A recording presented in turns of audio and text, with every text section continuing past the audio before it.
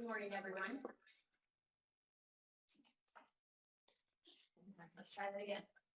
Good morning, everyone. Welcome to the November 14th, 2024 Landmarks Commission meeting. It's nice to see everyone in person and also virtually.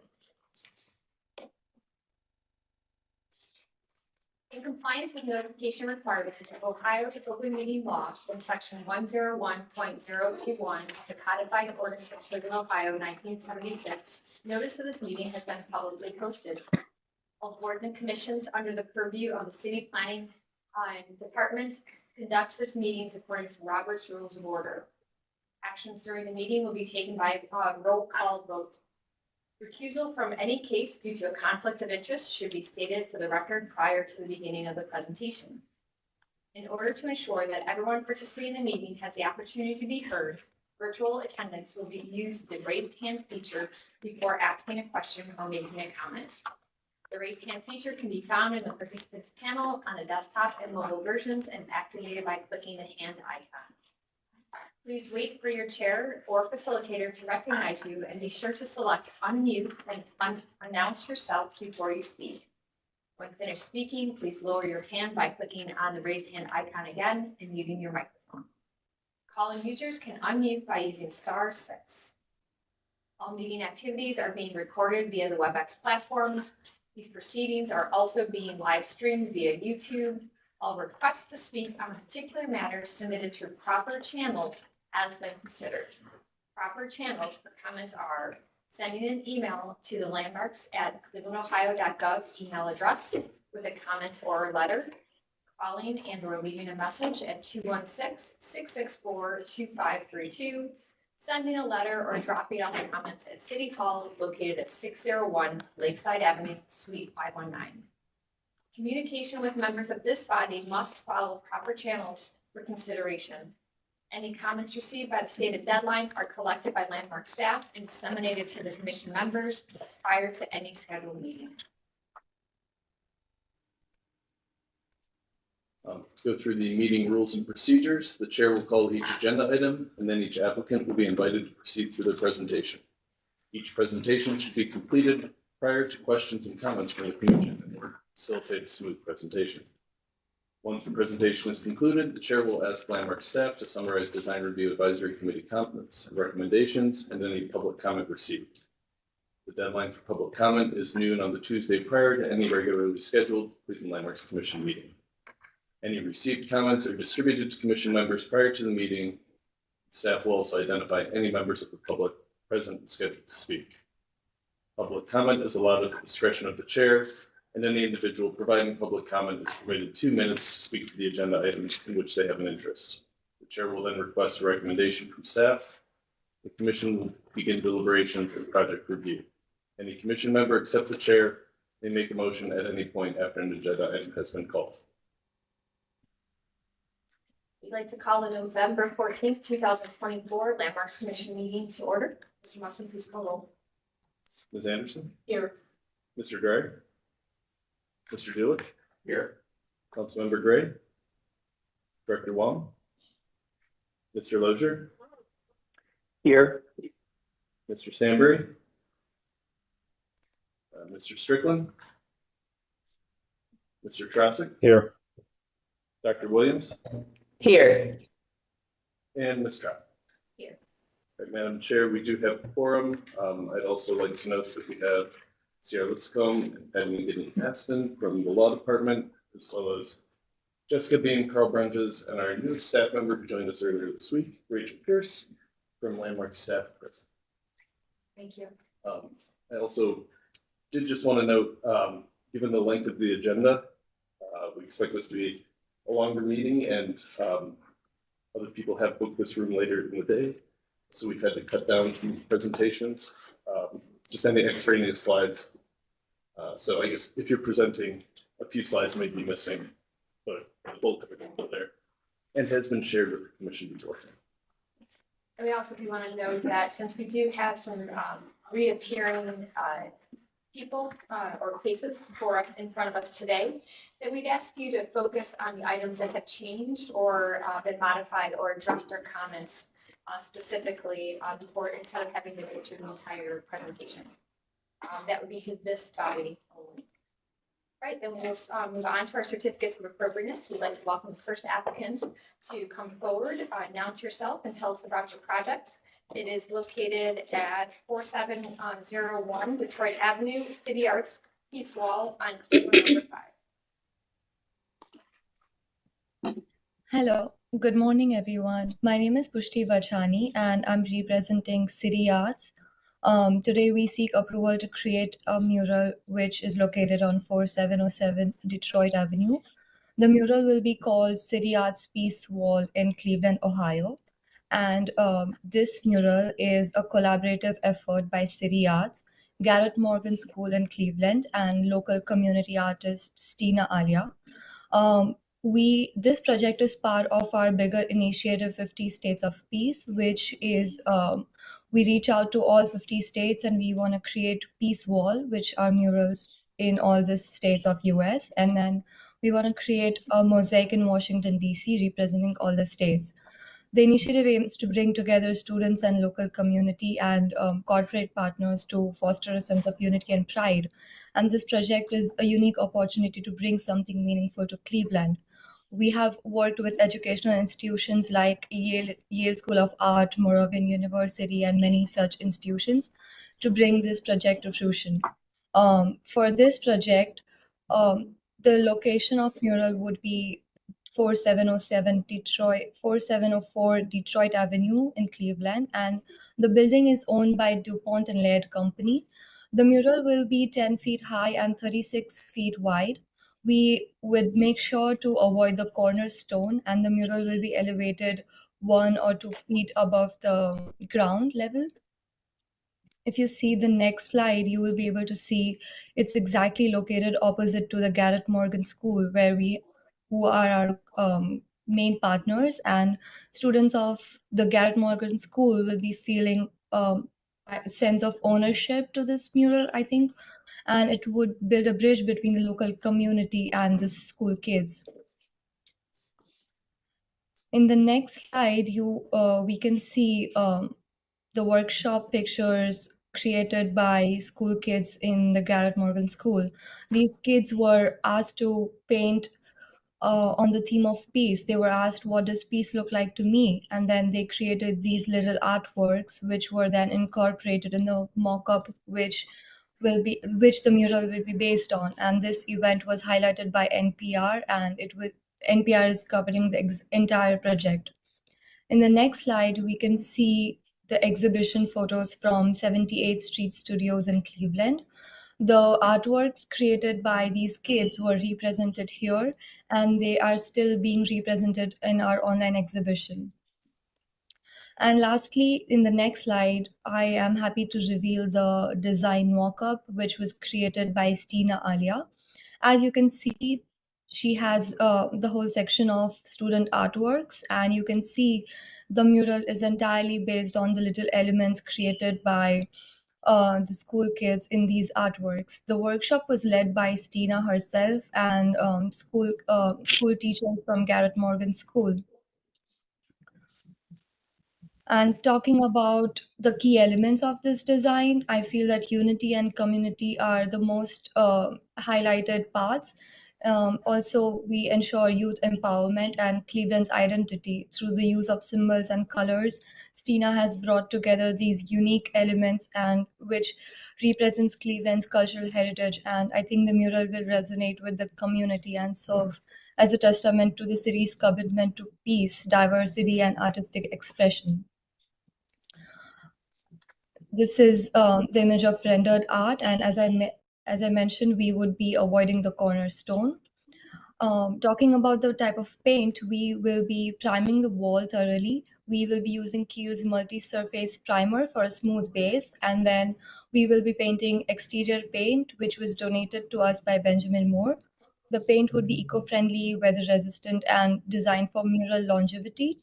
And to make sure that mural is protected, we would be using anti-graffiti coating, which is by Vandal Guard for additional protection.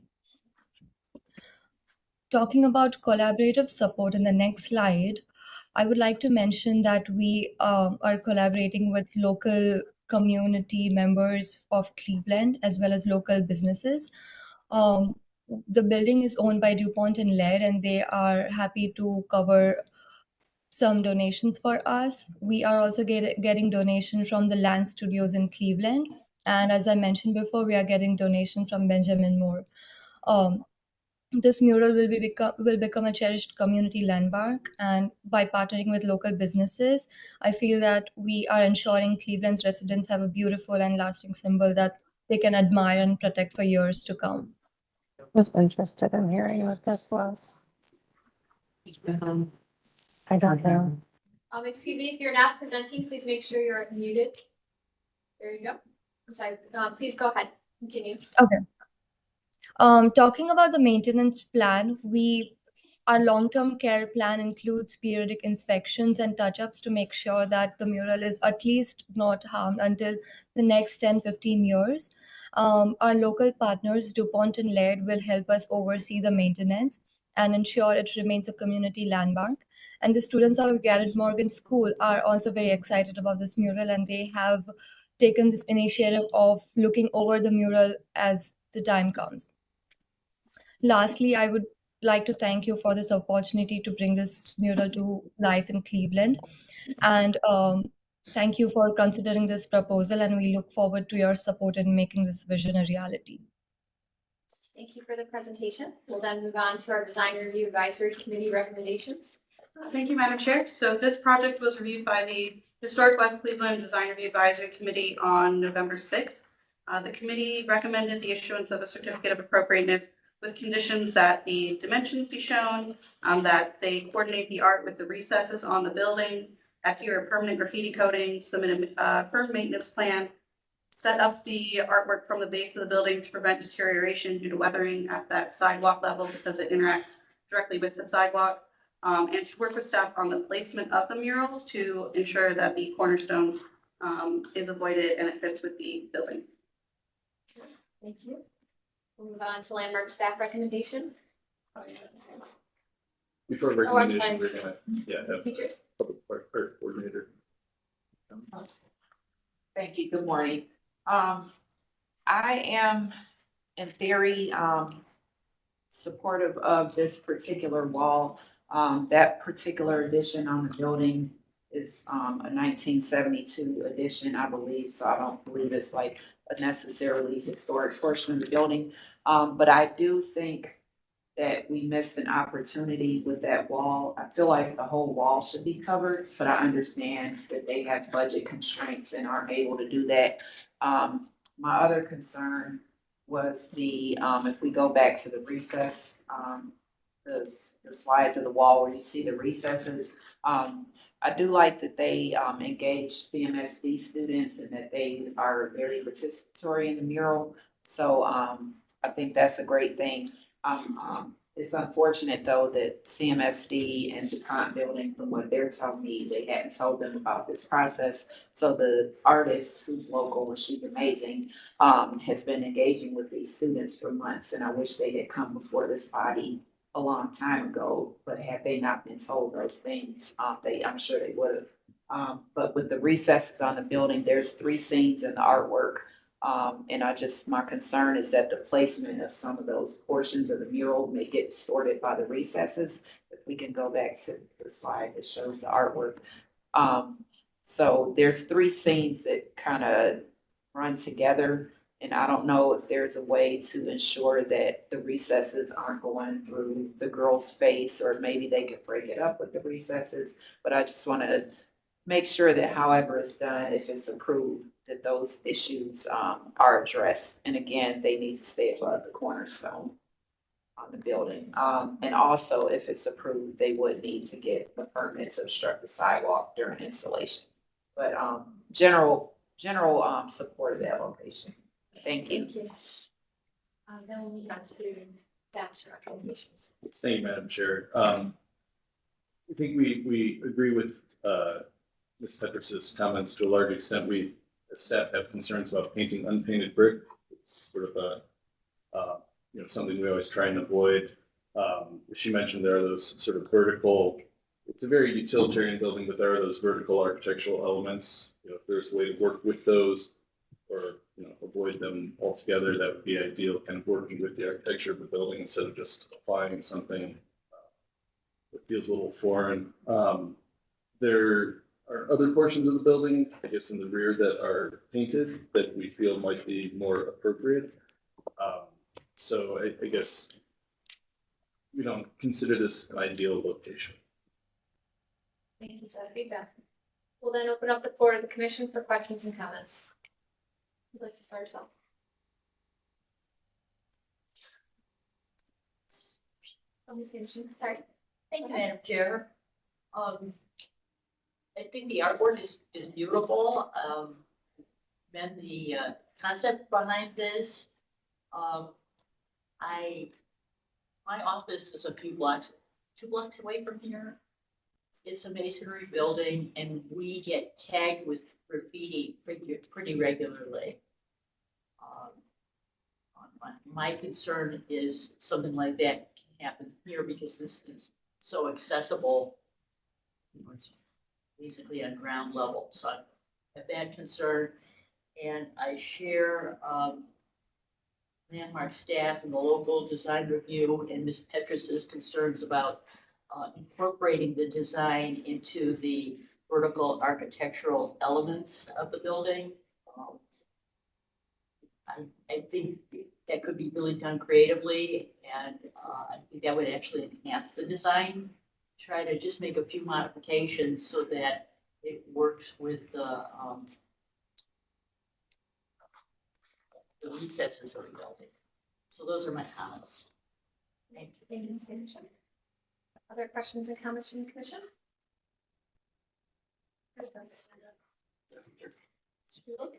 Thank you, Madam Chair.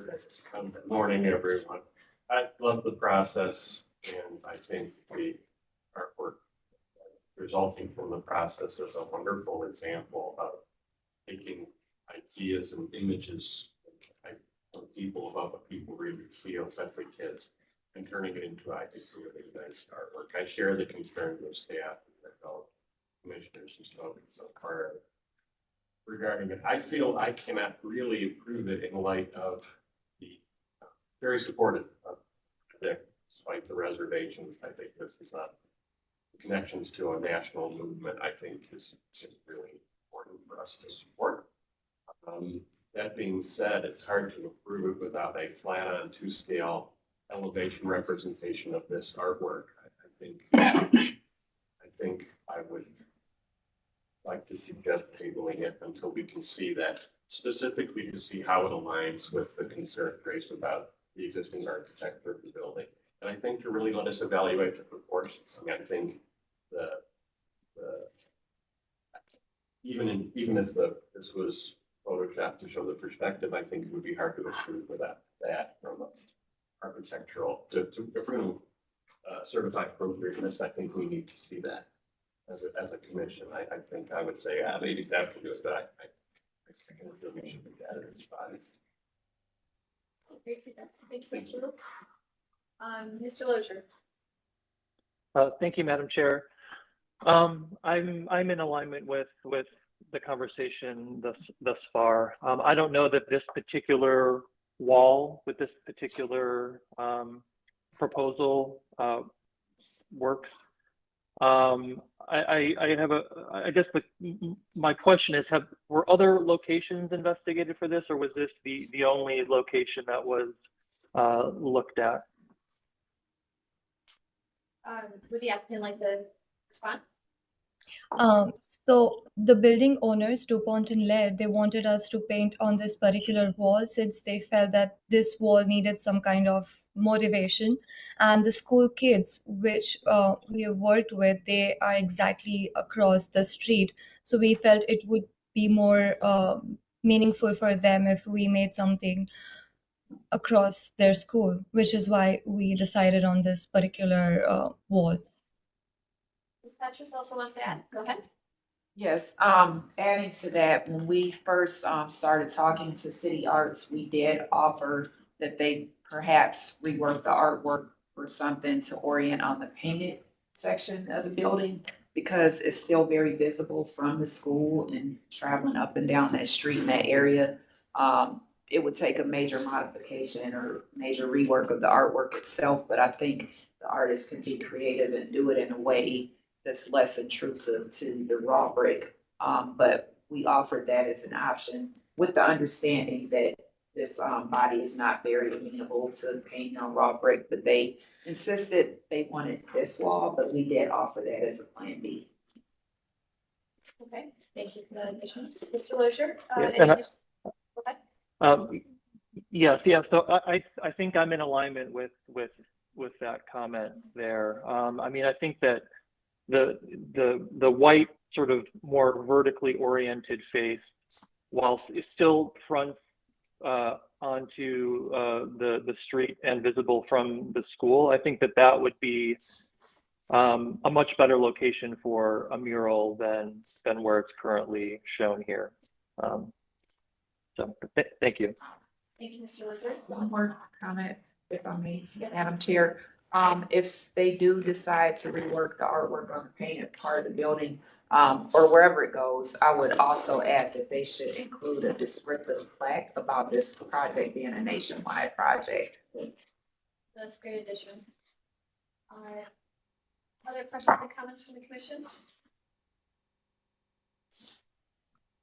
I'll jump in here. I would agree with the comments that have been made. I'm fully in support of this proposal or this movement and the approach that they're taking to this mural.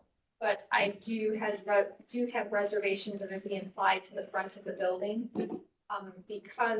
especially because it's a direct paint versus a something that could be produced on a scrim and mounted on the brick. That would be much. It would be more temporary, but it would also allow it to be more sensitive to the building itself. I do also have reservations because it spans the recesses, and I think it will really, sort of change the look of the mural because of that. So I would be in support of Mr. Julick's recommendation of tabling this to allow the applicants to address this feedback of either if this is either considering and relocating this mural to the painted area of the building, or if this is the location on modifying the mural to help us understand how it will integrate with the recesses and so forth. So with that being said, we would need the applicant's permission to table you to allow you to respond to our feedback. Are you open to that? Thank you for your comments and feedback, and I understand your concerns. We had initially discussed locating the mural to the white painted wall, but we felt that this wall would be more appropriate for the kids because they are also going to be painting the wall. And as the recesses are concerned, we had a word with the artist, and we feel that we can find a creative way to elevate the mural, and probably we can find a plan because the artist said that she can definitely work on that. I think that's great feedback, but I think we need to see or hear from her how she's going to do that, see how it's going to integrate with that architecture. Because that is the main concern of being in a historic district is respecting the historical character and details of the building, which those recesses are more unique elements of this portion of the building. So are you open to allowing us to table your presentation so that you can respond to that and either bring better, more detailed elevations to show us how you're going to do that, and or the artist to join you to address our concerns? The artist is unfortunately not available today, so she couldn't join me, but we can definitely bring a plan and show how in detail how can we work on these little elements and show the plan to you. Okay, so can I take that as permission to table your case? Yes. Okay, excellent. Thank you. We are in support of this, but we do need to understand the details more. I just wanted to add that they need to show a straight-on view, which was also asked by the Historic West Design Review Committee. We haven't received it yet because I think seeing it from this angle with the Photoshop definitely distorts how it's gonna actually look. And they need to show the dimensions on it, but we told them that is the last meeting.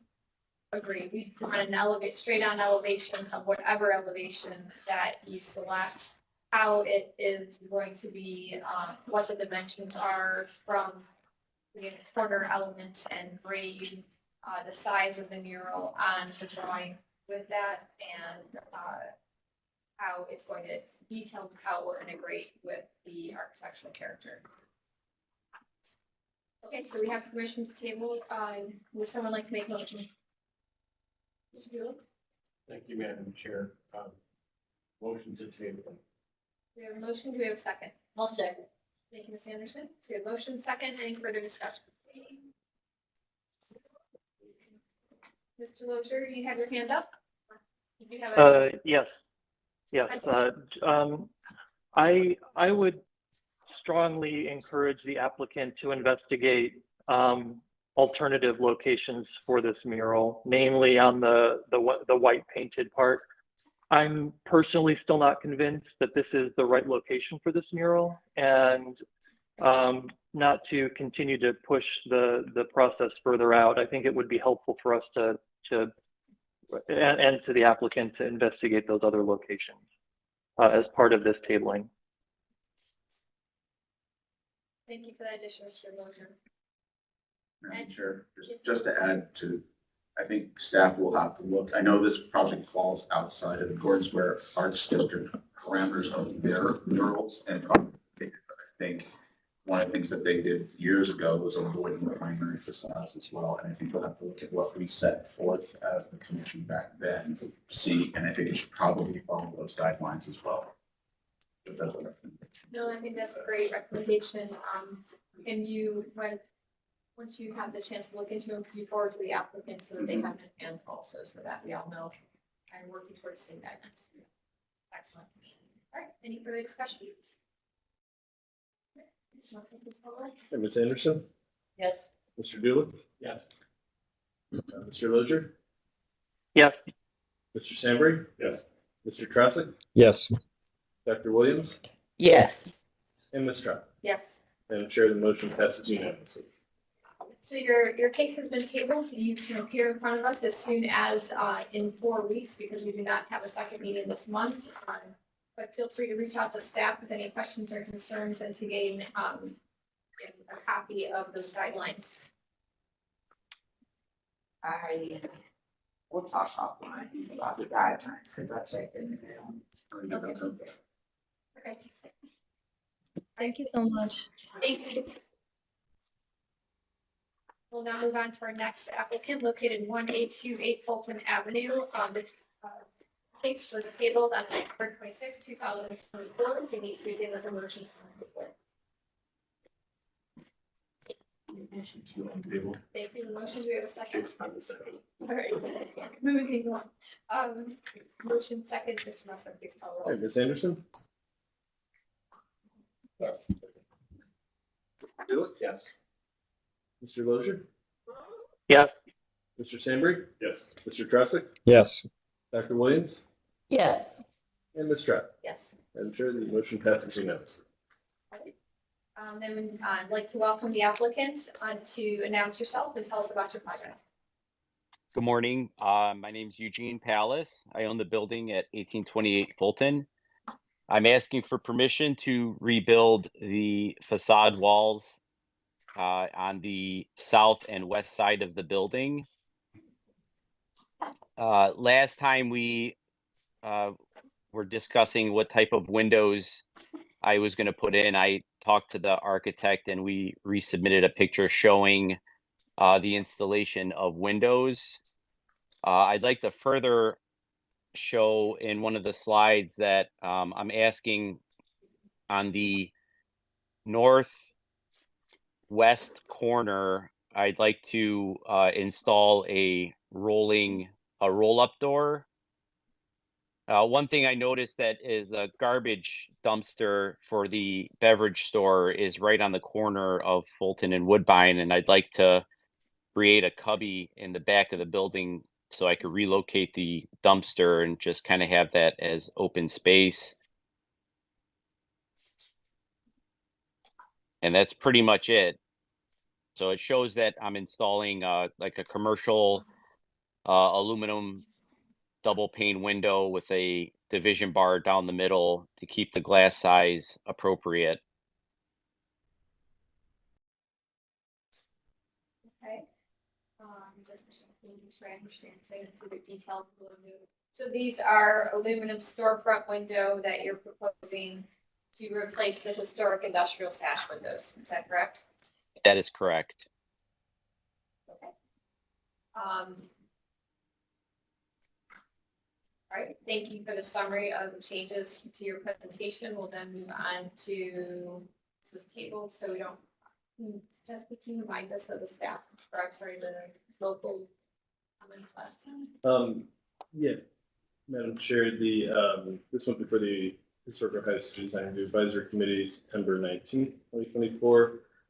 They made a recommendation to approve the certificate of appropriateness with the condition that photo documentation detailing the windows and the areas to be rebuilt, that those be documented, and that the applicant return to the committee within 6 months with a plan for the openings. Yeah, they had some concerns about the proposal to basically bore the windows, and there's concern that that would be there for a longer term than they would like to see. So, but ultimately, they did recommend conditions. Thank you. And then on the screen is the staff comments. If you'd like to Mr. Review those. Yeah, thank you, Madam Chair. So essentially, there's some masonry detailing in the building that's not really represented on the drawings. We just want to ensure that if the building is being reskinned, that the masonry is being replaced so that it still has the pigeonholing and the soldier courses and the details that are present currently. We want to make sure that those are reinstituted in a new facade. If they're not shown in the drawings, it would really, I guess, like to see plans for the entire project as well as the timeline and all that, which she's presented to a large extent. There's concern, and I'm sure the local would have concern about the use of the rolling shutters. We tend to not like those in historic districts. I know the Historic Ohio City Design Review Committee typically does not approve those.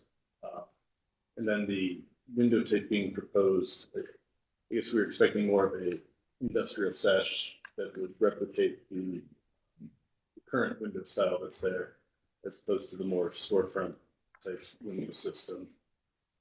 Large pane of glass. Okay. Excellent. Thank you for that summary. And we'll open up the floor to the commission for questions and comments.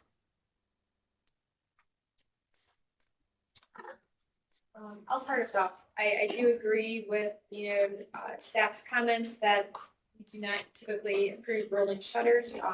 If you choose to move forward those, I would recommend that those are internally applied versus externally, so that we provide the security to the building, but it doesn't affect the exterior look. Related to the window replacements, I also do love the industrial sash windows here. So if you move forward with a storefront, aluminum storefront system, I would require buttons to be included to match the configurations that are currently within the existing industrial sash windows. And then I do agree with staff's comments that within the masonry rebuilds, that all the masonry detailing related to soldier coursing and any other miscellaneous coins, pigeonholes, etc., are added to the design and reproduced in the new construction. Those are my comments. Other questions and comments from the commission? question. It sounded like you were putting in one rolling shutter in the garage opening. Is that correct, or do you have multiple one in every window? I'm sorry, can you repeat that? When you described your project, I guess it was my understanding you were putting in one rolling shutter in the garage door opening. Is how I. No, so on the alley side of the building, the northwest corner, where there currently is just a man door, I want to open that opening up and install a interior mounted rolling shutter door so that I can relocate the dumpster, which is currently facing Woodbine, right on the corner of Fulton and Woodbine. So I could get rid of that fence and that dumpster and just kind of move it behind the building. So are you proposing a rolling shutter on all windows or just this opening? No, just the one opening. I can't put a garage door there because the way that the building is angled, when they roll it up, it would hit the north wall. So just one rolling shutter in the northwest corner. Have you explored a coiling door, which is just like a rolling shutter, but would be, the coil. What's the coil? The coil's internally. Give me either one, but it could be internally mounted in there and not hit the wall as it steps back. Yeah, it will be mounted on the inside, so all you'll see is the door from the inside and the brick will wrap.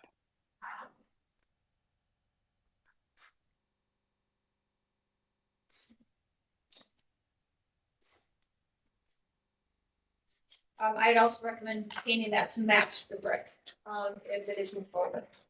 Mr. Lozier? Thank you, Madam Chair. Just to clarify, so the location, so we're looking at basically drawing 1 and then photo 3, correct? In the upper left hand. So the photo is the current conditions with the man door, and then the drawing above that shows the overhead rolling door. That is correct. Okay, got it. Thank you.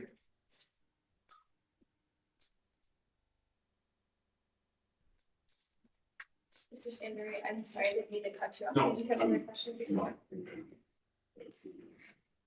Okay, Yeah. excellent. Other questions and comments from the commission? Someone like to put forward a motion?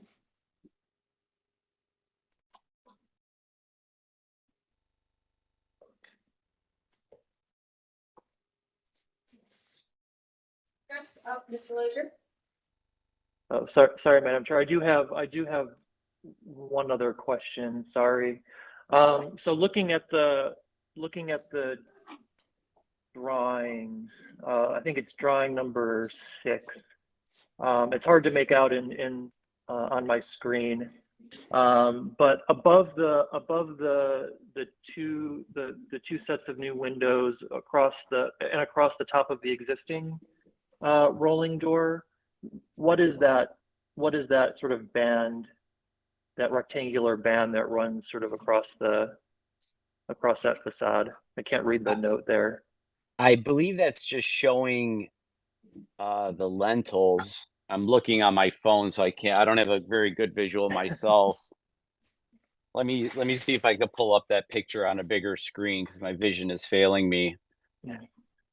Yeah, I guess my comment there is I hope that that's not a window, but that it's showing some sort of masonry rework or something of that nature. That definitely is not a window. That's for Okay. sure. I'm pretty sure that there's a rectangular, like a brick design, like a kind of like a soldier course of sorts that goes above each window opening.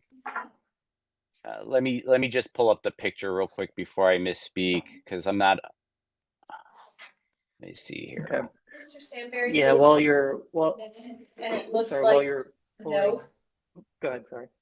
So it looks like that's the note is integrated. Integrate original brick detail, is what it looks like it says. Oh, okay. Thank you. One other comment too. So it's difficult to tell, but the new proposed windows look like they extend higher than the existing windows that are in place in relation to that that overhead rolling door. In the drawing, it looks like the top of the window is in alignment with the top of that door, but in the photo, those windows are actually lower. Yeah, it looks like it. The garage door itself is much taller, probably by about a foot, if I had to take a guess. Mhm. I don't anticipate changing any of that. The windows are, as they were originally built, going to be lower than existing. Over the years, the windows have just been like slowly infilled with brick. And at some point, I believe in the 60s, the garage door was raised higher, presumably to accommodate a truck, if I had to take a guess. Yeah, so Okay, so picture okay. 6, I'm sorry, I finally found the picture. So picture 6 in A-2.3 shows a reproduce of original brick detailing, which is kind of the soldier course. Now that one is not entirely accurate. It's going to be more of a picture frame above each window, and it's not going to be a continuous stripe across the entire side of the building.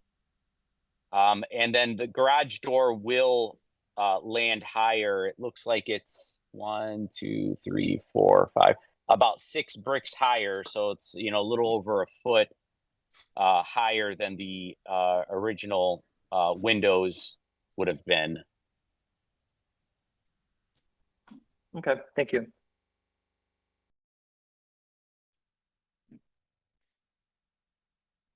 Other questions and comments?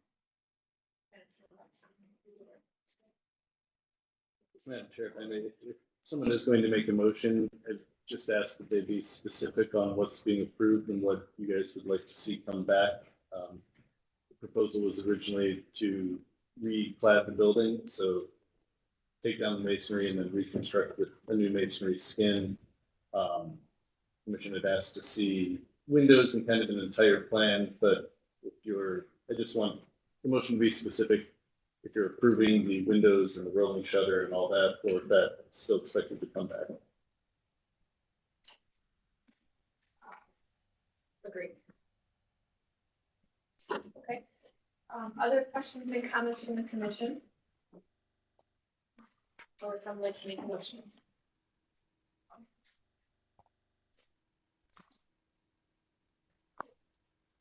I'll make a motion to approve the reconstruction of the masonry walls, the structure, and return to the board for window approval, garage door approval.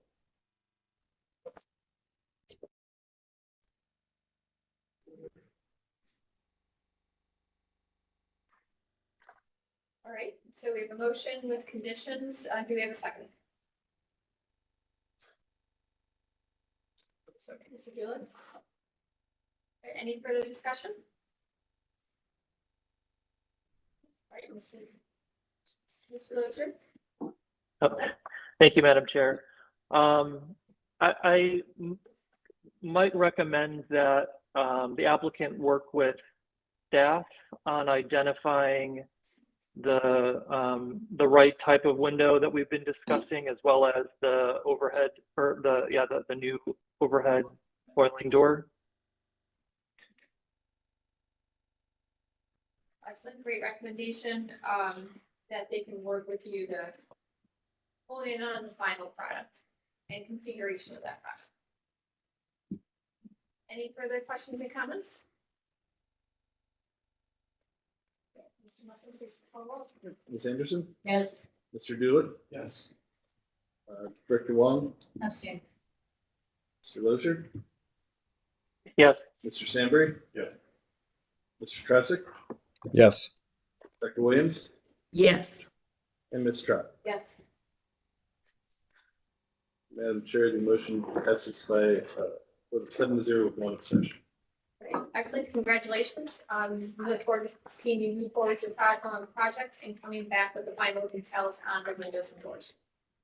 Thank you. Thank you. We'll then move on to our next applicant, located on West 32nd Street, the Red Shed. We first need to untable this case from October 24th. Would someone like to make a motion? I'll make a motion to untable. All right, so we'll have Mr. Lozier as a motion is that the second? I'll second. Second. Excellent. All right, Mr. Russell? Ms. Anderson, Yes. Mr. Dooley, Yes. Director Wong, Yes. Mr. Lozier, Yes. Mr. Sandberg, Yes. Mr. Tresek, Yes. Dr. Williams, Yes. and Ms. Trot. Yes. Madam Chair, the motion passes unanimously. Welcome. Hi, thanks for having us again. Good to see you, Madam Chair, Commission. Thanks for having us.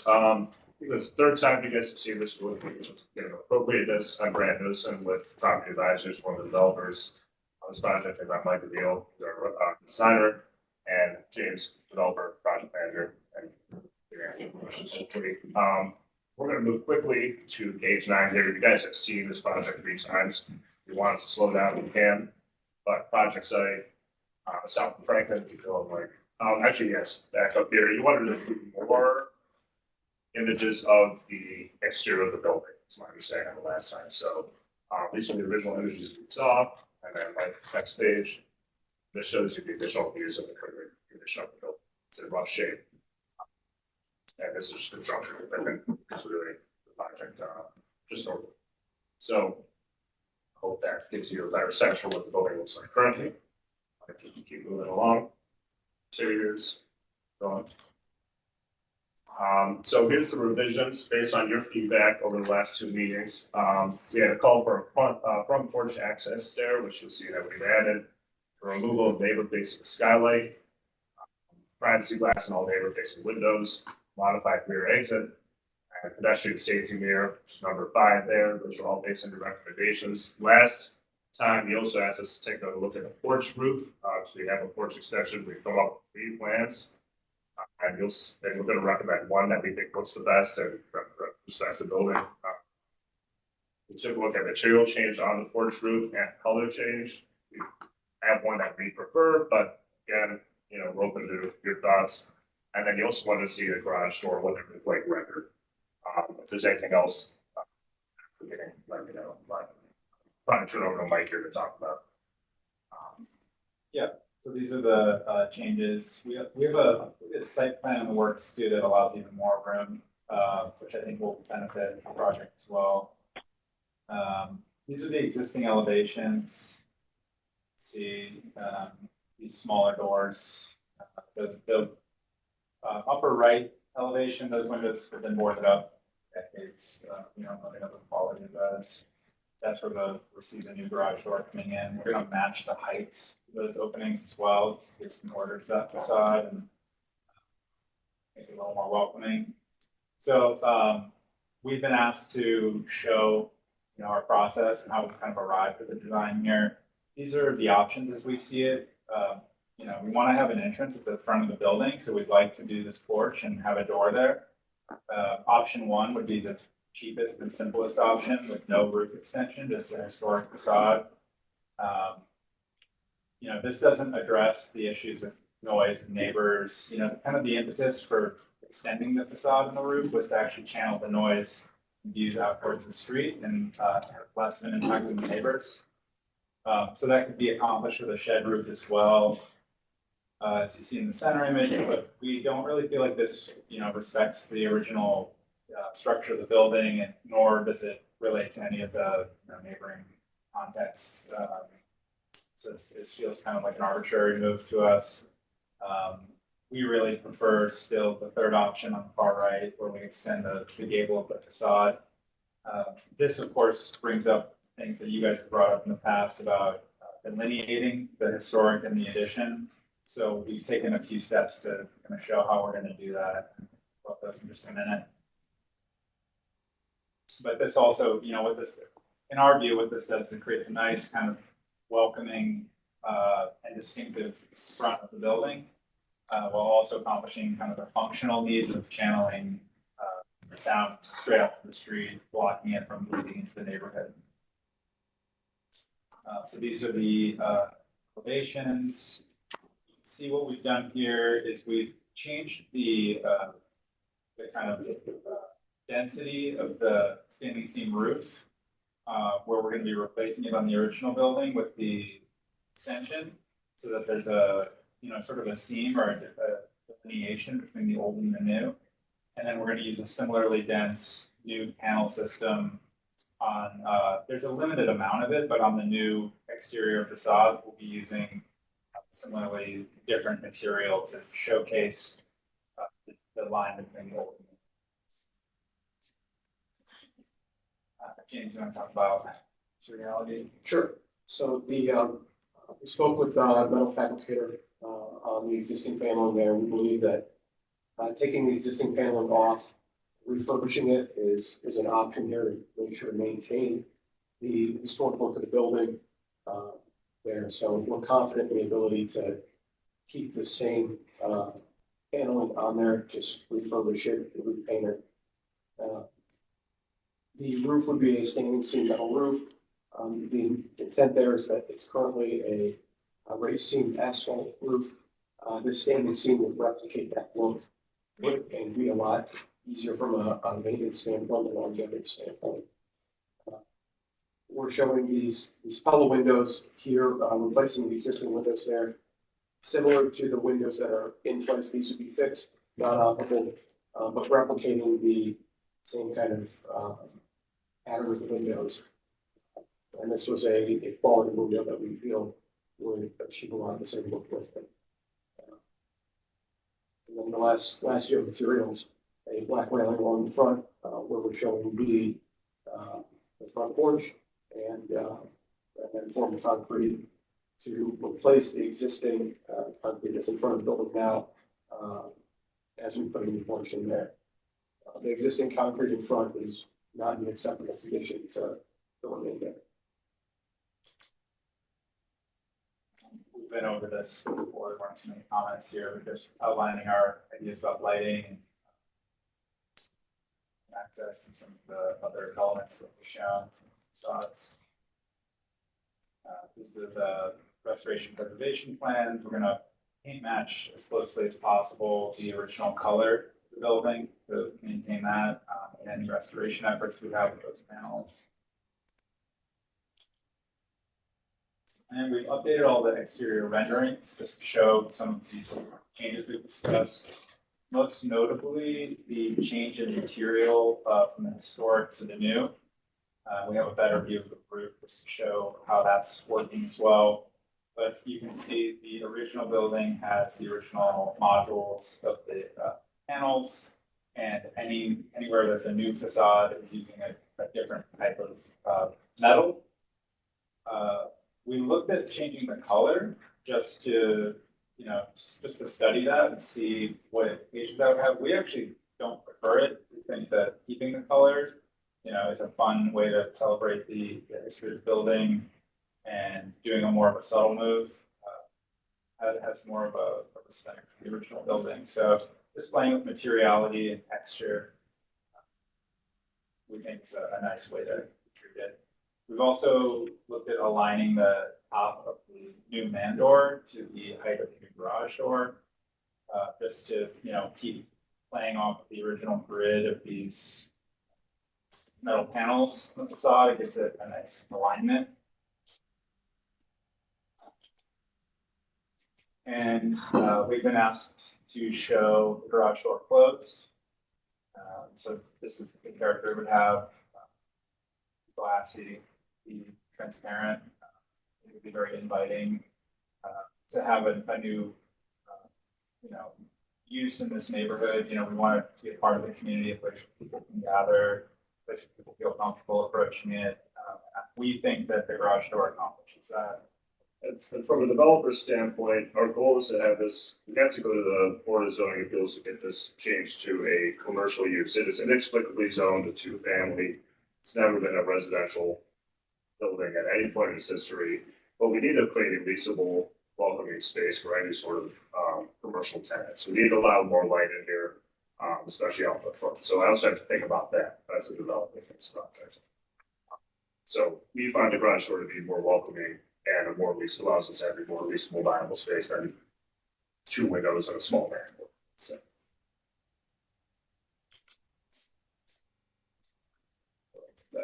And then this is just a zoom in showing the roof and our approach to the roof materiality, where we're gonna have a smaller, more subtle standing seam on the historic part, and then something that has a little more of a depth and grain to it to match the new facade portions as well, just to really delineate that fact that it's an addition. Started right. That's, I think that covers most of the things that were brought up last meeting. Thank you for the summary of the changes. We appreciate it. We'll then move on to landmark staff recommendations. Thank you, Madam Chair. So this project was tabled October 24th with request for the final materials and products submitted for siding, door, window specifications, also submitted to address the pedestrian safety at the driveway, show the interaction of the doors and windows, and have more exploration of less direct extensions of the gable. And so the applicants have made some of those changes and acknowledged some of the pedestrian safety that they are looking into.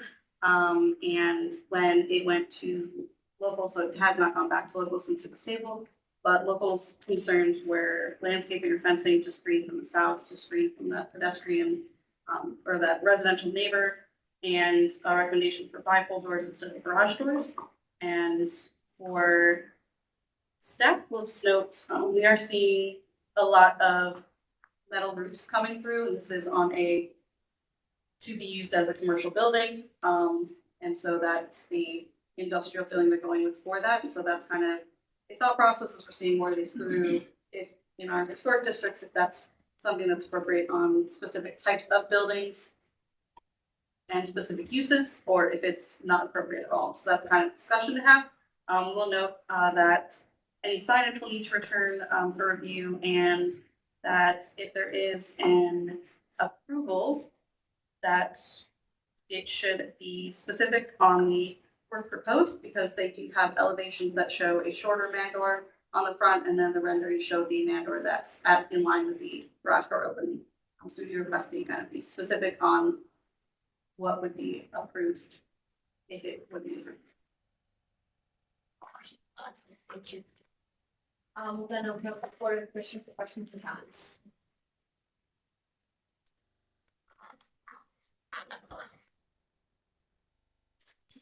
Okay. I appreciate you guys taking that step and showing us your process through the facade. It's really helpful. And I'm personally, I'm okay with the gable extension. I think it's a natural extension of the shape of the space. But I wonder if there's some way to, and I appreciate that you materially separated it as well. I prefer the darker color that you have up there. But I wonder if there's a way to visually separate it, maybe not structurally, but with the orange gap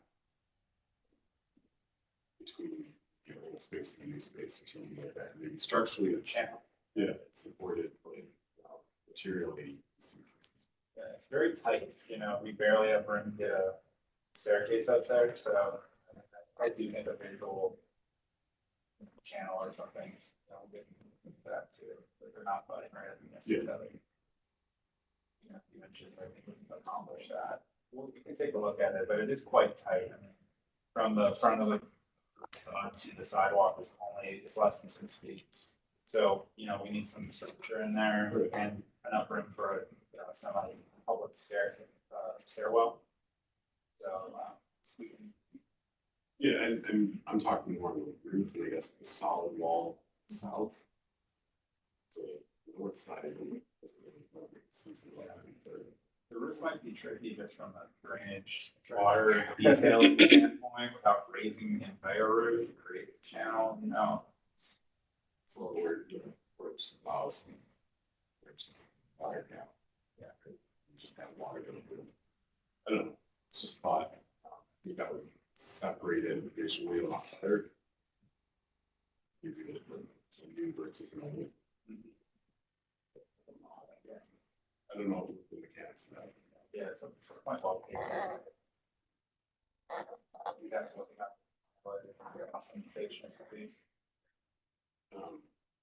as far as the garage, I appreciate you showing it.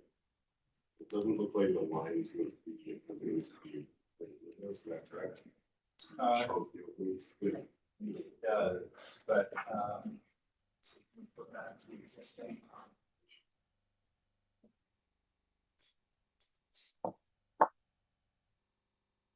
Right, so there's two modules on the side of the furthest right window. So no, it doesn't perfectly align, but we have to work within what's a reasonable size door that's available to us to try to make up that fair width of the three sides. It's gonna be a 20-foot wide door, which is not a dimension. It's bigger than I think you guys would probably like to see. And more expensive on our This is a surprisingly expensive renovation. Sorry. So, you know, we like to work within the confines of stuff. So then maybe you only use two of the openings, turn the door. Maybe two the door, open the windows. possibly. You know, it's hard to work with them into exact module. Sort of build. I'm gonna jump here a second. I'm just looking at the front elevation and modules on the building in Google appear different. They appear more linear and rectangular than square, as you can see. And it's showing your elevations there.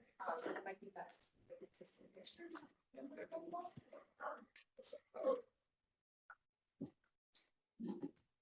Yeah, so they're drawn, they kind of are overemphasizing the center seam on each of those rectangular panels in the drawing. They are, you'll have to imagine in the drawing that two of those are actually one that subdivision in the center. As over the sides. So you basically have 9 modules across the front of that building. And right now, the existing windows take up, well, yeah, if you view from, you know, jam to jam of the north to south windows, it's, yeah, 5 of them.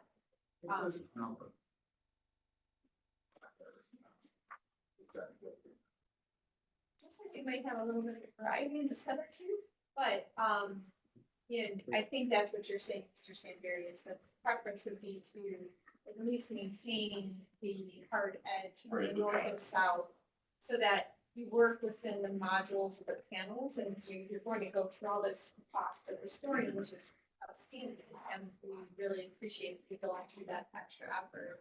If you can maintain the north and south jam for the opening in the future, at least you're respecting details there. So if we use the stock garage door, but moved it basically to the south to meet the line of the southerly window panel or something, would that be appropriate? Does that make sense? I guess I'm personally, I can't speak of you, struggling of what's the difference in where you've shown your new door, where in relationship are those openings to know what's the gap, what's the difference in dimension from your stock door to where those openings are? What are you gonna do in that infill area? You're just gonna cut the panels on one side? So you have the grid established in front of the side. I would like the garage door to fit next to, yeah, I guess. I think these panels are 4 feet wide. So we have 16-foot wide. That's what we were sensitive to that. So imagine what looks like 2 panels here is they're actually grouped in twos. So we have 2, 4, 6. And that creates a 16-foot, which is a standard garage door. What we've done is aligned it with the window closest to the man door, try to keep that garage door centered on the building as much as possible, while still keeping, whatever alignments we can. The only alignment that's really shifted is that furthest south window to be modified to fit the garage door as is. So we could shift it 4 feet that way and align it one way or the other, but the only other, we have to kind of choose one alignment or the other. This one brings it a little closer to the center, which works better for interior movement flows. You can have a bench seating off to the side of the interior. Otherwise, you're setting up, kind of an awkward relationship, and you're also creating much more asymmetry by aligning to the south. So you gotta work within the structure of the panel systems, basically. So we could take up all 3 window bays, but then that's a 20-foot wide garage door, which would require much more of a bigger span, a deeper beam, bigger structure, just has bigger implications. So we'd like to just use a 16-foot garage door, and basically it's either this or 4 feet south. So we see it. My only other comment is transom over the entrance door. I'm okay with that. I think just make sure that bar is locked in as well. I think this rendering it kind of disappears. So like that bar is pretty substantial. Sorry, the last one I had structure. Yeah, transom bar, more visually substantial. Maybe this rendering it disappears. Is this what's being proposed, or is it what is being indicated on the elevations that were included? If we go back to elevations. I would say the elevations are not up to date with what we're proposing here in the renderings. We'd like to align the headers. So you have the transom and then you have the divider between the door and the transom. So you would like it just to be rendered in such a way that there's a large delineation between the transom and the door, correct? Yeah, the color, the size. Yeah, okay. So you're fine with the idea of the transom, which I think the notion to align the 2 openings, right? But we just call it out. Okay, thank you, Mr. Sandberg. Other questions and comments from the commission? Yeah, we really appreciate the exploration of the question by this body. That's alignment with most of the Chambers comments so far. Maybe see the elevation described, because I think back up just a little bit. I think the differentiation of the structure of the porch is helpful. That's good. I think what we're talking about from just a historical perspective is the modification of the facade. I think doing the 2 openings as shown in the renderings is pretty much a wholesale configuration of the facade. The alignment doesn't mean all that much. If you change that, I guess I suggest exploring how the door would look if it was basically centered, centered between the 2 edges you've got. I know that might pull it a little farther off grid, but I think it's a modification. I think it being off grid is actually more honest and more historically appropriate for what you are in fact doing. You're putting a standard garage door at the end of a building within an existing wall system. And I think I like the elevation with the person door, maintaining that existing opening. It's one less modification, but it's also, I think, a little more playful. Well, one thing to note is that the man door is also moving from where it currently is. I think it's dang. Well, looking at existing elevations, if it's 2 for 1, you're 2 modules off the corner. Oh, it's because of the stair. Okay. The stairs. Right. Yeah. We in order to fit a stair off the drive, we did that. Currently, it's about 2 feet above the that first step. Everything kind of shifts over because we were responding to this commission's request for the stairs, which I think is an appropriate suggestion, but now we have to make those changes, right? So more changes we make to do the snowball, so. Okay. All right, what, does the door fit within those 3 windows, I guess is the question, or is it wider than that? Yeah, does the garage door fit within those 3? Yeah. It's thin. It's thin. Okay. I believe it. Yes, the total distance, of the 3 windows from end to end of the windows right now is about 20 feet. You're talking about a 16-foot door, so it's 30 feet. But it has to shift over, making for the floor, which is also shifting over 3 feet. To make it stairs. Yes. Precisely. They're 4-foot modules, so the existing windows are window, solid window, solid window. That's 5 modules total. We're taking up 4. Okay, all right, thank you for getting these up. Thank you, Madam Chair. And, again, thank the applicant also for considering the recommendations that we made. And it's, it's a lot of things that you want to do. I understand the reasoning behind them. I have some serious concerns. The building is located in a residential area, basically. And I think a lot of what is being done is too quasi-industrial commercial looking.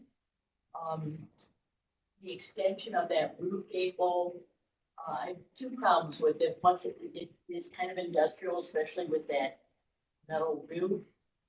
And although most of the homes directly surrounding this project are, large, late 19th century homes, there are modest homes in the neighborhood, worker cottages, with a similar type shape that have front porches. They don't have the extended roof line. They would have a lower roof line or a shed roof. And I think that is something that would work better here. I think the extended roof line is a very modern look. There's a lot of contemporary buildings that are being built in, Ohio State, Fremont area with that extended roof line. And I just don't see it as working, especially in a residential area. Along with that, for the same reason, we don't like the metal roof. I think there's too much metal here, which makes it, again, reinforces that quasi-industrial look. And I think it needs a little bit softer material to let it blend into the residential area better. So those are my comments. Yeah, I can make some comments while we're getting the screen back on. So I appreciate you including the stair line. That was one of the requests that we wanted to see. That'll create that walkability. I'm okay with the modern industrial look here because of the nature of the building and it being kind of a stand-up building that's very bright. It's really nature already. And I'm okay with the materiality of the roof. We're starting to see more of these modern architectural components all across Cleveland, and I think they were steady full blend. And the nature of it being kind of a walk up, that is kind of what I've been into the neighborhood most, is that being kind of a walk up local retail establishment, especially being across from the park. So I would agree with Mr. Sandberg's comments. I think that the black gable extension does provide a nice contrast, and it does show that it's different. It's a new addition to the structure. I agree with the channel and the transom. So I think overall, we talked a little bit about the placement of the doorways. I wonder if there's another way to visually trick your eyes to show that it's not completely centered. I wonder if you put a pointer something on that one side or the other, if the brings a little bit of volume, to sort of offset the offset. So those are my comments. I would like to actually propose a motion to continue this conversation. So I'd like to propose a motion to approve the gable extension with the black accent, with consideration of a channel or something that would distinguish the red and black, to make the transom more visible. Also to ensure that the doorway height matches that door height. Anything else that So let's do the door height, those are conditions. those are conditions. Yeah, the door height should match the garage door. And the transom should be visible. The only consideration is the channel. Just something. I'm sorry, the spacing is. That's a consideration. That's consideration unless someone's not else.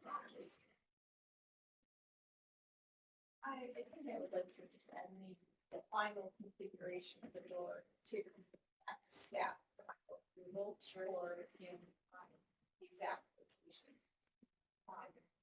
in relation to existing metal panels. So we have a motion. Do we have a second? Okay, Mr. Sanders, second. Further discussion? Go ahead. This is all for staff approval. Is that how this would play out, or we have to come back? Staff. Okay, thank you. Is it color condition? Colors and condition. All right, any further discussion? Mr. Nelson, please go on. It's a long walk. And Ms. Anderson, No. Mr. Bueller, Yes. Director Wong, Yes. Mr. Lozier, Yes. Mr. Sandberg, Yes. Mr. Tressick, Yes. Dr. Williams, Yes. and Ms. Stratt. Yes. All right, Madam Chair, the motion passes by a vote of 7-1.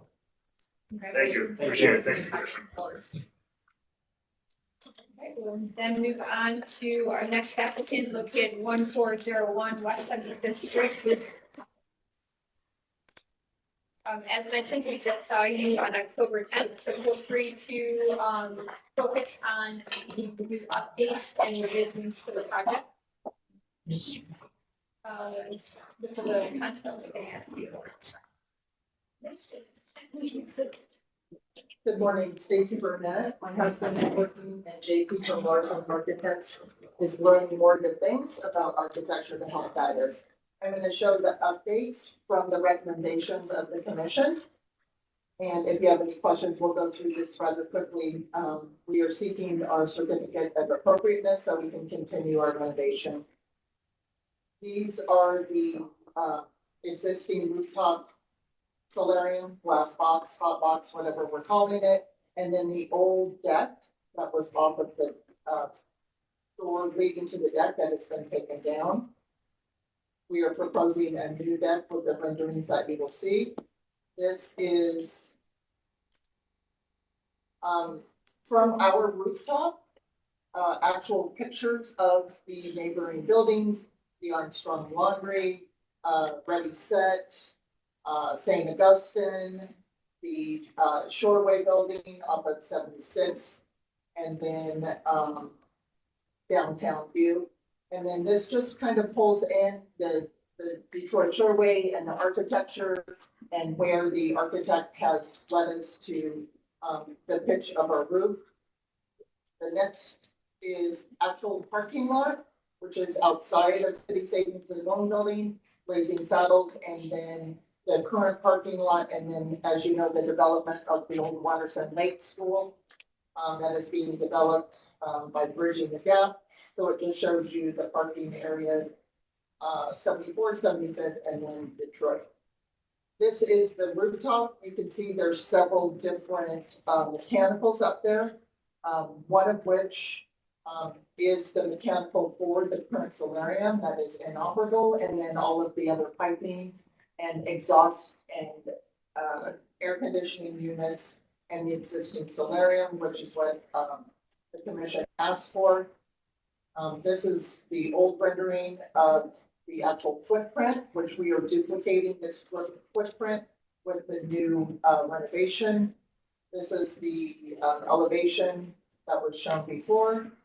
And this is the new rendering that we have that was, comment and, suggestion from the commission to show the rooftop deck with the railing. The architect, selected this just because of the elements and the weather, you know, and the current architecture. This would be off of this view here, when you're looking at the slider, the rooftop deck. We couldn't, or I never could see the actual rooftop deck before from the street, whether you were looking more south, east, or west. And, this view of the slider is actually, if you're standing east, looking west. The slider proposal and the two awning type windows is because of the project that will be on the east side of us to give us more privacy. And then the south view of the three awning windows, again, is because of the project that will be south of us. The four windows that we want, of course, the west exposure, the biggest windows, and then the north where the pitch of the roof is slanted for drainage because of the flat roof and how it drains. We want as many windows as possible, as big as possible, but since we have the glass box, which is continually leaking actually as we speak, and it's lived past its 30 years, these we found to be the best option for the weather and durability and the smart siding instead of the hardy board. These are the materials, the trucks, and then the metal railing. And then the commission's asked for the actual elevation, so the elevation of the city savings and loan, the parapet, and then the proposed structure. And then these materials, which is the smart side siding instead of the hardy board. The building, if you've been up close and personal to the building, we have the brick, we have the pillars, we have the entrance on the Detroit side, which was redone by MRM because the state troopers ran fugitive into the side of our building. So we have all of these different colors of our building. And the one on the right, it shows lighter, but you can see the difference in the texture and the color. That is the same piece which I have with me that you can see.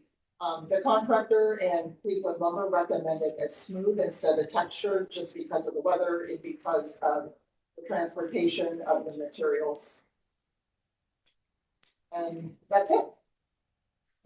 Thank you for the presentation. Thank you, Madam Chair. And we'll move on to design review advisory committee recommendations. Thank you, Madam Chair. This project was reviewed by the Historic West Cleveland Design Advisory Committee on November 6th. And they spoke about supporting the project. They approved as presented. And there was a discussion about railing options to screen from the rooftop elements, but that isn't visible at all from any side. So it was just kind of a discussion on that one. Otherwise, approved as presented. Or recommended for the approval. Great, thank you. And then landmark staff recommendations. Thank you, Madam Chair. Staff feels that this is a replacement in kind of a modern replacement. The interior has everything appropriate and appropriate. Excellent, thank you. Then we'll open up the floor for commission for questions and comments. Mr. Lozier. Thank you, Madam Chair. So I appreciate the presentation and understand the need to replace this doghouse with something that is much more energy efficient and something that works better for the owners. I might be in the minority on this panel, but because the existing is such a unique feature, it's really sort of a glass house that sits on top of this building. I would really like to see something that much more closely resembles what's there currently. So flat, low gabled roof, no roof extension, primarily something that's much glassier, either primarily glass or a glass storefront system, especially on the west and the north side. But I that's sort of where I'm at, and I know that I'm probably in the minority here, but that's sort of where I'm coming from. I think there's something so unique about that feature on this building that it's unfortunate that what may replace it doesn't resemble what's there today. Thank you, Mr. Ledger. Other questions and comments from the commission?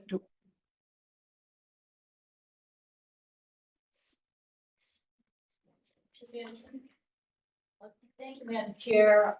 Normally, I would be more in alignment with, honestly, Mr. Lozier, because I like things to be maintained closely as possible to the original. But since that doghouse was not original to the building, that was only put on when the building was redeveloped back in the early 90s. So, I'm not going to embrace the preservation of it as it is now, the way I would normally on something that's more established, more part of the historic character of the building. And I can see where the overhang makes sense, from the usability standpoint, your rooftop deck. The rooftop deck, is that in bricks? Yes. Okay. So, yeah, I think this is much more livable and sustainable solution than what we have. That it's moving before the weather gets really bad. Thank you. On support. Thank you, Ms. Anderson. Other questions and comments? I guess I'm split in the middle, I'll be honest. I do appreciate and understand the need to replace it. I don't mind the configuration stuff with the sloped roof. I don't mind the overhangs. It's just the sloped roof on provides really, numerous times. I actually never realized you had that, sort of slurring up there. So something that's really nice. And I do think the sloped roof will now highlight it a little bit more. Where it was flat, you wouldn't notice it. With that being said, it looks like it sticks about 9.5 feet above the parapet from where it is. What's the height of the existing?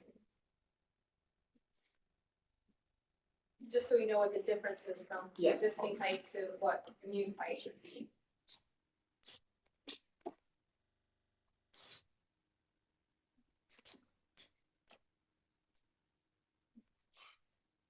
I'm sorry if I missed it. No, that's okay. The new proposal is 8 feet 2 inches.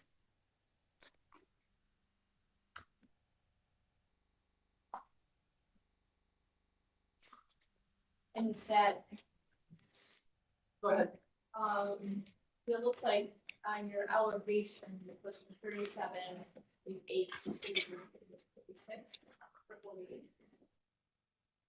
Yeah, I believe it's 8 feet as well. But the roof, it goes like that instead of slanted. I could get back to you though with the exact height. Okay. I think that's just my feedback. I'm with Mr. Lozier that there's something that's so nice in how understated it is. That I like the sloped roof as a composition, but on the roof, seeing it on the elevation, I would prefer if it was flat. But overall, I'm in support of the project. Other questions and comments from the commission? Yeah, thank you, Madam Chair. That is partly so, Mr. Lozier doesn't feel so alone. I have another similar mind. I feel like the greenhouse in the sky is kind of a landmark in itself. Not that that means you have to literally fix it, because it is in fact not a historical thing, but I share Madam Chair's demonic appreciation for that as kind of that little coda piece up there. That being said, I think that I would like to recommend that it looks a little rustic to me. It looks a little like a garden shed. Yes, which again, up on the rooftop, if this was a metal thing, I guess I'd recommend exploring a cleaner look. I think maybe it's the battens or the battens that are bothering, feel a little more of the ground for the sky and more rustic than the kind of house you would see on the building like this. Now, that being said, I'm in support of the project and we need to replace this, but I think it's more of the materiality. And I agree, I prefer full slope for you, the existing table, you've got something simple. Other questions and comments? Would someone like to report a motion?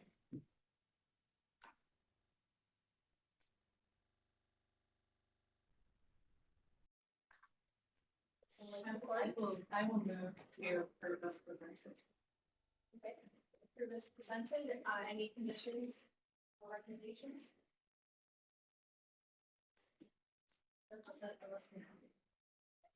Yes, I'm kind of. Okay, we have a motion, we have a second. We have a second, any further discussion?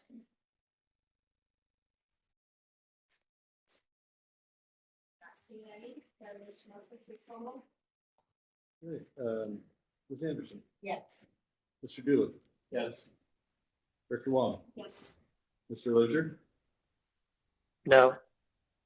Mr. Sandberg, Yes. Mr. Tresick, Yes. Dr. Williams, Yes. and Ms. Trout. Yes. Madam Chair, the motion passes by a vote of 7-1.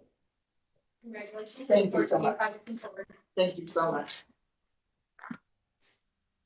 We'll then move on to our next applicant located at 1768 Fulton Road, new construction. This was seen for concept on October 10th. I'd like to welcome the applicant. Please feel free to unmute your mic, announce yourself, and tell us about your project. Oh, I'm sorry. Hello. So Fulton was announced, but is it West 29th Street? Oh, I'm sorry.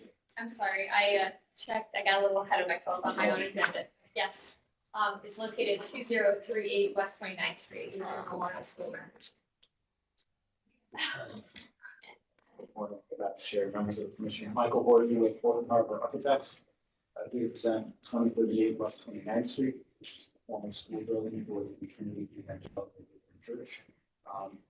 Project has been in front of the most commission before, so we will move forward and focus on some of the architectural elements that were discussed at the previous meeting and go past some of the other.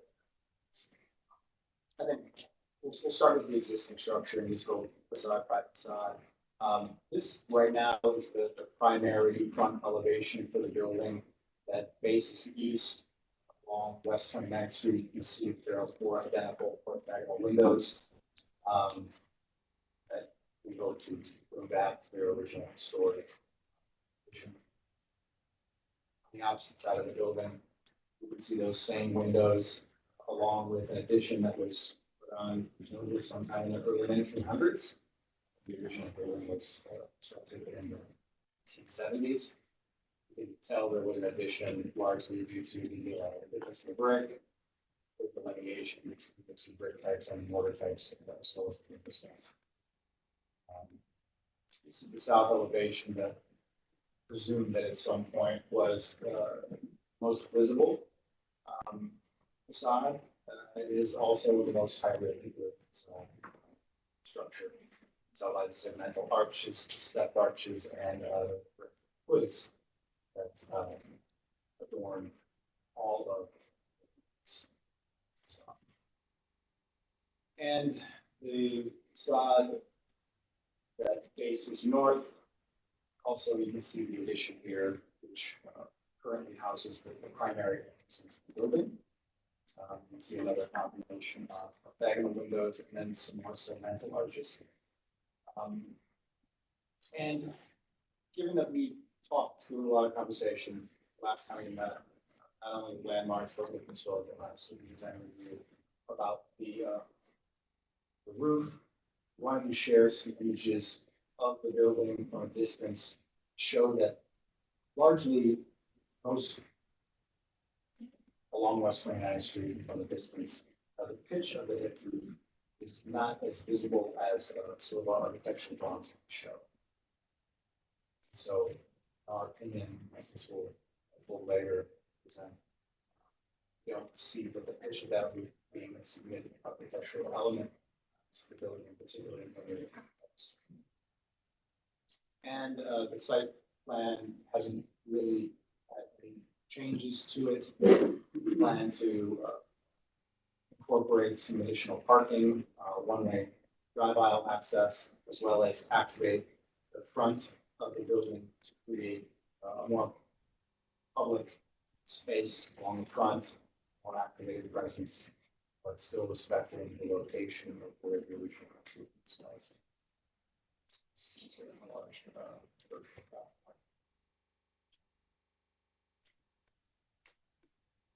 You want to call attention really to the floor plan here. One of the changes that we're proposing is lowering the first floor elevation of the building, largely due to the deteriorating wood floor joists. 75% of the original footprint is crawl space. There's a small area in the basement, plan to house mechanical spaces, but moisture over time has deteriorated those joists. So we want to lower the elevation and put in a concrete slab inside the building. That also brings the first floor closer to grade, which would eliminate any required ADA ramping, particularly for the first floor entrance. The original entry door, which was located in the addition, does have a concrete floor with 3 steps up. And so I feel like we need to relocate that entry door to eliminate the ramp and preserve the floor and split level of the floor. Building has some Italianate architectural details, particularly on. And these are some examples of Italianate architecture. Some are located in Cleveland. We have start clockwise,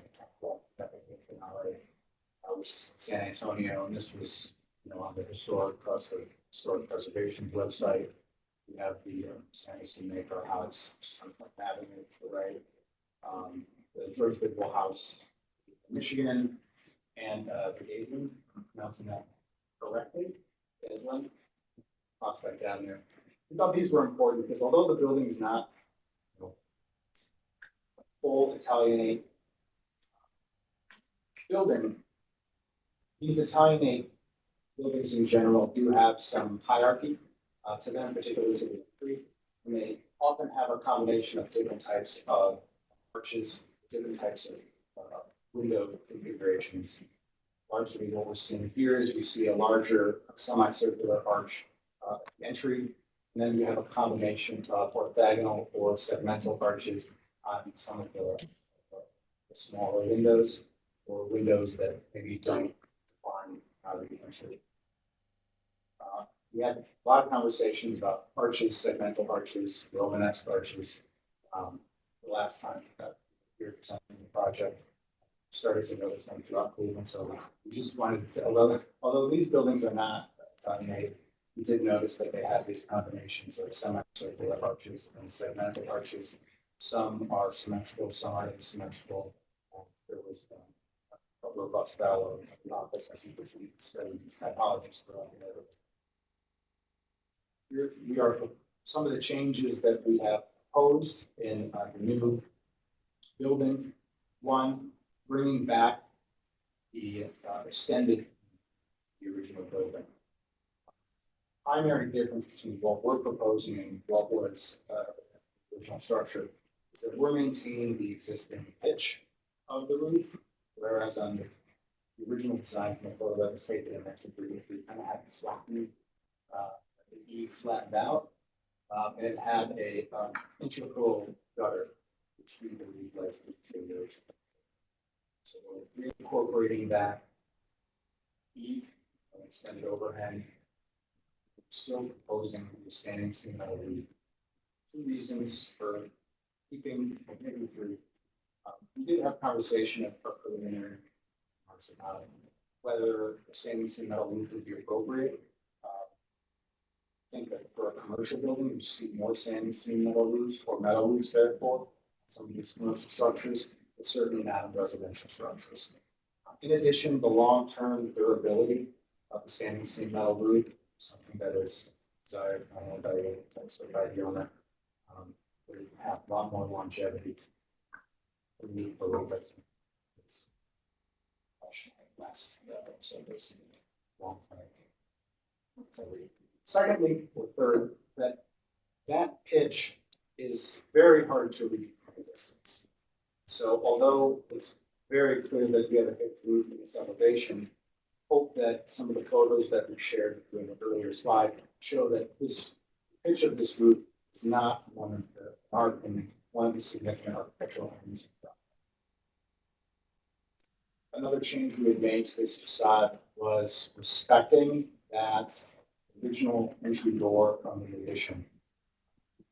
We had a circular portal window that seemed to compete with our entry along the north facade.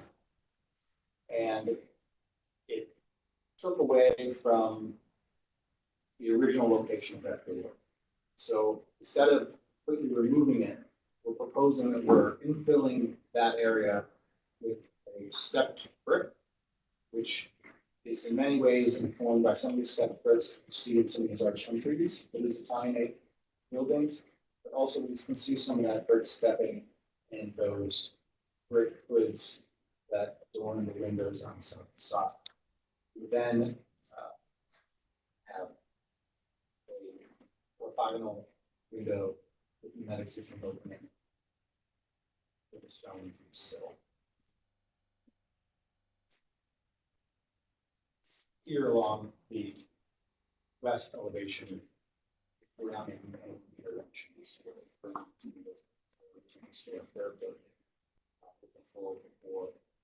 their grades. And it's the most significant intervention that we'll make here is the introduction of a semicircular arched double door entry. Prior, the last submission, we had a much larger arch that had very, very little verticality to it.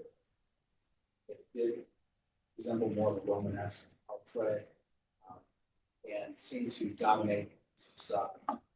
What we're doing now is we removed those side lights that we originally had, so we're just keeping the width of that entry and the width of the 3-foot door, so we have a 6-foot wide double door archway, and then we're stepping the brick in similar to how we're addressing the original opening along this side. Side to side, we're reintroducing the windows into every opening. And some details on how we're executing the incorporation of these windows back into some of the more typical architectural. And you can see in the center window here, the rainfords from south to south, have the bricks kind of step down at the bottom.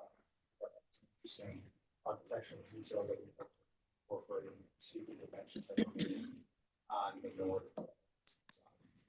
Here's an example of how we may propose to string on joists, new joists, into the existing rafters. However, this may change as we really start to understand how the brick choice to work with one another. We're maintaining that pitch and we're gonna pull that pitch out as far as we possibly can to get the strongest overhang possible.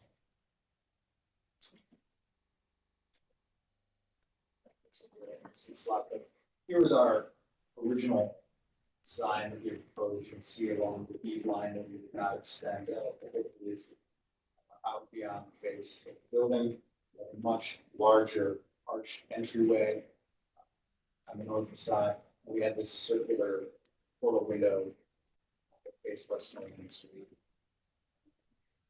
Now you can see some of the changes that we're making. We're bringing that the apex of the arch down, so we have an alignment with the window to the left.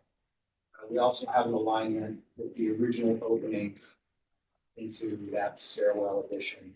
So, you can see some of the shadowing, and some of the step effects that we're creating with that brick. Bricks that we're using for both of these interventions would be the existing brick that we would be removing from the north side. All of this would be re-tuck pointed in order to match existing. Here are just two additional examples of what that. So.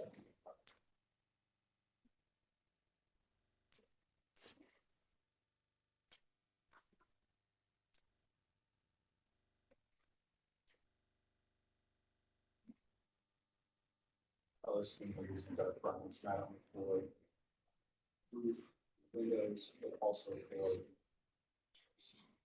steel planners.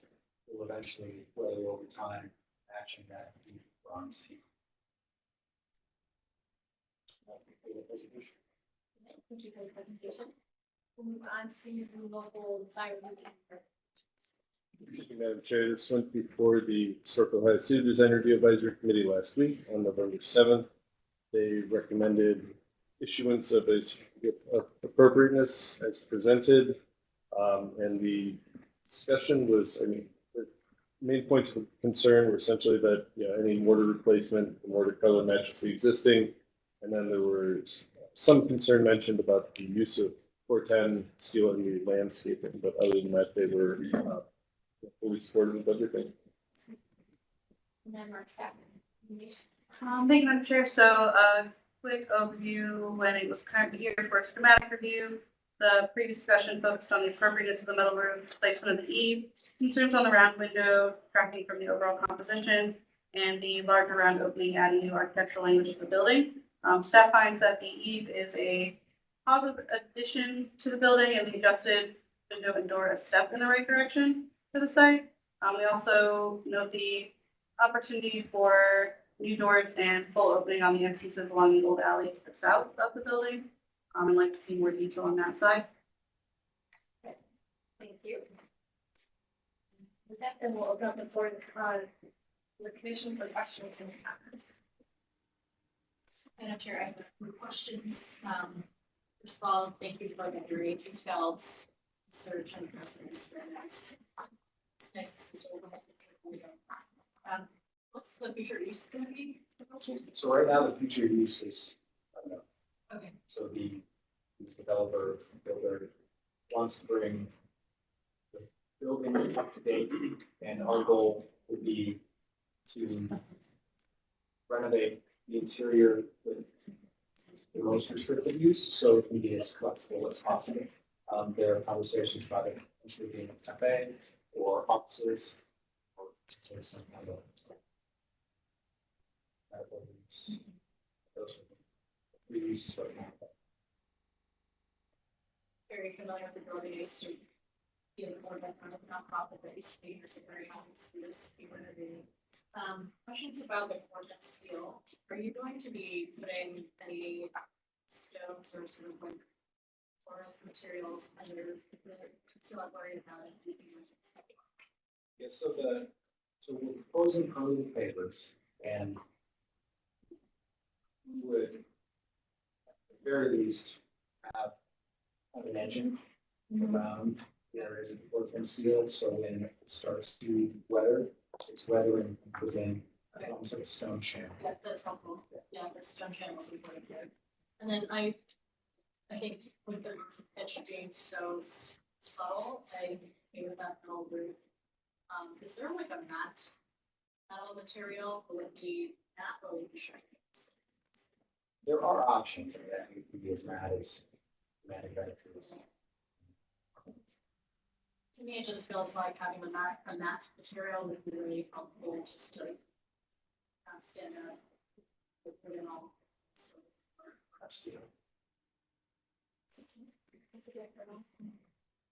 I'm gonna jump in here too. I just want to thank you for listening to our feedback. We appreciate you looking at the details and or incorporating them as staff summarize. I think you've done a very nice job of responding. Happy to see, obviously, this building for reuse, but then also bringing back some of the historic details and or respecting the details that were previously there related to the builder. So overall, I would support the project. No comments besides that once the uses are determined, the leverage from the signage. And I do agree with, I'm sorry, the one question I did have is related to staff. It's related to the doors in the south. Sorry, I wrote it down, so I didn't forget. What are the doors in the south that are this picture? Are they solid steel doors, painted? Are they glass doors? So right now, there's solid steel. That's really bad.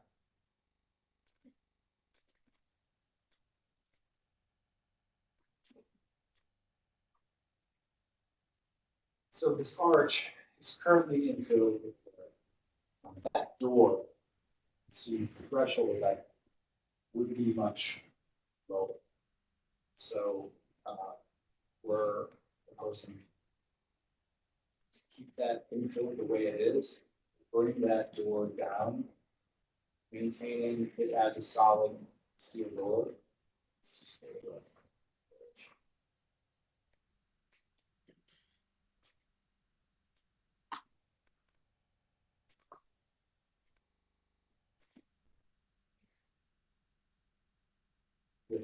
the transom above the window, so it stays within.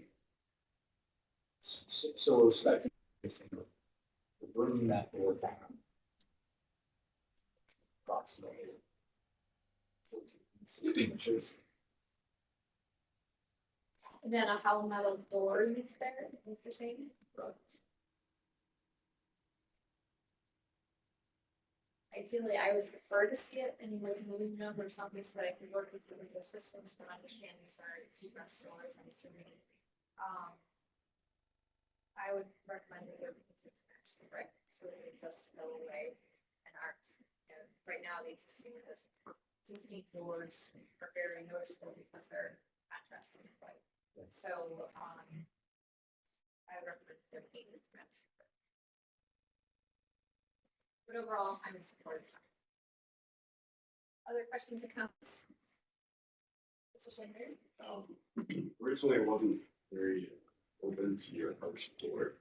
I think the research and policy was supportive of that. It's going to be in our store. I like that the previous stores are like really big issue now is the roof. And I don't think it was an issue last time you presented for me. I like the extended eave, staying with it, so you go slope through, much less. But my issue is that this is a soccer sports field and a large parking lot. So many of the views are going to be further away. Doesn't matter that the roof is a little bit less sloped, so far away, you're still going to see that roof. If there are other buildings around it, we would take the issue with this roof. Because of visibility, site around it, we do have an issue with it.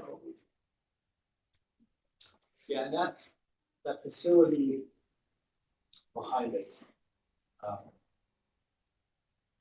baseball facility, that in and of itself has somewhat of an industrial feel to it.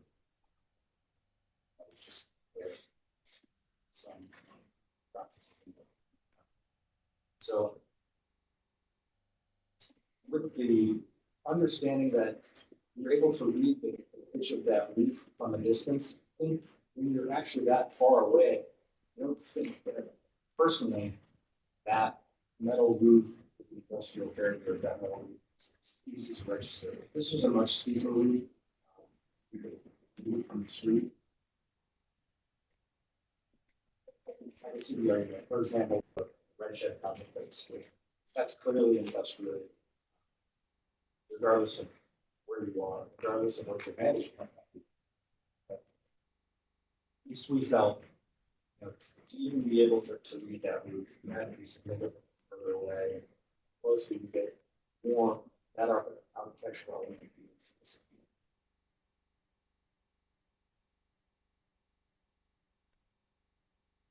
So is standing seam, Standing seam. how high is that seam? We were. Is there a way you can see something that would minimize the shadow line? So I know that there is a desire to see.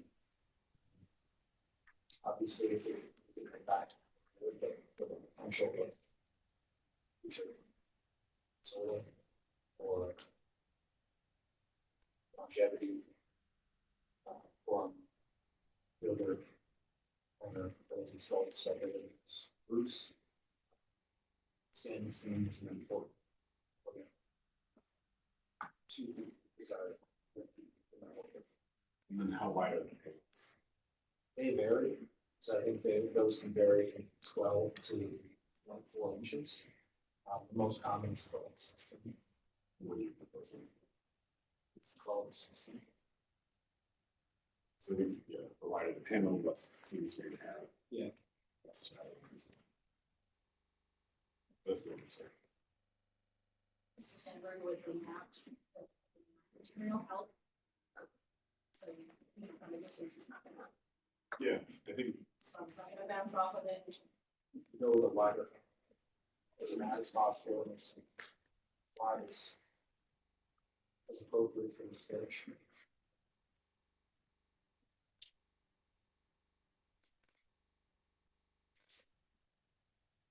Thank you, Mr. Sandberg. Other questions and comments from the commission? Ms. Anderson, Yeah, I'll try to be quick. I think you've made a lot of improvements to this design. I like the extended eave. I bought into the arch, stepping back to the brick, and glad that the round window was eliminated for the angular window. I think I probably would like some divided lights in that. I feel much as Mr. Sandberg does about the standing seam roof. I think I'd probably get on board with the wider panels. Overall, it's improvement. So hearing fairly consistent alignment on the approach, so let's make a motion.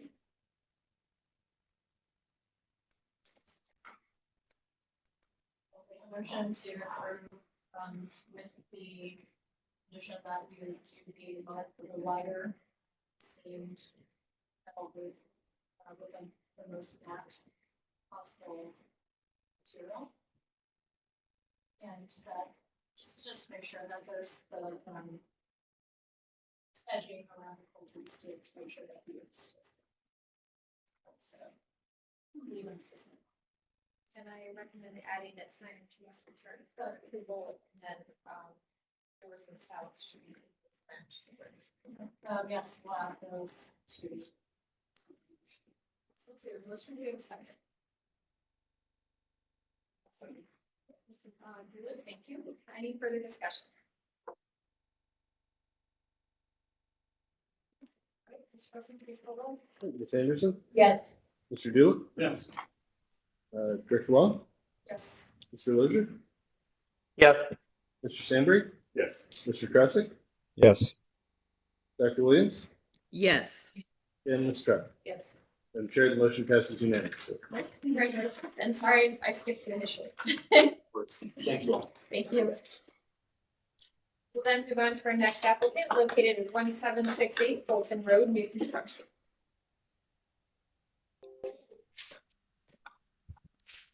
I'd like to welcome the applicant. You can unmute your mic, announce yourself, and tell us about your project. Hello, good afternoon.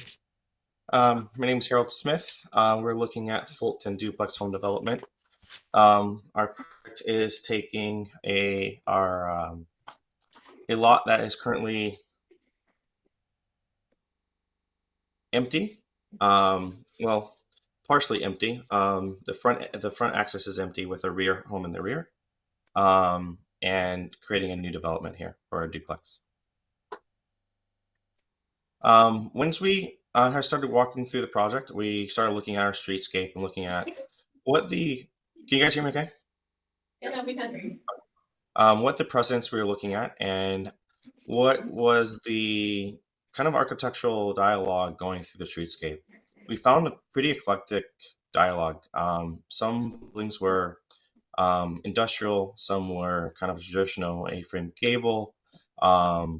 Window types had also variations from a double hung 1/1, 2/2s, 1/2s, just to kind of see what language we needed to utilize here. After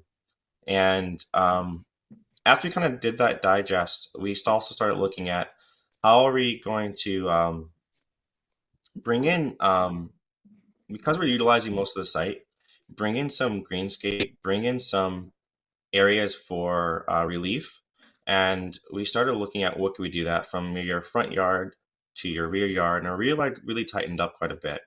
And we also, because we started looking at the streetscape, we came up with an idea of inviting a green garden or a greenscape for our roof line for two reasons. One reason is we wanted to break up that long gable. And then secondly, we thought it'd be a great adventure to bring in some greenscape for him for more added yard space.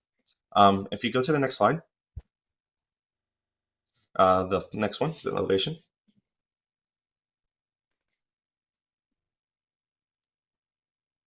So after we looked at everything, we thought a gable would be most fitting here. And the gable allows us to kind of mimic the neighboring homes, which we found out also it is actually representative of a previous build that was here before. We've created elongated windows here that would bring a lot of light into the home, a really good accent point that we thought would be nice. Through our discussions with the design committee and Landmark here, we brought in our series of secondary windows at the first floor, which will bring a lot of flooding to the first floor. We worked through how we can articulate that really nicely. We brought in a nice little porch. Our soffit itself also creates as a covering for that porch, which we thought was a good, nice modern twist on how to provide that porch feel, but still with kind of the design concept we came up with. If you can go to the next slide. Here you can see the articulation of the side elevation, where we have we're providing Juliet balconies, we're providing a greenscape, and also we're breaking up a bit of the facade here with the depression for which the two separate buildings are. And next slide.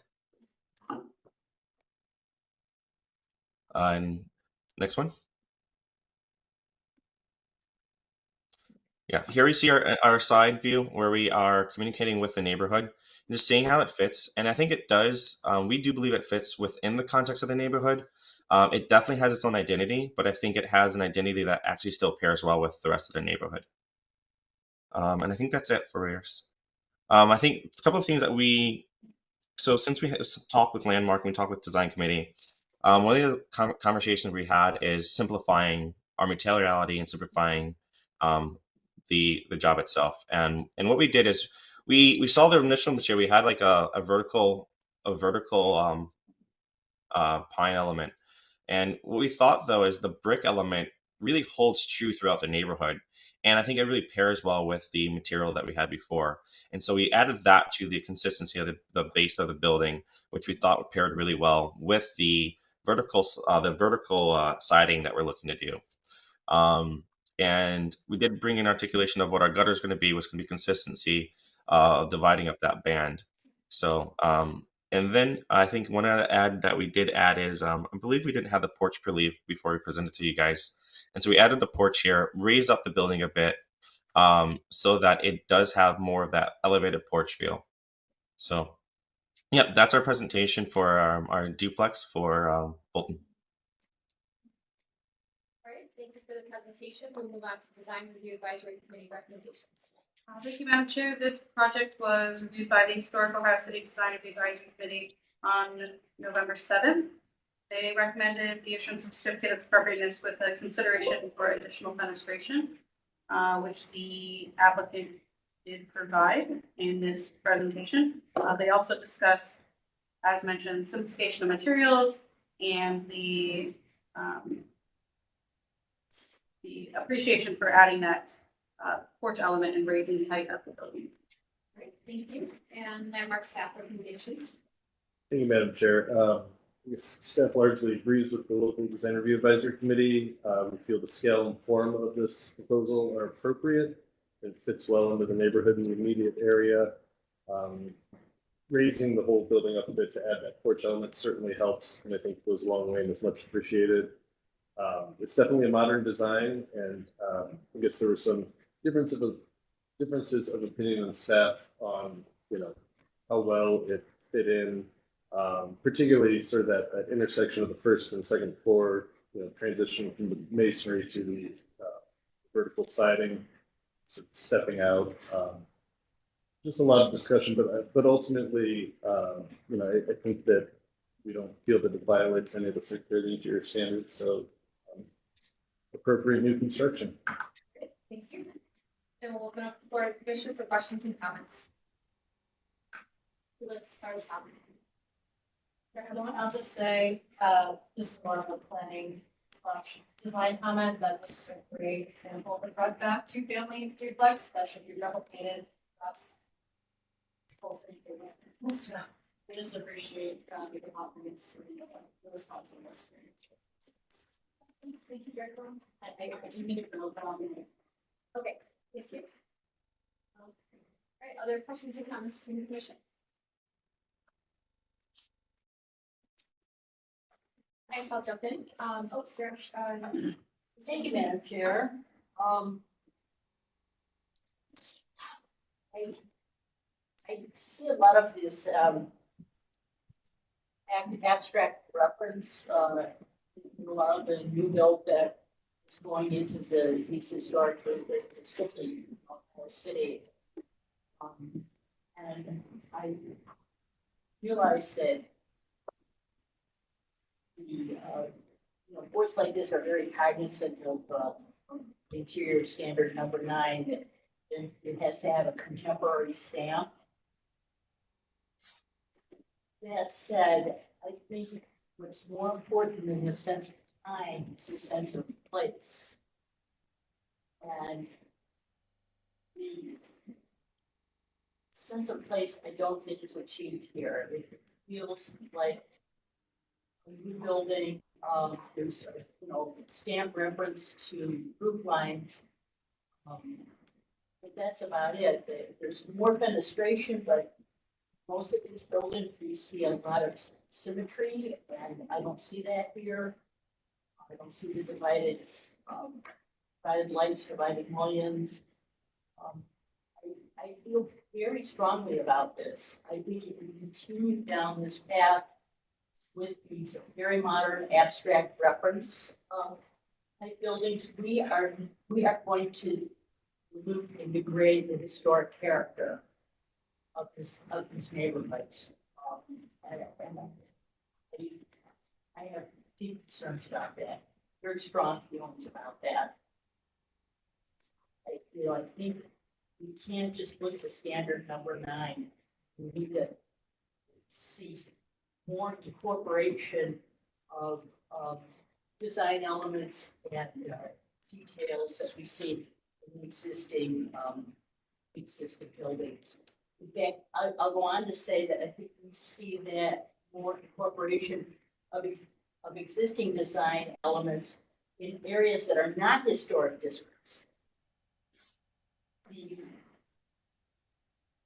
We're so sensitive to making sure that it's not pastiche or not imitative, that we lose sense of what is compatible.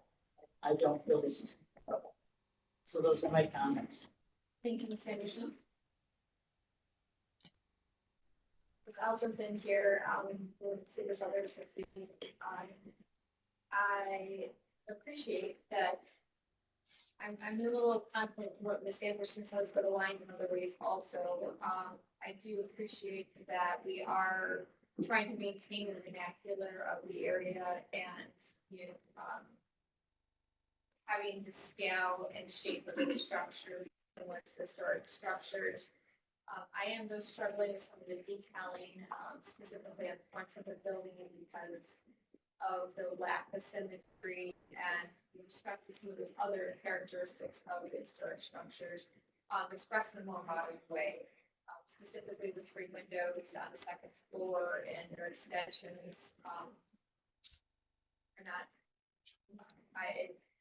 they bother me. I don't know another word to say it right now.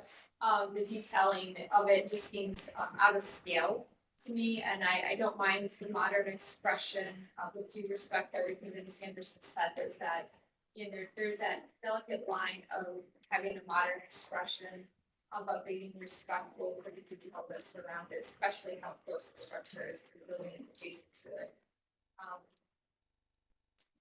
So overall, I am still deciding if I'm in support of this project. But do feel that the front elevation still does need some work if it does move forward to fit more proportionally in with the adjacent structures. So those are my comments. Other questions or comments from the commission? Yes, Mr. Bueller. Thank you, Madam Chair. Yeah, I think, Anderson expressed what you're expressing.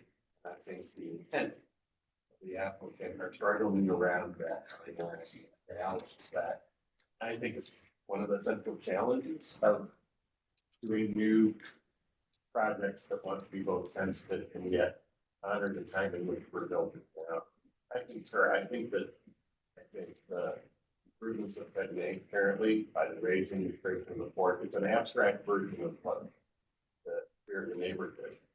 I think it's a scale and proportion issue, with particularly the front facade. I think there's modern ways of doing elements or incorporating elements that you would always see in a historic home. If you do have an asymmetrical facade, you always have some kind of accent. The part that is not the main window or a pane or whatever. I think even something as simple as pulling a mullion line across that respects the neighboring building gives it just a little bit of a tie to, it's like a handshake across the fence between neighbors, I guess. And then the gable, I think the gable to the right, because it's lower and it's really more, we're on Gothic cottages, right? That would not have had that, but I think if you're transitioning to something, it's almost like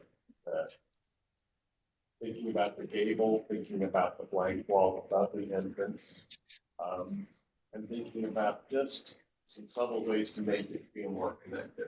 In support of the project, I think we really need to see more study to take it more towards what I think is the spirit of the standard policy for you.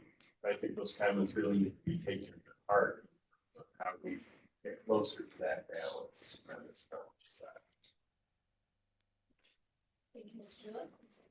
Other questions or comments? Mr. Locher. Thank you, Madam Chair. So I think I'm in more alignment with local review committee and Director Wong. I think that this is compatible but different, which is one of the Secretary's standards. I think that there still could be finessing of the front facade to help it fit a little bit better with the fabric of the neighborhood, and that may be, you know, looking at the proportions of the three sort of tall windows. Maybe there's a better proportion, maybe there's a better layout. But I'm in support of this, and I think that this is compatible with the neighborhood. Thank you. Thank you, Mr. Lewis. Any other questions and comments from the commission? Mr. Sandberg? I think I'm gonna repeat what I said in the last meeting. This is brought up. In a normal street, I think I would be okay with the direction this building is going, but because there's a street, this is on an intersection. There's a street that ends directly in front of this building. Anybody coming down West 30th Street is going to meet this building head on. So because of the specific location of this building to be a little bit more traditional. If it was on a normal street and you're just driving, you know, perpendicular to the side of this building, it would have been much better. You know, as you're driving by or walking by, this is going to be a head-on visibility in this building. So I am not in support of the directions. Thank you, Mr. Sandberg. All right, any other questions and comments from the commission? Someone like to put forward a motion? We have two options. Either we can take a vote or we can table this to allow the applicant to address some of the feedback that you heard. Because candidly, I do hear a split approach to this project right now. I'm sorry. Yeah, I along the left thing, I completely agree with, and I think, out of respect for, I think the fact that this is an opportunity to allow the applicant for further development. I'd like to suggest table. Are we? Go ahead, Mr. Yeah, sorry, I had a few questions regarding a few of the comments, and if I may ask. So I'm hearing a lot about the traditional detailing. And I think that's where, as trying to, a new construction build, not a rehab build or a renovation build, we're not trying to replicate a traditional build because it's a brand new build. We're trying to articulate and to just build a new construction within a appropriate style, also appropriate to the timing it's being constructed. And I think what's really nice about this particular street, you can see the different eras through this street of its development. And I think that's one of the things that we have thought through, because we've gone through, oh my gosh, we've gone through several iterations for centering asymmetrical, symmetrical light fenestrations, adding, you know, a detailing at the gable top, and it starts changing the vernacular of the building itself. And I think that's even why I think when we discussed with the design committee, why based off of the new construction concept, this was probably one of the more fitting approaches. Not saying that we can't make modifications. It's just, are we trying to be more traditional on a new build, or are we trying to build a vernacular of this area that fits within the context of this neighborhood? Without seeing some of that study, I think that's personally, I can say that's where I'm struggling because I don't know that right now, I personally don't feel that it's not the traditional detailing. My personal opinion is the traditional proportions and configurations. You know, respect to some of those elements like window sizes, maybe not window types, there can be new modern twists on a traditional proportion approach. But not seeing some of those studies, I personally am not sold on the current. And I have to say, I wasn't here during the last meeting. This was my first use. That's my, Yeah. comments. We have gone through. We went through at least 15 different iterations with those studies, and they just felt. I felt they were just. They didn't feel. They felt off. For the form. We even talked with our clients and went back and saw what we originally selected, which was well received by the neighborhood.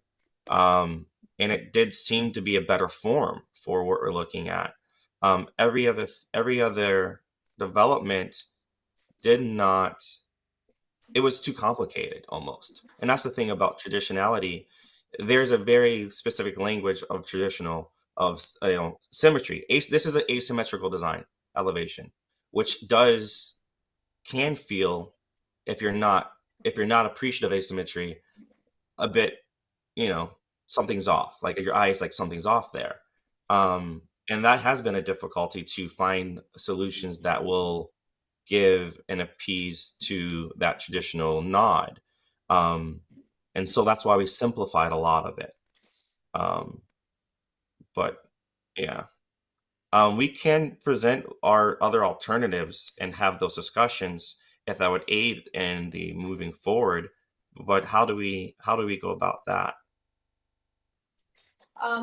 We would go about by tabling you today, allowing you to return as soon as 4 weeks because we don't have a meeting in 2, to really help us understand the process that you've gone through, and what is taking you to this solution, to see if that helps us understand the approach. And so that would be the process. And one thing to clarify, I think there's differences between symmetry, asymmetry, and asymmetrical balance, where you can have the tension and that asymmetry, but you can also provide balance of it as in a composition so that it feels like it appreciates and nods to the symmetry that might be around it. So I think that's just something to think about.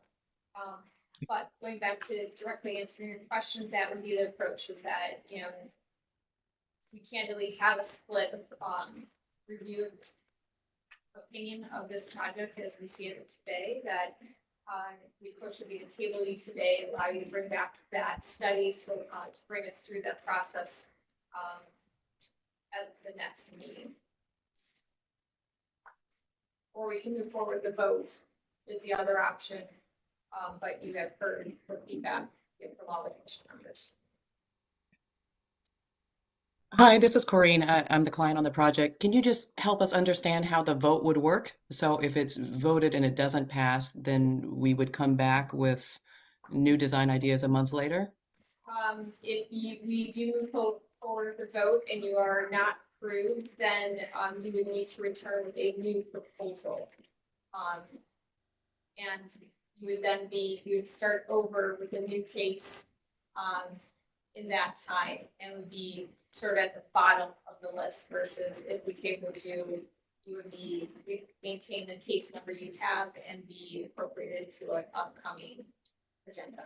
Did I say that right? Yeah, through the chair, you'd have to go through the local design review advisory committee process again. So you basically be starting over. There would have to be substantive changes from the current proposal for it to be considered a new case, and you go through design review and then landmarks commission. Okay, we'll table it. Thank you for just helping me understand. Absolutely. No, we appreciate that. Because I think in concept, as Director Long said, we are in support of your proposal. It's just these final execution, I think, is what is hanging up many of us. I'll say for myself. So thank you for that. Commission, with that, would someone like to make a motion? Let's do it. We have a motion. Do we have a second? Oh, I'm sorry. Was it the recommendation that conversation with staff be very appropriate? That the applicant be willing to discuss how study with the applicant or whatever can be presented to the committee for this body. Right, so your motion is recommendations to talk to staff about their expertise and bringing things back to the table or to the commission. So we have a motion, do we have a second? Thank you, Sandberry. So we have a motion second. Any further discussion? Madam Chair, could I make the recommendation that the applicants send all of their findings ahead of time so we can share that with the commission ahead of the meeting, so we're not just having a full discussion at the meeting, which would save a lot of time here for this board and for the applicants. And when you do receive that, you send that on, that the commission please take the time to actually look at it ahead of time so they can have, all have your questions formulated, which would assist in this process. Sure. So if you send it along as soon as possible, then they'll forward it to the commission to review. Okay, so any further discussion? Okay, Mr. Wilson, please call it. Ms. Anderson? Yes. Mr. Bueller? Yes. Director Wong? When you call in, I'm not sure if she's needed, yes. Mr. Lozier? Yes. Mr. Sandberg? Yes. Mr. Trasick? Yes. Dr. Williams? Yes. And Ms. Trout? Yes. Madam Chair, the motion passes unanimously. And yeah, Harold will just be in touch and discuss next steps. Thank you so much. All right, thank you. The next applicant is 2028 Clinton Avenue. I was recused myself. This is my first discussion the project. So Mr. Sandberry, could you take over as It's just for the one. I will note, Mr. Lozier had to step out due to a previous engagement as well.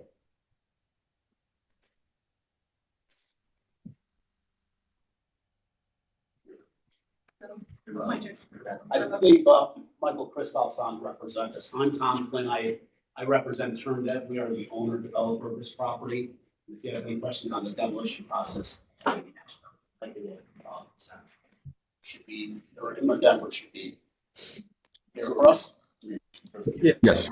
Just as a clarification, so I think it's kind of all wrapped into one presentation, but we have two case numbers here. There's case 23-102 for the demolition of the existing buildings at 2828 Clinton Avenue, and then we're looking at case 23-101 schematically.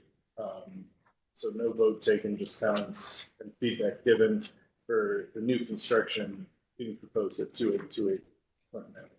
So two cases that can be presented together and only voting on the demolition. Okay. Oh, Denver's actually here, I believe. All right, are we ready? Yes. Yep. Okay. My name is Denver Brooker. I'm principal with Vocon. I'm here today on behalf of TurnDev to present this project. Also with me on the call is Crystal Napick, one of my colleagues, and co-designers for the project. It's been approximately a year since we were last in front of Landmarks Commission for this project, and today we're requesting a certificate of appropriateness to demolish the existing building on this development site. So we'll walk through that a little bit. I think members of this commission have visited that property previously over a year ago. And then we will walk through the development proposal, which has not changed in the last year, but it's kind of a refresher. What is this project as the development team, TurnDev, embarks on moving forward with this now? For the immediate context, the property, 2828 Clinton, is bound by Church Avenue to the north, Clinton Avenue to the south, West 28th Street to the east, West 29th Street to the west. This block, there are two notches out of the northwest and southeast corners that are not owned by the applicant. There's an existing semi-industrial building that has been It's remnants of a former church that was on the property that's been added onto and aggregated over a number of decades and is now in state of disrepair. There's been problems of vagrants occupying it. Neighbors are unhappy with it, and the applicant would like to demolish it so that the site is fully ready for development.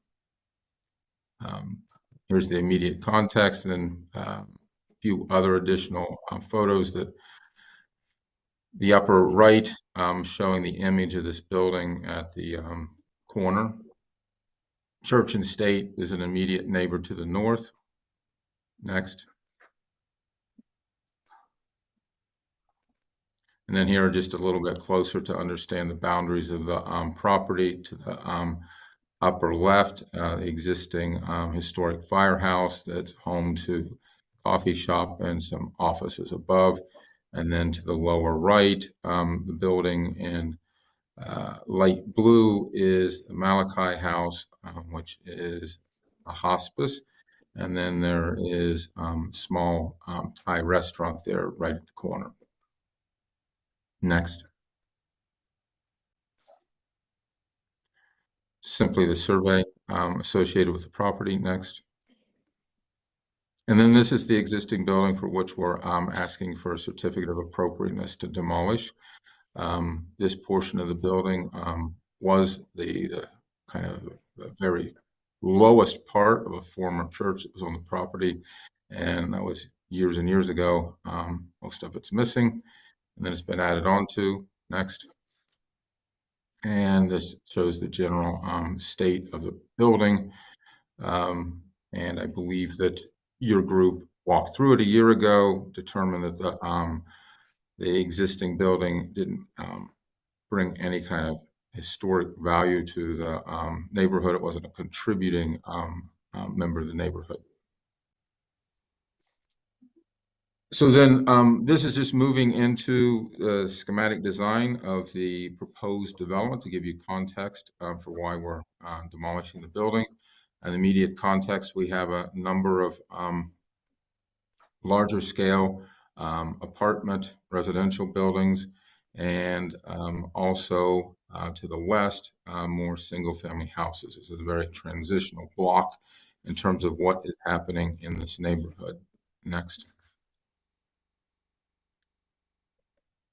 And here we have a combination of images of upper right, a building that's a little further west on Clinton, and then the lower pair of images, buildings, warehouse type structures that are on Detroit and the immediate neighborhood. Next.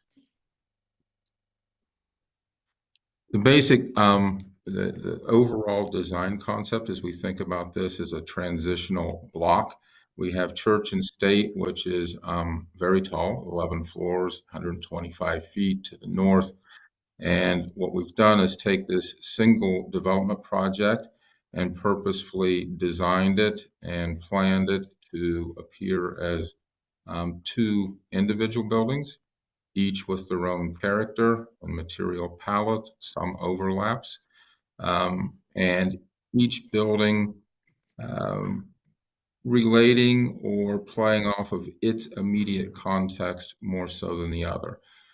We've named them the Hanover House for the northern building that's in the orange tone. And it takes on a slightly more modern, contemporary appearance.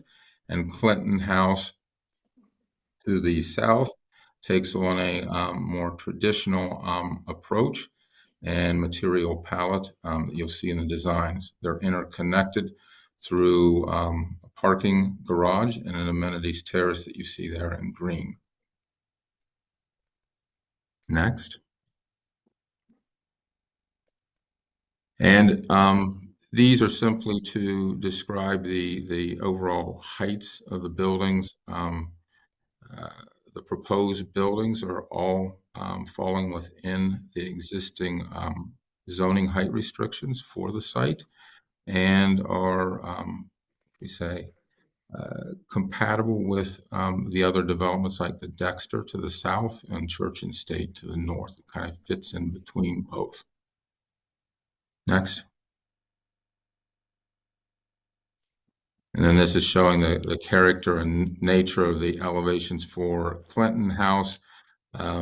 Note here in these elevations, you'll see it more in the renderings, that it takes on more of a townhouse-like character, which is compatible with a number of townhome developments that have happened further west on Clinton and the more single-family residential scale also that's further west of this site. Next.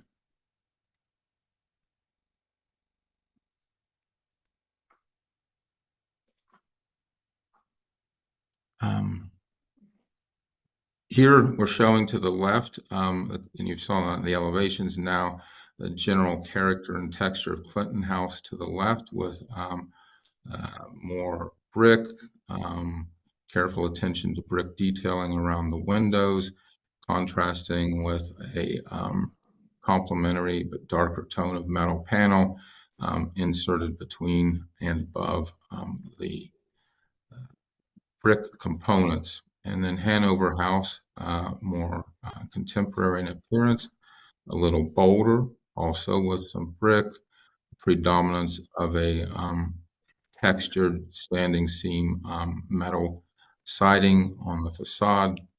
It gives it some richness of texture and some shadow lines. Next.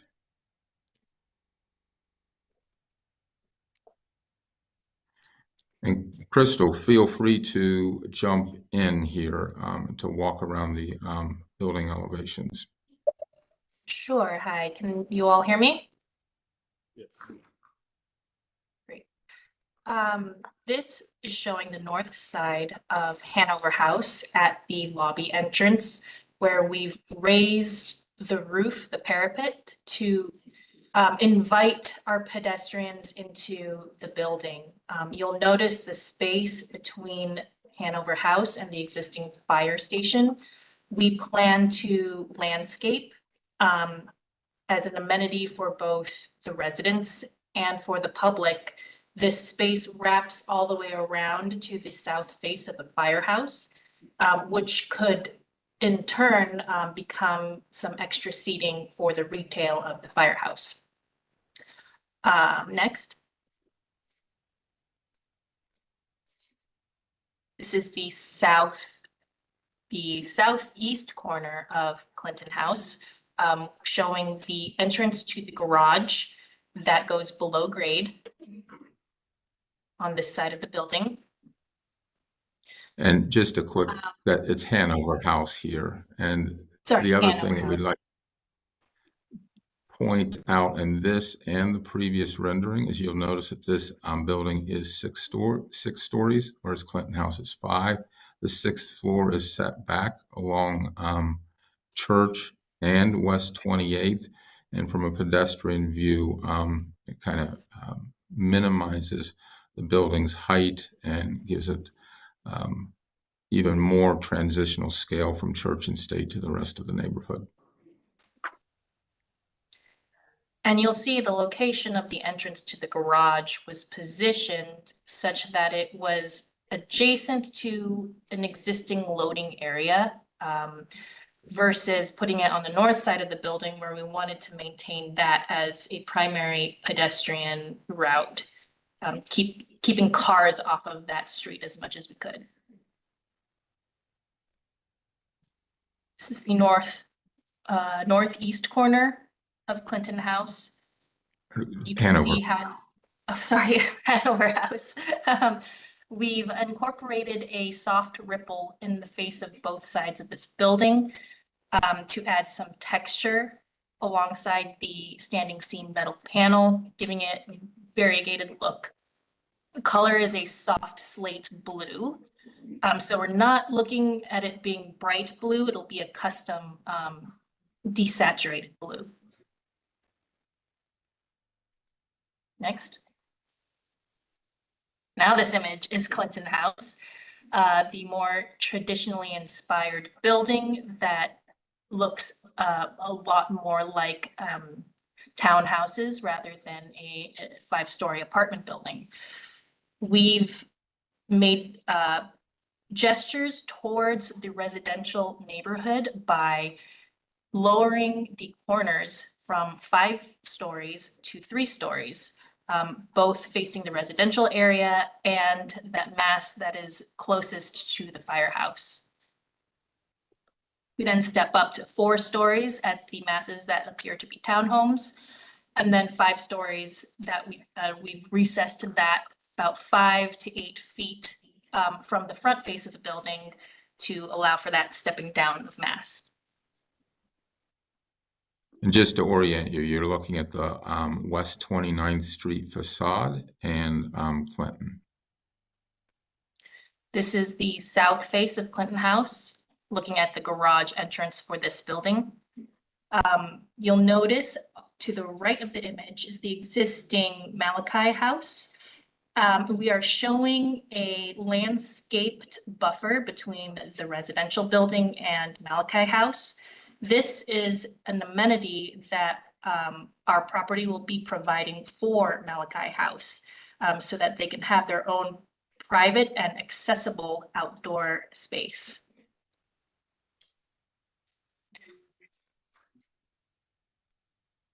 This is the view looking south to Clinton House with the fire station to the left. And you can take a peek into that landscaped area between the residential building and the retail building to the left.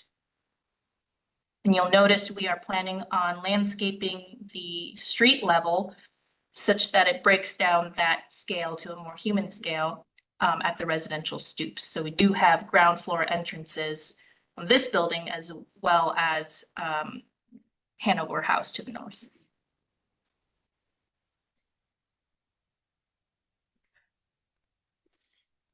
Next. Okay. That's the last image.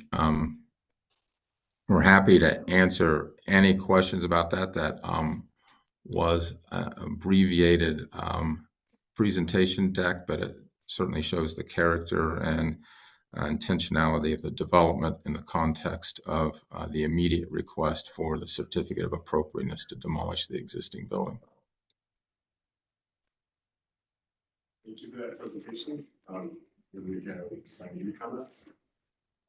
Yes, thank you, Mr. Chairman. The Historic Ohio City Design Review Advisory Committee saw this project, both the demolition and the schematic presentation of the new construction at their November 7th, 2024 meeting, and they recommended approval of the certificate of appropriateness for the demolition with the condition that a plaque be installed that displays the history and images of the former church building that current building is still basically the lower level of. So we do have some images of that old church that they could use for that if they're if that's something the commission would like to see and they're willing to do. And then I guess regarding the proposed new construction, they did mention some concerns about the scale and the massing. There's one idea was to reduce the scale, the height of the Clinton House, and maybe add some height to the Hanover House. So basically, taking a floor off of the southern portion of the project, adding it to the northern portion of the project. It was also just a comment that the vertical siding emphasized the height of the building, so maybe that wasn't the direction to go in. Some concerns about blind corners at the parking garage exits, and just discussions of how that could be mitigated. And then just a larger discussion about whether a project of this scale can create its own context, or what is the context for a project like this. But I think that's more philosophical than we need to get into today. Thank you. Staff comments or group? So we did have public comments that were received. The public comments that we received before the deadline were added to the Dropbox and shared with the commission members. One comment from a member of the public commented on the important history of the site and requested that that history be preserved with an image or a plaque showing the history of the First Baptist Church or Third Baptist Church. That was the first one in the area, and that has been, since decimated essentially. They also commented on the new construction and concerns with impact with pedestrians, with the garage locations and visibility and sightlines to be able to see pedestrians on the street when cars are coming in and out of the proposed parking garage. We also received a letter from Malachi House, which is directly next to the property in question, that is in support of the demolition, citing a lot of concerns for safety and security and just better opportunity than the big building that's currently there. We did also receive kind of a last minute letter from Ohio City Incorporated, which is not shared because it came in late, but they stated that they are excited for the development of 2020 Clinton, but do think that it should step down as it meets the intersection of West 29th and Clinton and not remain at the proposed 5-story height. And they are looking forward to working with the developer to make the project that brings new residents to the community while respecting the historic district. That's the public comment. For staff comment, this was reviewed conceptually a little over a year ago, October 12th, 2023. Site visit completed January 24th, 2023. And as noted, the new construction is included just for feedback and context, not for final review. And the design has not changed from the 2023 meeting. So the next slide, quick abbreviated history. The Third Baptist Church, First Baptist Church, moved there in the late 1800s and was a very prominent church in the neighborhood. They later merged with a church down the street. Next slide. At which point, building turned into a more industrial factory use. Around 1900, when Randall Mattress Company moved in, and then from there went from Randall Mattress Factory to being kind of cut down.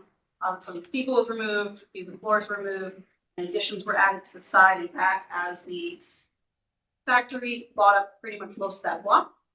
Then there was a fire in the building with the Buckeye Paper Box Company and corrugated wooden box caught fire. And then they moved out and Cleveland Vibrator Company moved in. They were at that location from the 1940s all the way up until recently, at which point they have since left. And so all that's left of the original church there is essentially the remains of the first floor. And then it's been industrial use since about 1905. Pictures from the site visit that we did in January show the site.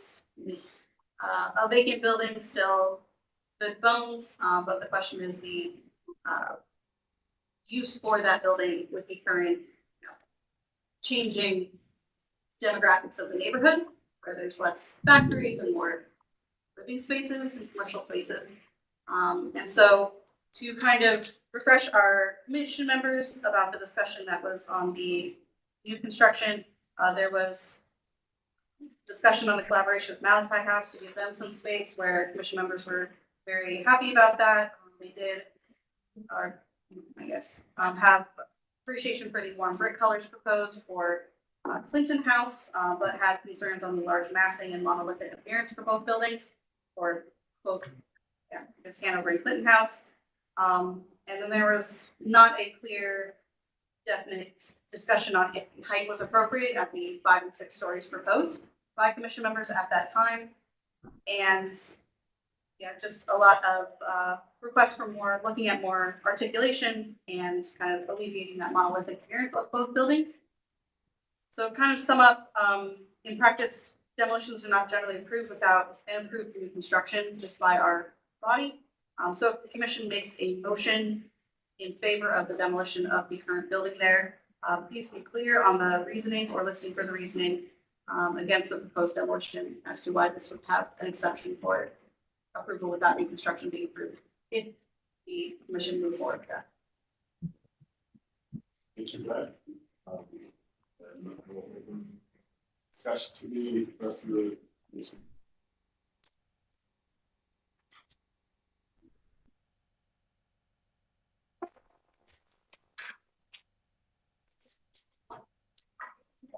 Anybody have any comments? I'll say something on behalf of Turned. We are committed to, the Third Baptist Church putting some type of plaque there to recognize the importance of, he's gonna be the first one neighborhood there, so that we just want to be a great neighbor. We're very conscious of our great neighbor, Malachi, as what they do for the community. We want to be a great neighbor. Everybody else. So. Thank you, Mr. Chair.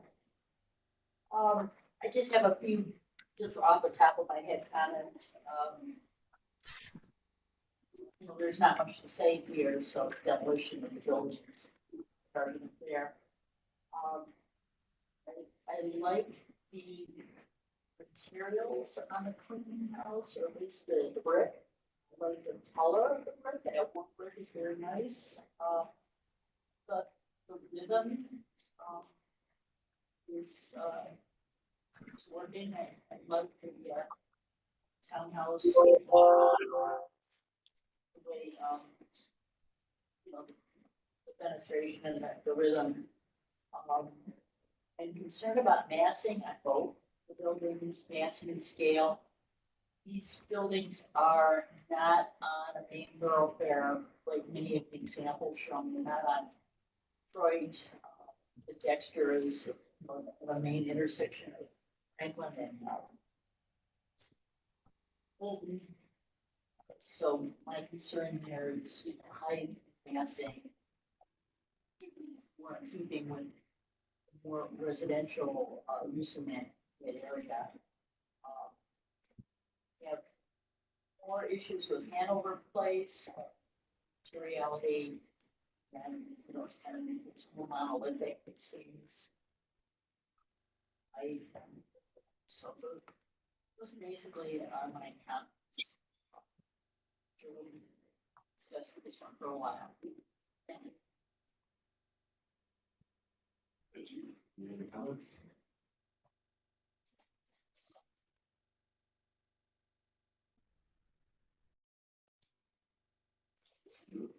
Sure. Thank you, Mr. Chair. I think, to Ms. Anderson's point, there will be a lot of ongoing conversation, but I've been really encouraged with her comments and comments of staff and design review committee. I think a refresh of those would be great. I think contemplating right now being a demolition without an improved design. That's what we need to discuss. And to Mr. point, we can be very clear of why we would make an exception for in this case. I think it would have to do with the fact that this is a development site of scale will be developed one way or another, that the delaying the demolition of the building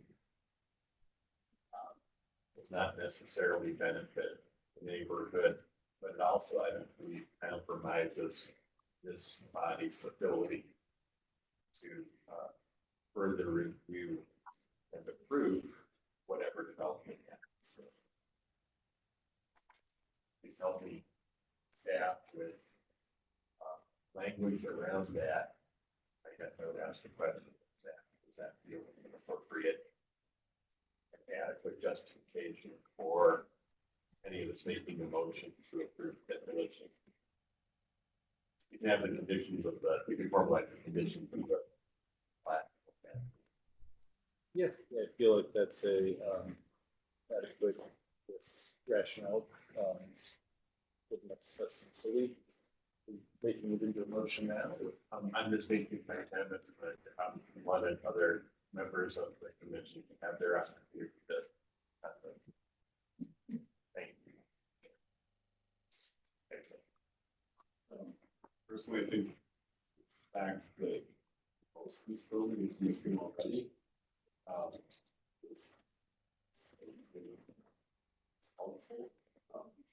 Improving demolition.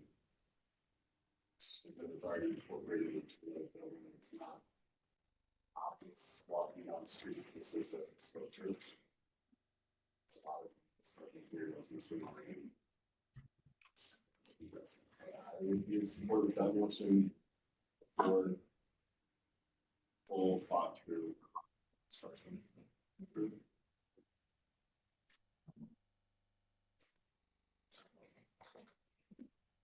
Anyone want to take a motion? Other comments? Maybe I should have been more comments on that. Are we making a motion on? Or not, but just as feedback. We could move forward with the demolition and then still discuss the next phase. Well, it's up to you as the chair, the direction you want to take it. Yeah, let's discuss that motion first.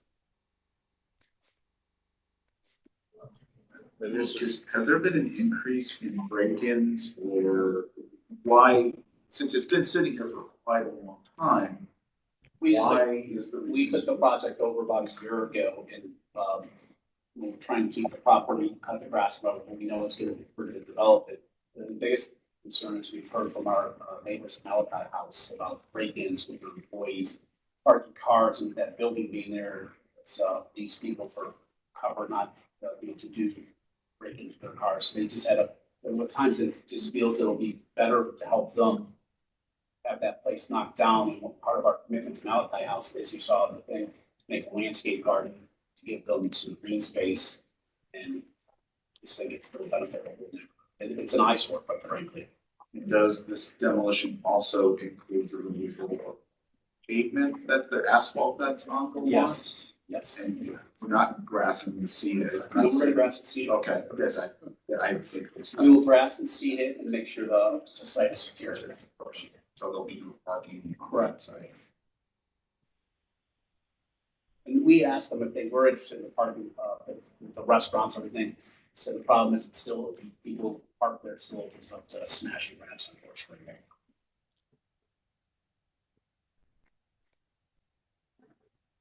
What is the schedule for construction?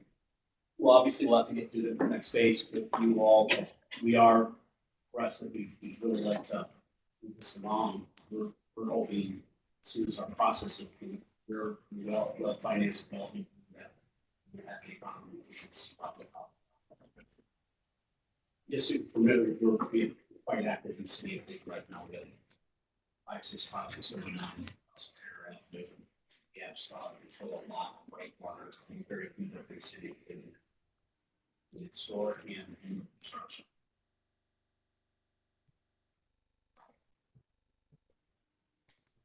Thank you, Mr. Chair.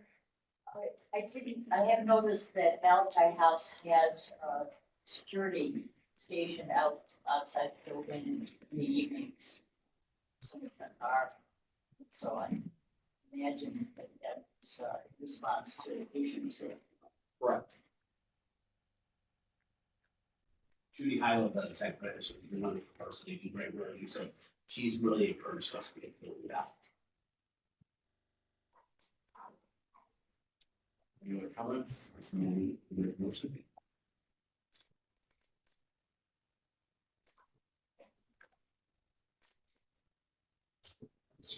I will make the motion. Given cited safety concerns in the neighborhood and visual nature of what remains of the structure,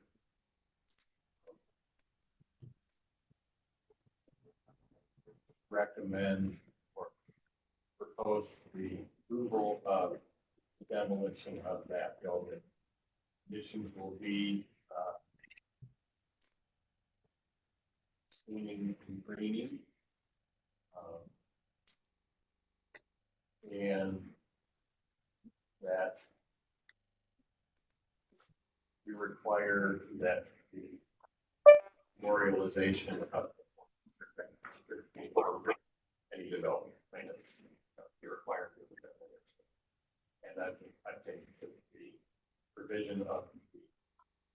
space.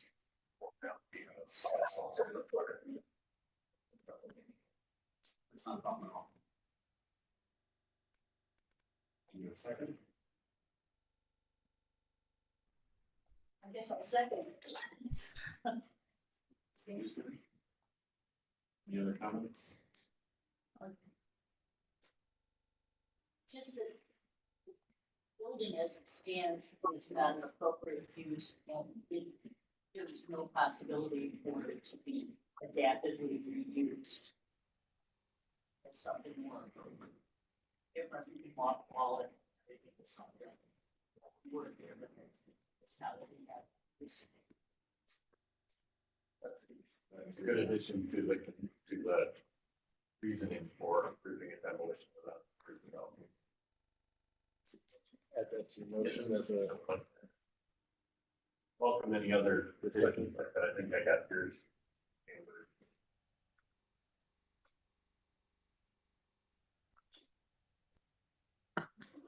Any other comments? Questions? Mr. Wilson, please follow. Ms. Anderson? Yes. Mr. Buick? Yes.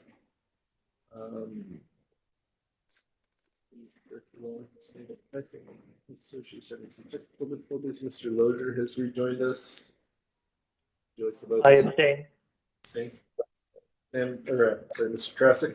Yes. Dr. Williams?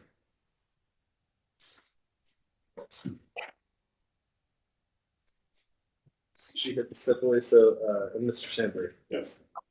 All right, Mr. Chairman, the motion passes, 4 yea votes, no nays, and 1 abstention. Now we'll open it to discussion for new construction.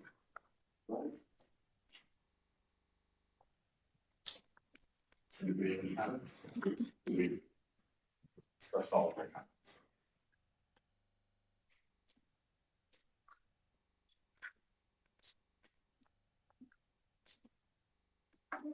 Mr. Booth? Because I think, given the amount of time that's passed, and given the relatively small work of our members here for a project of this significance and scale, as well as understanding the essential nature of some of the comments of staff, public comments, as well as comments from the design review committee, I'd like to recommend.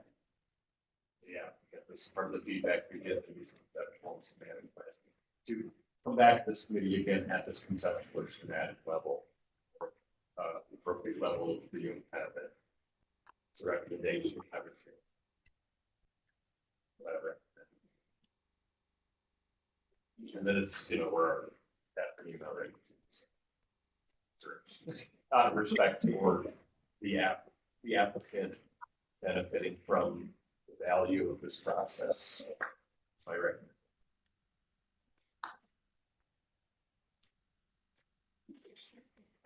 Mr. Chair, and all agree.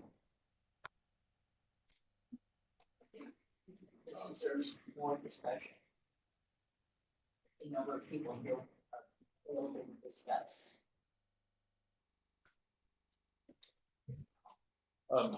Usually discuss the feedback. Yes, we appreciate your time today. We appreciate you with us move forward with the demolition. We'll definitely be back, and we value all your input, and we will be back in touch with our design team. Thank you. Mr. Chair, Madam Chair, I will refuse. Thank you. Mr. Weaver. All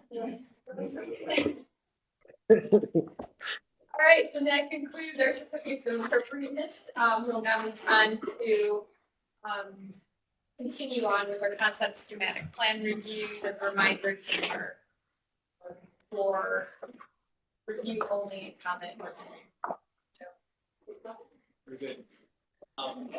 So a little background, we were in front of you over a year ago. The previous design set of circumstances and we were on delay, and because of that, students are now able to swing out of the school and that building can come down. So we're not restricted like we were with building with the place. That was a big change. So we have another design. Yeah. They did the delay. Yeah, so. Yeah, okay.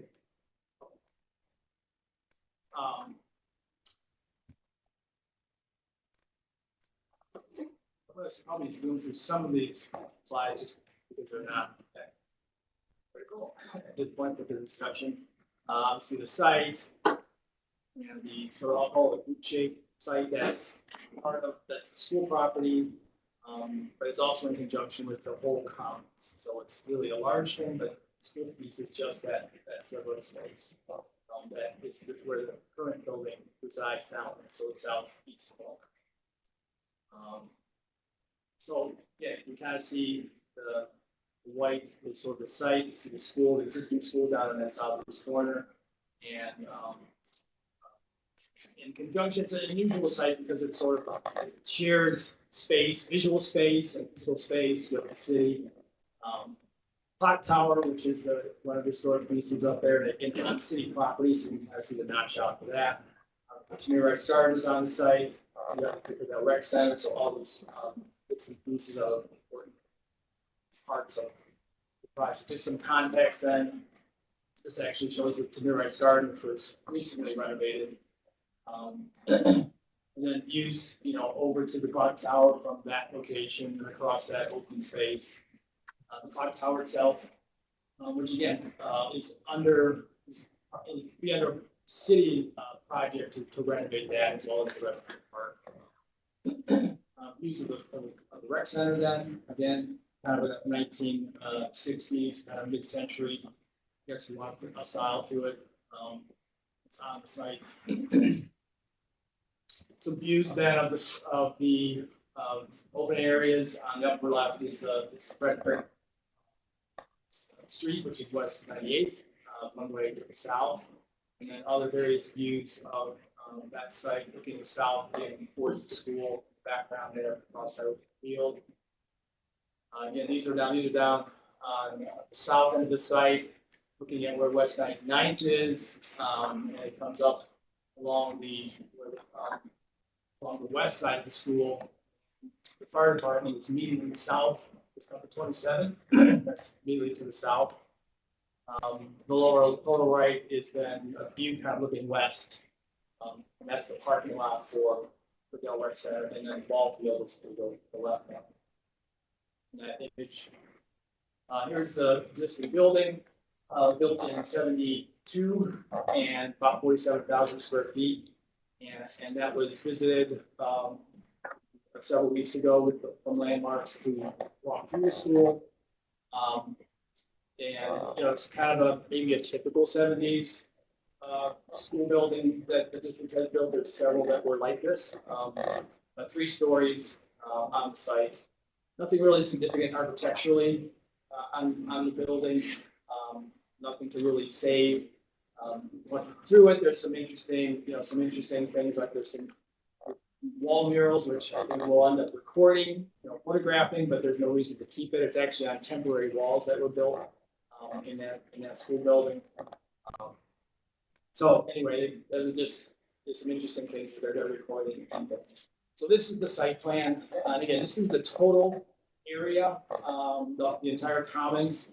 So you can see now where the new building will sit again in sort of the same position as the existing building, which will allow really the preservation of that large open space, big soccer field and play field to the north, and all that area to the north of where the clock tower is, will be preserved. One of the things, and we're working with the city, we worked along with Jim McKnight and his folks, and coming up with sort of because it's a shared sort of space. We want to make sure that what we do from the school standpoint sort of connects to the city portion, so that it becomes really a single campus. It's really a single campus. Just briefly, a couple of things that are in the thought process right now. Again, we look at the Tamir Rice Garden, which is really dead center in that site. One of the city proposals is to pull the parking lot to the west, give a little more space. If you really wanted to open up that space around the garden because they're experiencing some, people walking through it and not necessarily respecting it, so they want to kind of create a buffer almost around it. We're going to move they are going to move the basketball courts, which right now are just east of the clock tower. Move those down to the west side of the ball field and kind of and rework all that up there where the clock tower is, but basically maintaining all the trees and everything that are around there. Our building, I'll go to the next one, which is actually just shows our portion of the site then. So you can see the everything there is the school property. The building is set, in that southern area. The parking is immediately south, so it's all the parking there. There's about 54 spaces that are along there that accommodate all the staff and all visitors. But so we've isolated that from the park. The main entrance is just to the on the east side there off of West 98th, the main student entry. I'll show a couple of plans. Some of the outdoor things are the playgrounds that are for the kindergartens, which is the one in that upper left corner, I guess, or the upper left side. Is pre-K playground, and then there's an elementary playground, which is just along that same kind of property line to the south of that. So the bottom is really kind of service. There's the deliveries along that, so kind of isolating it from the park. And then on the east side is a learning garden. So there's an outdoor learning garden that's proposed to be put there. One of the things that we want to do is, I'll talk about this a little bit, is that, we want to really be a school in the park. That's really what it kind of wants to be. So there's distances from the street and from the neighbors on 98. We've had a steering committee over the last 5 months, which was composed of the school, the city, of great neighborhood residents, friends of Fidel. Ms. Rice was a part of that. And so we've developed this plan, all those kinds of things. We've had 2 community meetings in that same time frame. So there's been a lot of input from residents and all the interested stakeholders in terms of where we are right now with the design. Floor plan wise, again, just to give you orientation, all the academic classrooms are in tan, so they're out in that north end, and they have a lot of the windows that can view the park. So the gym and back of house is on the southern side of that, and student dining is at Orange, on the west side. So again, important to have views out. The green is all the administration. Just below, between the green and the pink is where that main entrance is. Again, floor plan, same. It's a 3-story building, so it's similar in height to the existing. But again, all the academic spaces are sort of stacked on top of one another on the second and third floor plans. So one of the interesting things about the school is that there's 7 languages that are taught in that school. And so what we want to do is kind of draw from that, and we did a little research in terms of where those languages occur in the world, and then looked at some of the sort of crafts or artwork that are associated with the different those different areas, and kind of use that as a one level of inspiration for what might happen, particularly maybe on the inside of the building, but also we wanted to really kind of play that off of potentially on the outside as well. Again, here's just some other images, the bright colors, and it's almost a tapestry kind of a thing. So those are some of the things that we started thinking about in terms of how we might use this as an influence to the design. The other thing, as I mentioned, was school in the park and biophilic design. This is a very unusual site because it's it's captured into a larger space with the commons with the Fidel Park. So visually, it's more than that. There's a lot of mature trees that we all know about, and so one of the things that happens in this design is that we take advantage of all that. We have a site that has these mature trees. It's not a new school where we're planting 2-inch or 3-inch, and hoping that in the future they look decent, right? We're incorporating these into the project, and we have views, to the school and from the school into this into this landscape, I guess, which is very unusual for the site. So it's a really interesting thing. As a finished building, we'll end up with mature trees that are part of the overall look of that. In the materials selection, sort of a neutral kind of a palette for the brick. There's 2 brick.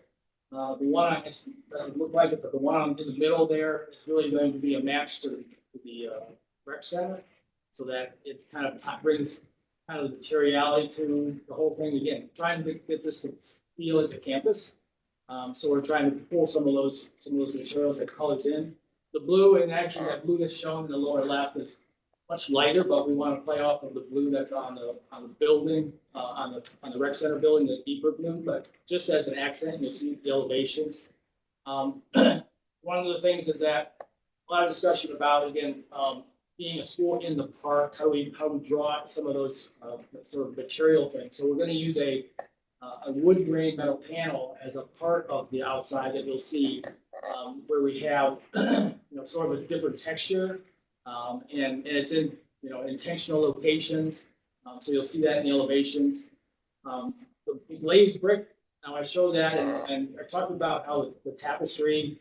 We're looking at those kind of things and how can we incorporate that. You'll see those on the elevations where we've got sort of, again, intentional areas where we want to put some bright color, keeping the neutral palette, but incorporating some of these bright colors in intentional areas, sort of in a tapestry.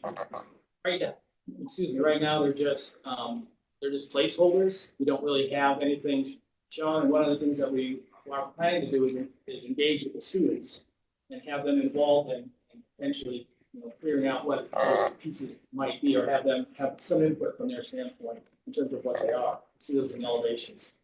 And then a combination of blue glass, green glass, and clear glass in the elevation as well. So here's the elevations. This is top is the east, which is what's along 98th. So that's sort of the front of the building. The entry point is in the middle there between the 3-story part and the lower elevation, which is the gym. You can see where the incorporation of color on the canopy in that location. And also looking at potentially at sunshades on the upper windows. So you see the blue over there. So it's kind of incorporating some of the blue. You see the blue and the green glass that are kind of within those window units. And the horizontal and vertical texture there is that wood grain metal panel. And then obviously the bright color locations for, again, potential of incorporating some of that tapestry into the elevation, giving some bright color in there, and also as a contrast to, some sort of a neutral pattern.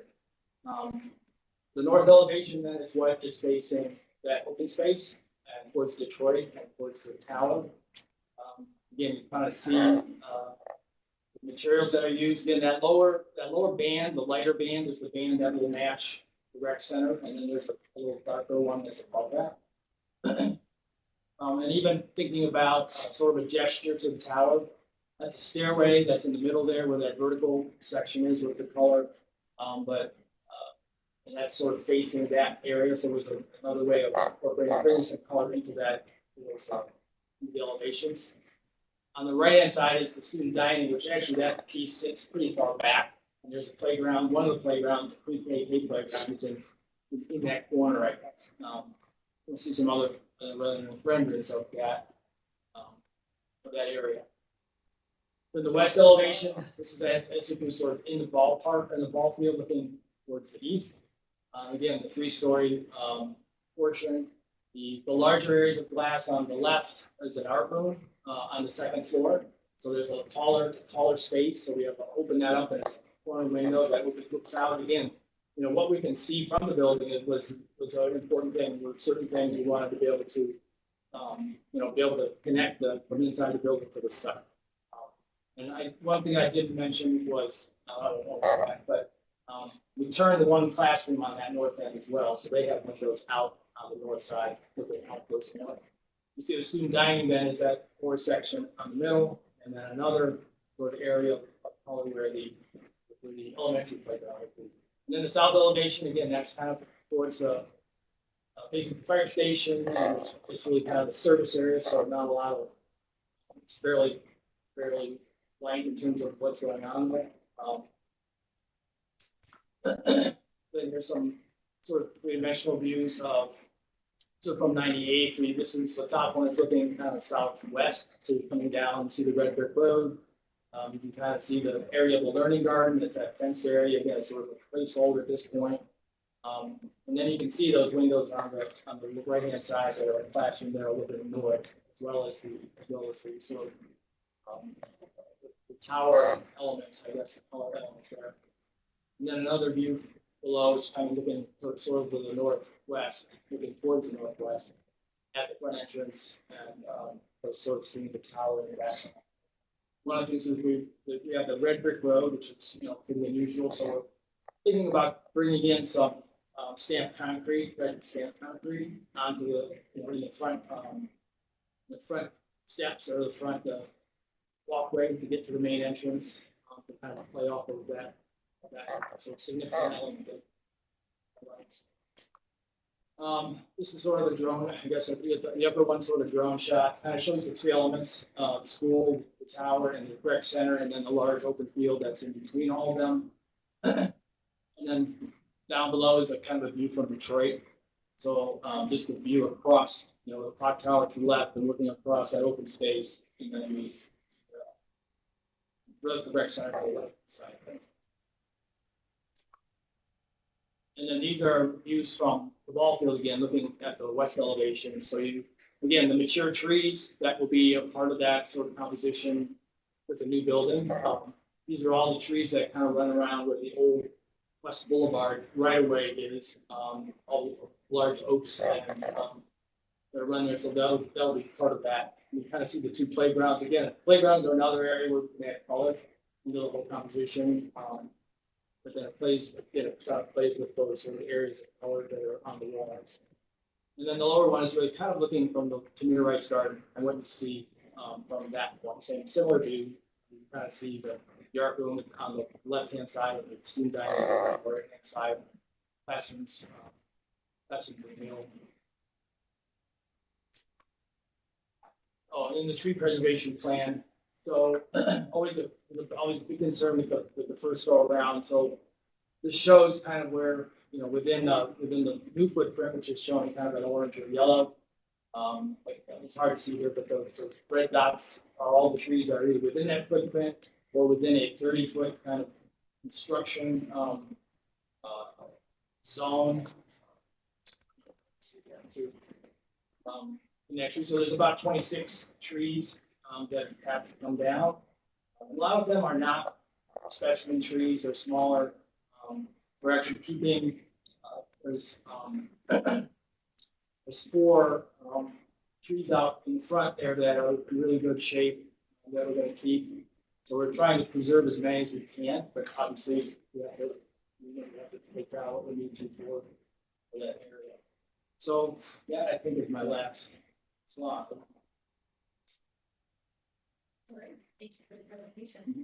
Then move on to design review advisory committee. Thank you, Madam Chair. So this project was reviewed by the Historic West Cleveland Design Review Advisory Committee twice. We had it go for just the kind of initial site plan on October 2nd, around the time that they were having community meetings as well, and then come back for a full schematic review on November 6th. And so the committee appreciated the location and massing and materiality for the proposed school. They wanted to make sure that there's views from the school out to the park that they have, and so wanted to see more maximized windows and visibility of the park area. And there was a lot of discussion about the glazed brick and kind of where, not necessarily where it is, but what it's going to be representing. Also some suggestions to possibly have a changeable mural opportunity, to have student involvement with the demographics of the school at the time, just to kind of have more of that inclusion. Also, preference for large shade trees preferred when they're planting the trees, and the timeline for the site improvements in conjunction with changes to the rec center property and city property as well. And so they're really appreciative. At the local meeting, we had Mr. Doolittle there to explain a bit about the process for what the park is planning, because that is the school property. Visually, it all seems the same. And so they're in support of what's proposed. They want to see, more details as it comes through, possibly wall section, exterior lighting, skylights could be incorporated. And they really love the bond materials that were chosen, or tranquil materials. And I forgot that all years from the district, we also the gym measures, is getting to work with the integrated this all because it's specific. Move on to public comment. Yes, so we did receive one letter of public comment from a neighbor that was not in favor of the glazed wall tile color scheme, and preferred the use of more organic materials for that natural setting of the school with the trees and the park, and did not find that the bright primary colors would work for the residents there. And also suggested a changeable mural or banners that currently are used, and possibly the inclusion of more windows.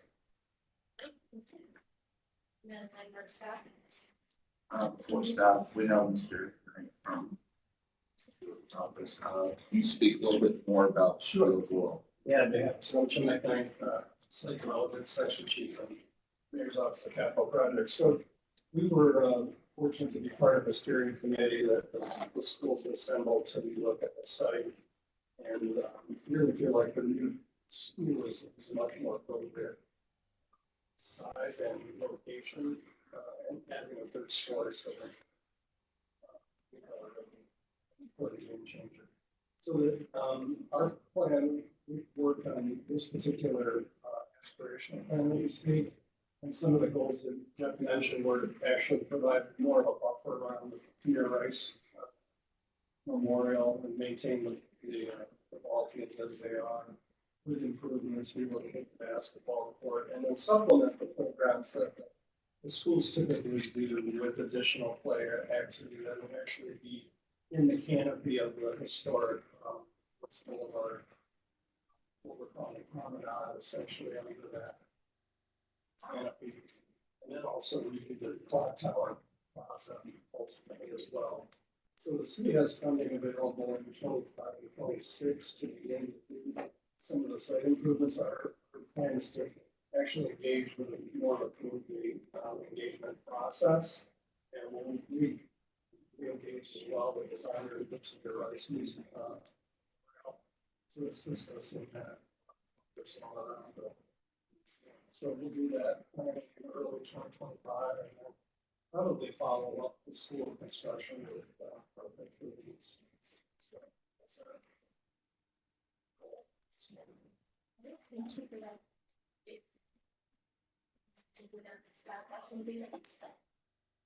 Madam Chair, as mentioned, building was constructed in 1971-72, which replaced Landon Elementary School. We did do a site visit. It was interesting to walk through with staff of the school to understand what their issues were and their challenges, and the lack of light in a lot of places, especially into the schoolroom or into the classrooms, as you can see here. There are some interesting elements in there of these study areas that could have brought in more light, and I think they really enjoy those little places.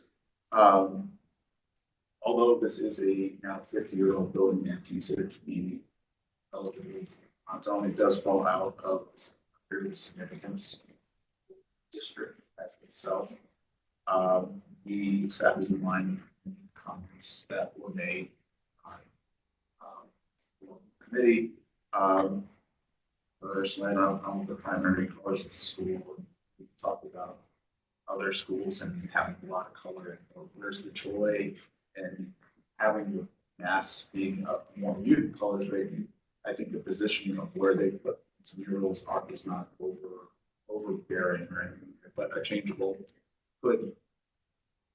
mural at least one of the places. Maybe it's that main mural, or does the school have a mascot or something like that that could go up somewhere? Something like that. So as demographics of the school changes, maybe those murals change in the future as well. But the placement of them. Thank you. Okay, then we'll open up the floor to the commission for questions and comments.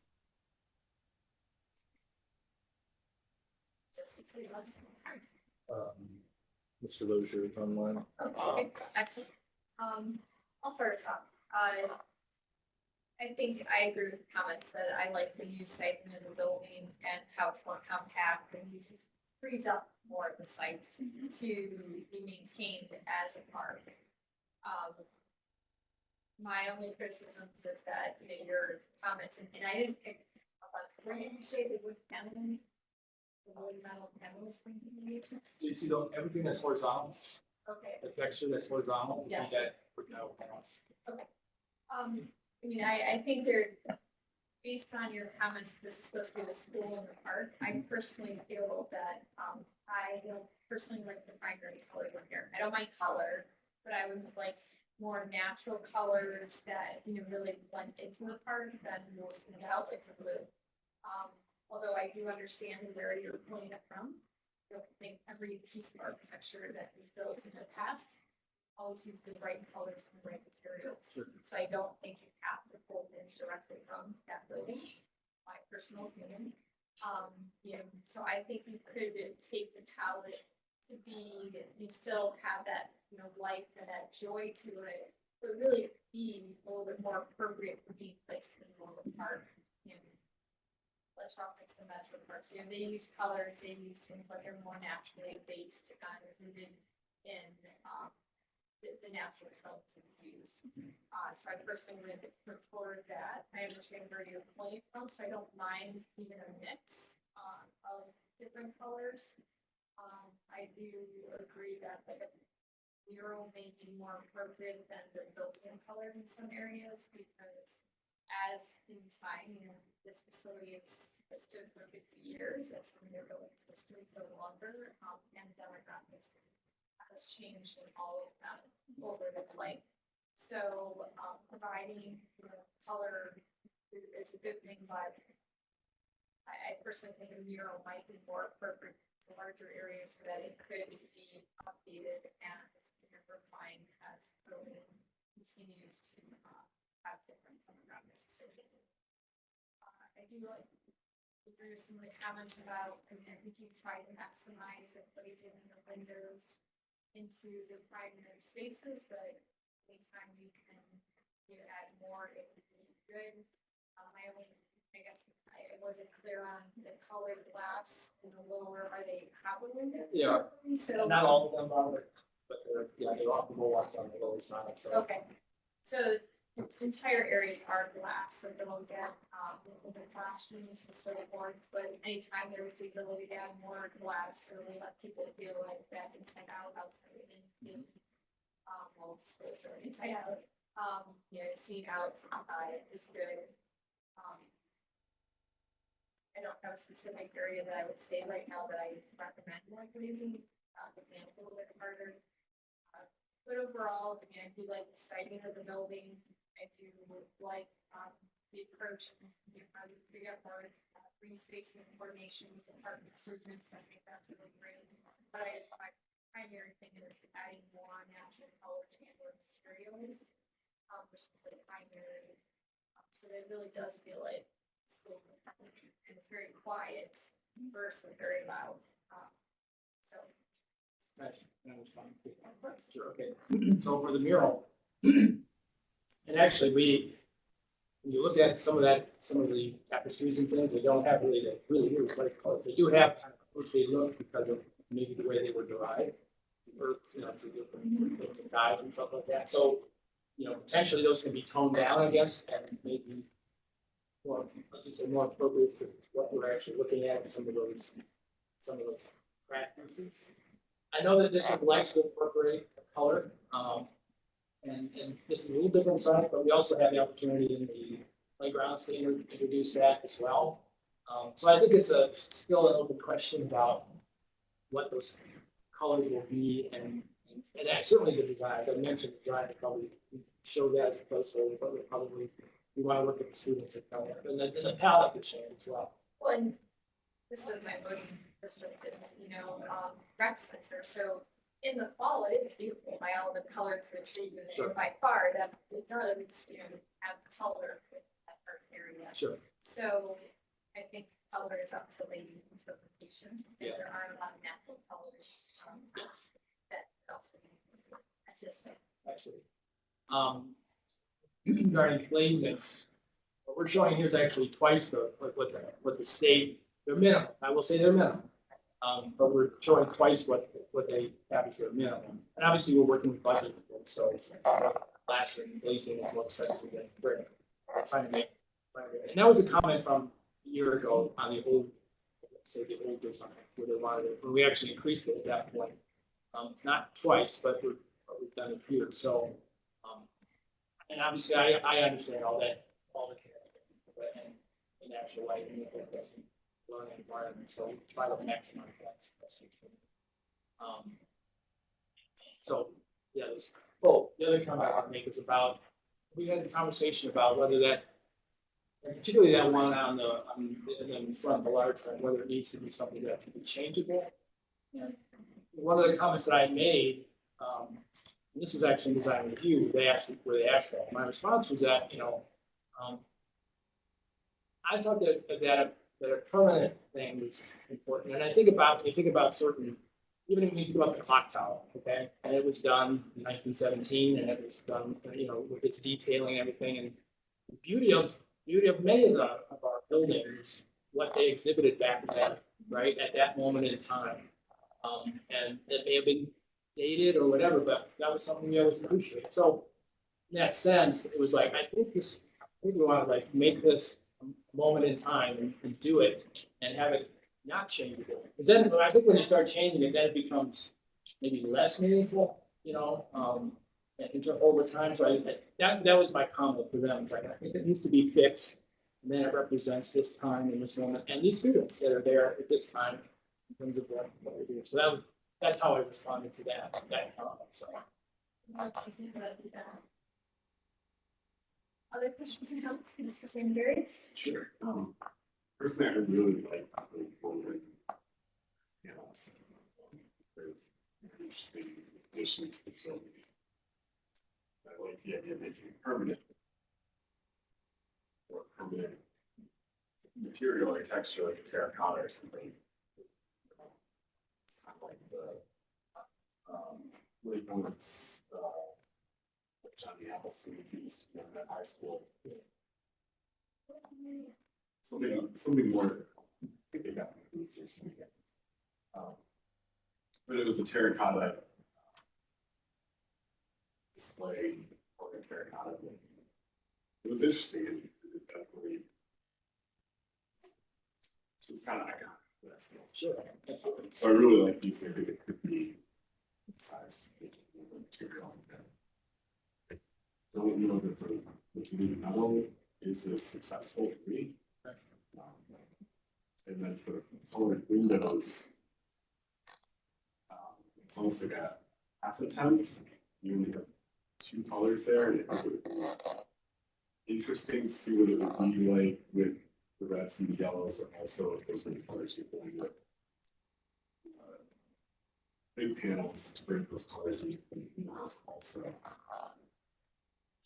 And I think it looks like you have. Yeah, we actually had not more color. We had more areas initially. Like some of the bigger panels were also colors, but it's more of there was a little bit in our steering committee and those places that they were kind of like reacted against that, I guess. And I don't know that people really see when you're inside a building and you're looking through colored glass, what it looks like. Because it doesn't look that different, but not like it might be on the outside, right? It's more transparent. In any case, so where was I going with that?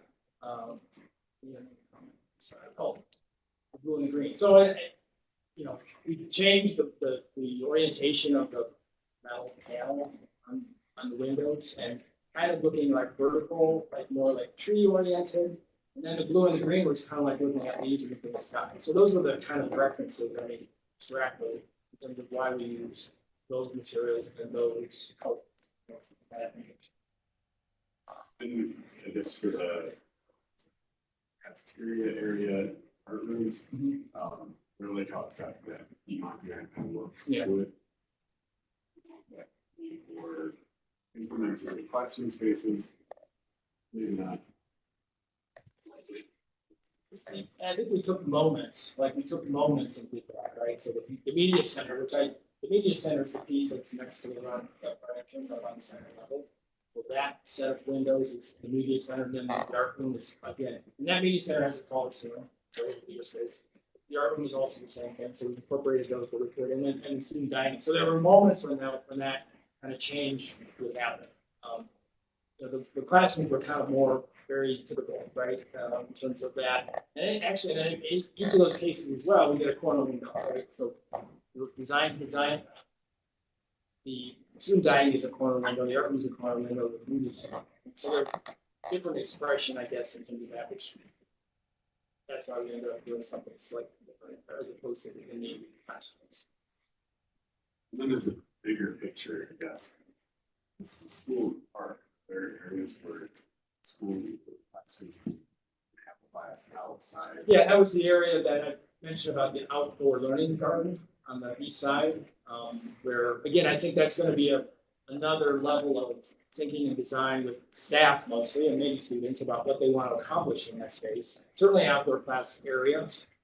They're also talking about putting gardens in, maybe, rainwater harvesting, composting, things like that. That would be incorporated within the design of that space. So absolutely, it would be an outdoor place where they could, students and teachers could bring class out. Some connectivity out there.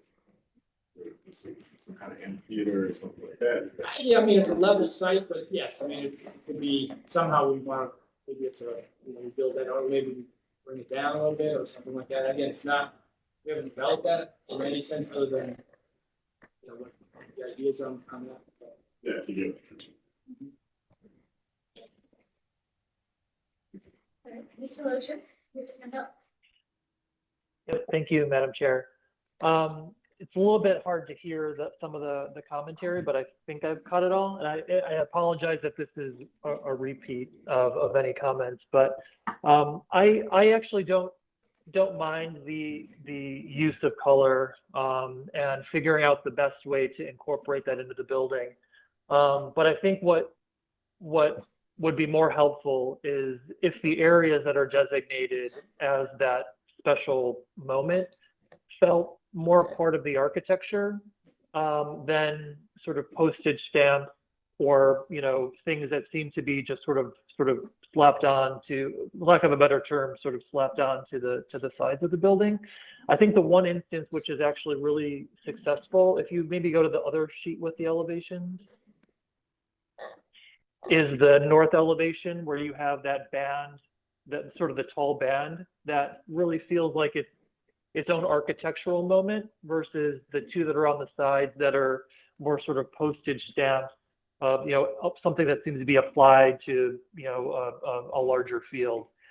So I think if there were ways to maybe have those elements feel more of the architecture, I think it would help with making the overall composition feel a little bit more successful. But I mean, I do really appreciate the simplified rest of the material palette. It feels very calm and something that will stand the long-term test of time. I think there is a number of examples in the city and elsewhere where the architecture and colors are trying to do too much. I think that this is actually a really nice overall composition, but figuring out how best to implement the color, I think still can be studied. But this overall, I think, is in a nice place. One last comment. Real quick. I agree with Mr. Lozier about the postage stamp. The incorporation would be better. I also agree with Madam Chair, that, more natural color palette, some more muted, a lot of the reference material, the crafts and the textiles that you showed, they were, I think, with vegetable dyes and natural dyes. Which should inform the color choices as opposed to wonderful. No, I get it. I guess what that was mentioned with this, that palette can be messed with. And I think when you look at some of those colors, they're not so bright like this, so they can be muted down. It's a question of how we accomplish that, but I agree. I only would comment with you, my personal preference is to bring some of that wood down into the areas that are adjacent to either the entry or the playground. These are kids that don't always have access to the natural materials, and although it is a metal panel, it does bring that form that masonry does, but in a different way. And it's so different than what is in that surrounding area. That I personally, I like that you've done it, you can say the cafeteria and the exterior is adjacent to the playground, but it's nice that you have lots of windows, but there's areas that where the kids can also. We also have to be careful because it's metal and it can be damaged, so we have to pay attention to that a little bit. But I understand that. It's at a tactile level, and that makes a lot of it makes sense. So, not seeing any other feedback from commission members. Do you feel like you received enough feedback from us to continue the development of your design? I think so. Although I will ask a question. When you say, and I think you mentioned it too about adding materials, I mean, the palette, the masonry palette is pretty muted. Obviously, the colors are colored. Is that what you're really reacting Yes, to? I'm referring to the bright colors. Yeah. Okay. The hues of the color that are used on the building, that, going towards more of a natural palette versus the primary palette. Yeah. Is what I was referring to. Right. No, I think I appreciate all the input. Well, then we look forward to seeing you back in the near future with the finalization of your design. Very good. Thank you very much. Thank you. That then concludes our certificates of, our concept and schematic plans. We do have additional certificate of reminding. This is returning from class from September 26th, related to our approval of stories versus approval of the upper floors. So we will then move on to that case, which is located in 2429 West Superior Viaduct, the bridge works and construction.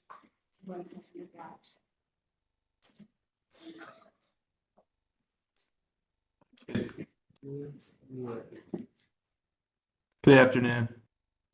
Good afternoon.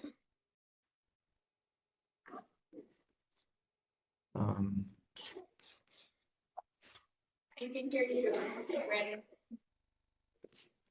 Looks like, is this I don't think was the first slide, but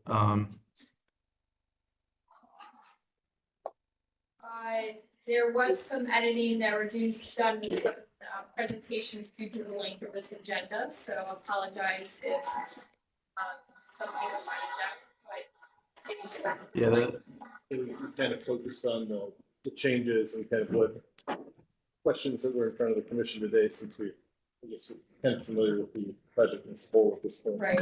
As mentioned with earlier applicants, since our agenda is so long, we ask you to focus on the areas that you've updated or changed. Versus needing to go through everything to decide recently. Absolutely. There's just overall of this overall facade that you may want to reference that was just before this slide, but everything else that's fine. Overall, we took the feedback, comments, questions, and concerns from the commission and integrated those changes into the package that you see today. One of the most strong differences, we went and adjusted the former white metal panel which was a client like, but have been able to shift it more into a warm gray that's almost like a taupe, this requisite gray custom color. So it wouldn't have as stark of a contrast and would kind of work warmly with a gray brick, and then also fit in a little bit more contextually. Outside of that, all the materials of the project that was previously presented were the same. If you want to go to the next slide.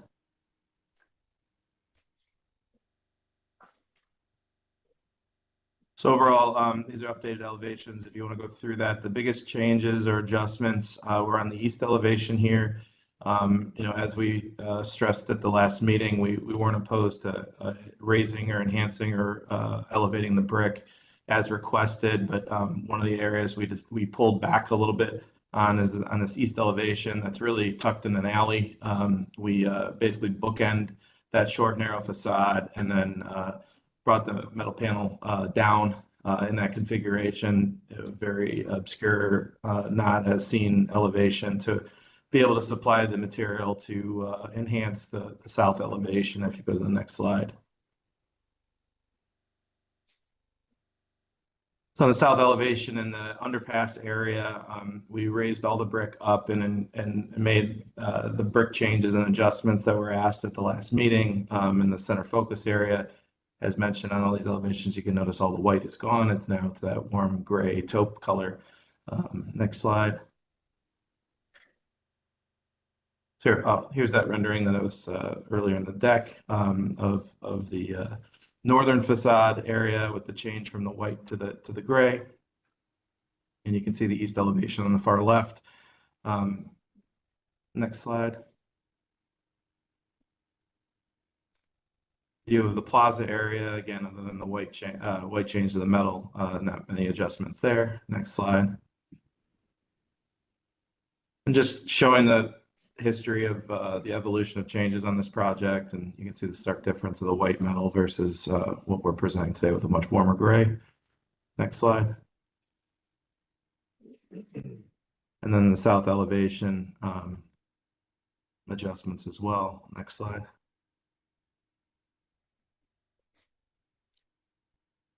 To the elevation as it stands today. So we raised the brick in that midsection up to the 7th floor ceiling or floor line, enhancing that facade, and again adjusting the white metal panel to the gray panel, and then over the box spot building, the adjacent building that exists today, and kind of between, we did borrow some of the brick over there to be able to afford the brick that's on that south elevation. Next slide. Some more zoomed in picture of that condition. Next slide. There was one rendering of the underpass. I think Ms. Trott had a comment about extending the hardscape through that underpass, so there wasn't an abrupt stop at the location, so a pedestrian felt that came through, that was included. So we did make that update, that the hardscape does, the design does pull through all the way to Superior Viaduct sides of the building. Those are the adjustments we made. Look forward to hearing feedback and having conversations. Thank you for that presentation. And move on to landmark staff recommendation. Thank you, Madam Chair. So this project was approved with conditions at the September 26th meeting. And so they have come back to resolve those conditions to get full approval. The motion was to approve the issuance of a certificate of appropriateness to allow the applicant to secure a permit for the site work and foundations up to the 2nd floor. And the applicant to return for approval of the remaining facade of the structure, the requirement to extend the decorative pavers to the north building line. During the discussion on the 26th, which was a 45-minute discussion on the proposed new construction, they provided the commission members provided suggestions, comments for the study of proportions, colors, depth, or relief of materials, corners, and connection of harmony between materials and elevations. Just kind of give you guys a abbreviated summary of that last meeting. So we'll open up the floor to commission for questions and comments. Who'd like to start us off? Let's go. You might see the after you might see the presentation. Ms. Anderson. Oh, Oh, well, I thought you could get them, sorry. Force it.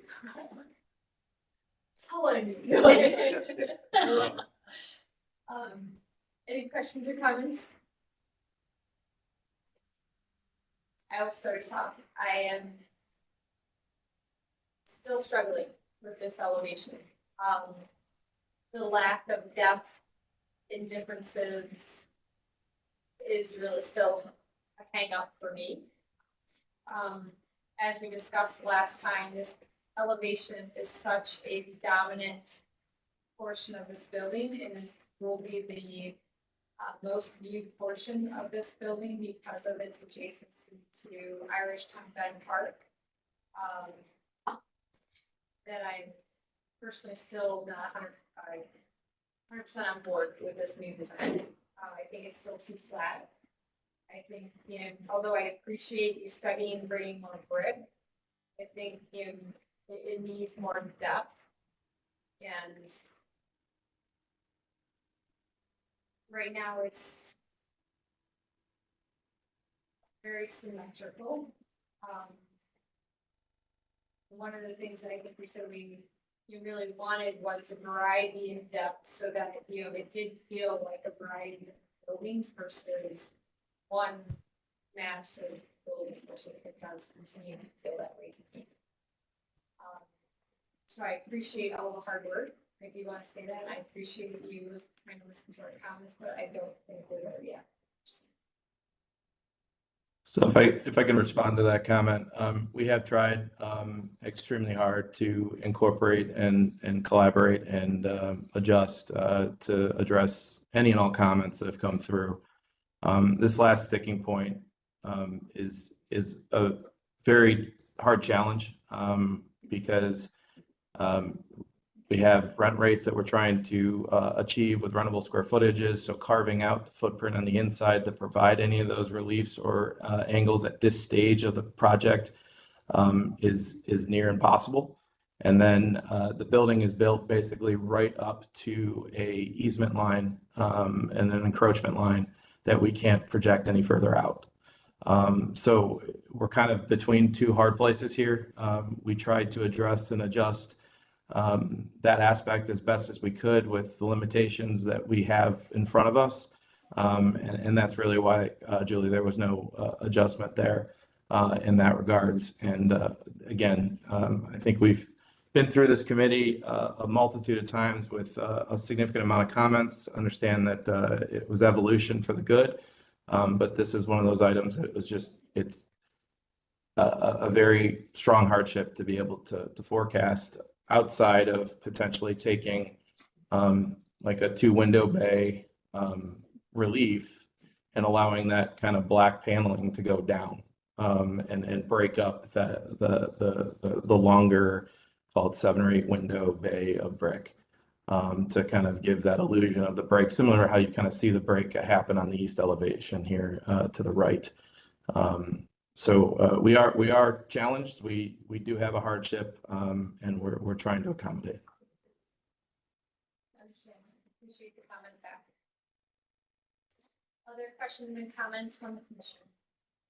Ms. Anderson. I have a comment. Thank you, Madam Chair. I'm largely in agreement with you. You were able to express what I understand. With respect to the easement issue, would the bays or bump outs above the grade, would that be a possibility? No, we double checked with legal. We double checked with the requirements. It's actually an easement with by the state for the bridge itself, and so we can't abut or encroach or even take air rights over that aspect. All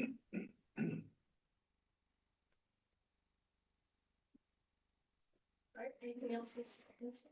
I think for now, that's all. Okay, thank you, Mr. Sanders.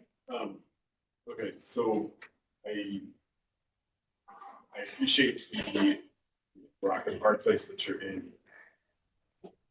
And plane of that facade. But it still feels like one box of parapet as well. Is there any way that can undulate more? Get rid of that? Mike, sorry, I couldn't hear that. Before the undulate, what did you say? Is there any way the facade can, move a little bit more up and down? You have a really thick black line coping, frames the entire building.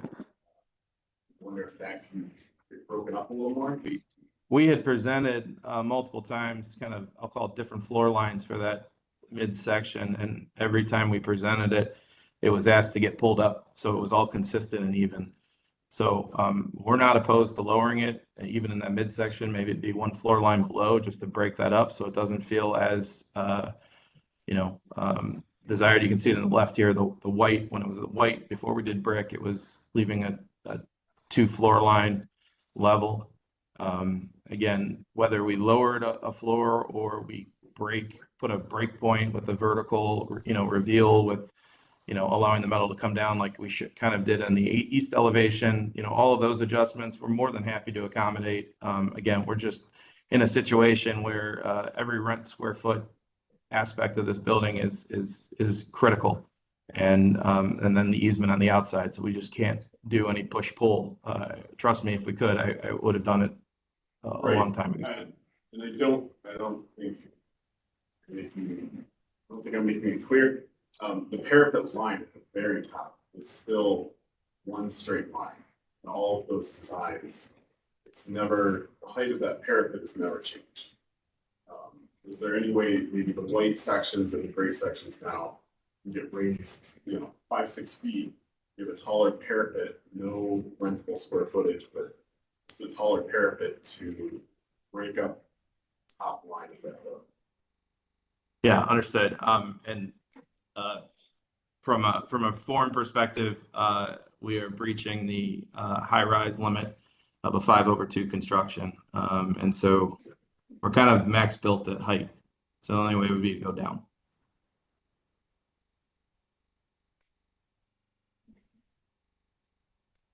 Well, then I think at the very minimum, I would change the coping on the gray panels to the gray. Instead of having one solid line. Okay.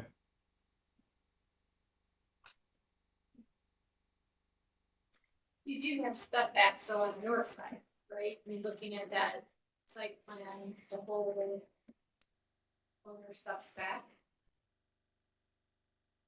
Is that correct? Do you have a roof, do you have a roof deck or something on that north side? Yep, we have 2 different tiered roof decks on the north side. We have one on the 3rd floor and then one on the 7th floor.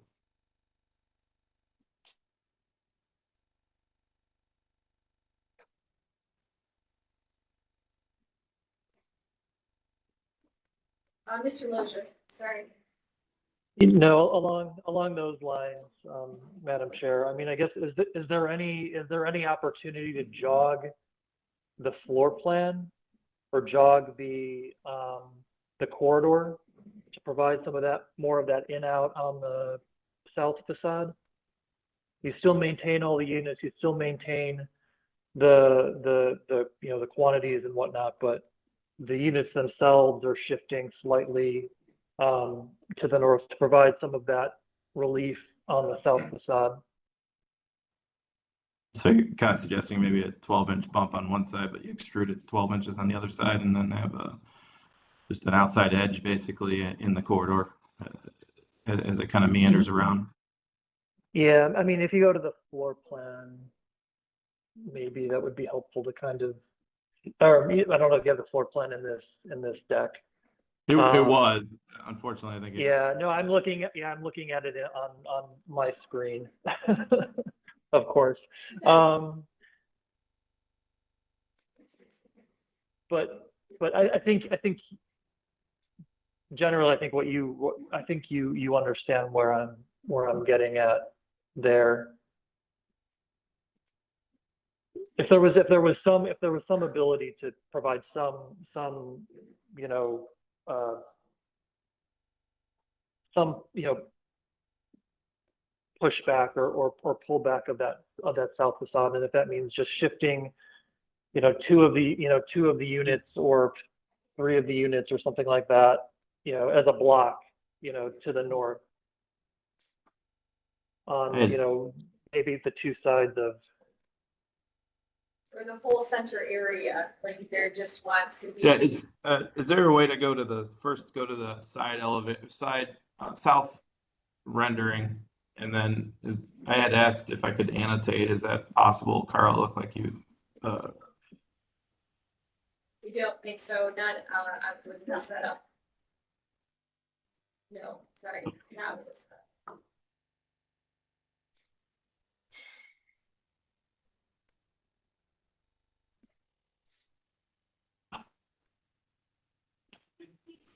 But to answer your question, Chris, if we took maybe four window bays or two units stacked side by side, and took an extrusion from the north side and south side and pulled it forward, call it a foot.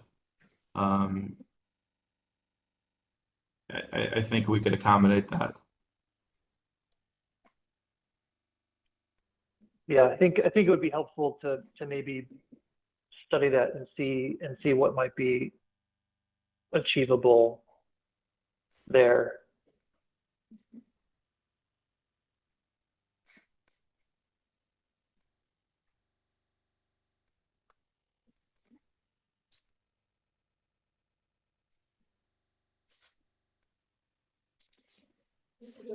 Sorry for the big screen. Thank you, Madam Chair.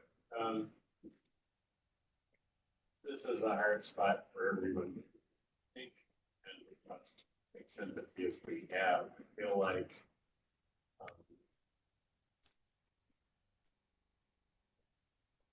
given the overall approach of thinking of the building as a collection of building-esque pieces, well, I think when we look at the way the level of articulation at the north has an enormous amount of depth and variation.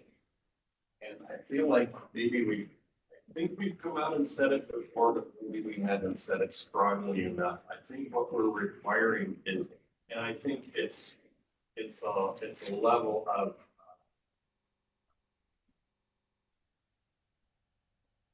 kudos for what you have achieved vis-a-vis the street on the north. I can have all the qualms in the world with how that is fenestrated, but I can say that massing genuinely feels like it has variety and depth and a certain kind of urbanity that feels really appropriate from a massing perspective.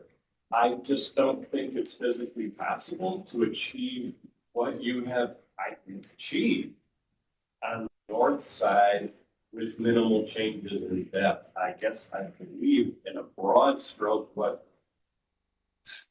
I suggest, and I want to speak to the rest of my fellow committee members, but what I'm extracting out of a lot of the comments, not only that we are making this time, but today, it's as if you want the building to be more of an eye. Now, it doesn't have to be an eye in the middle. If you take that middle chunk and shift it north and create, I think, I'm understanding Madam Chair's comment, there's something about what the device you use there. And I know this can impact interior circulation, but I'm hoping that there's some flexibility there without losing unit numbers, experts, but know how hard these problems are. We work on something that really wants to be simpler. But it's ideally picture that shifting back, and I think that's essentially what we're asking to assess the feasibility of, is to give it real architectural depth the way you have on the north. And obviously, Landmark's fellow commission members, correct me if I'm wrong, but I feel that's a bit of the request we're dancing around, is that you will not achieve the kind of massing you have on the north with just changes in material on the south.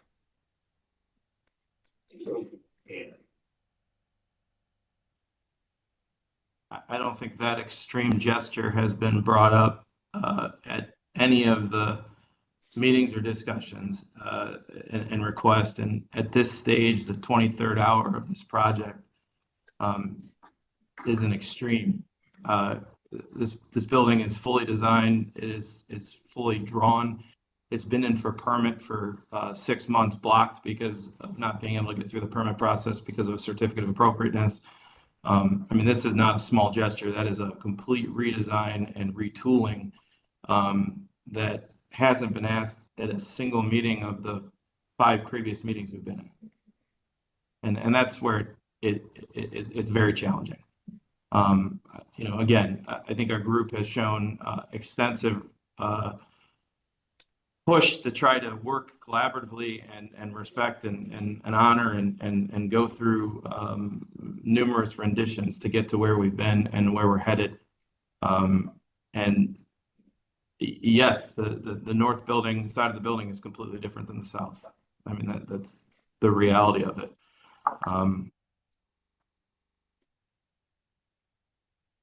But it's just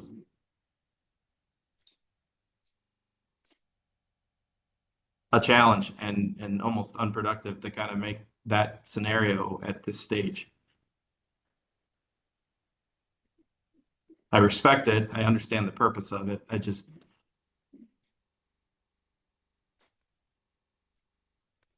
Well, I think we're all we've been trying to work within the parameters, but you know, to uphold what we have to related to the design.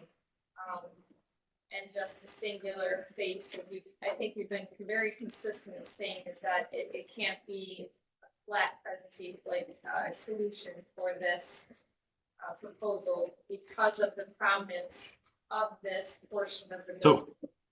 The one thing I do want to emphasize that the view of this, when you're at Irishtown Bend Park, you see about a 1.5 to 2 floors of this building because of the elevation change and the bridge obstruction from that.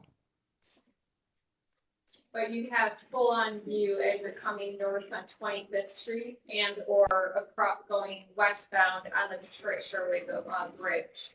So I do understand and appreciate that feedback, but I do think this is a very prominent building and will be part of many future cityscape photos based on what is already produced from that location. Which is often you know, kudos for the site selection, but it does put all eyes on this elevation. I think we've been very consistent with saying that, you know, we need a little bit more depth to this. It needs to be broken up. And it can't be a flat solution with just materials applied.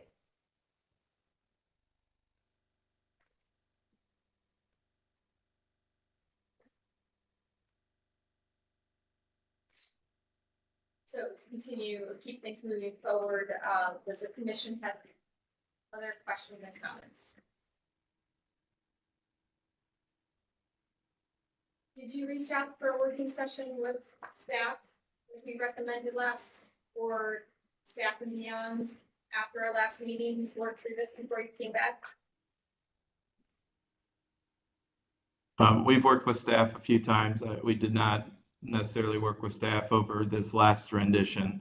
I thought we were pretty clear on what needed to happen outside of this projection change. I guess I would ask, just so I can be very clear in understanding, I think what Mr. Lozier is presenting is something that can be accommodated, studied, and adjusted. But the extreme gesture is impossible at this point. So I guess I'd like to understand before we go circle again and come back for a 7th time for this meeting and have to be last on the agenda again.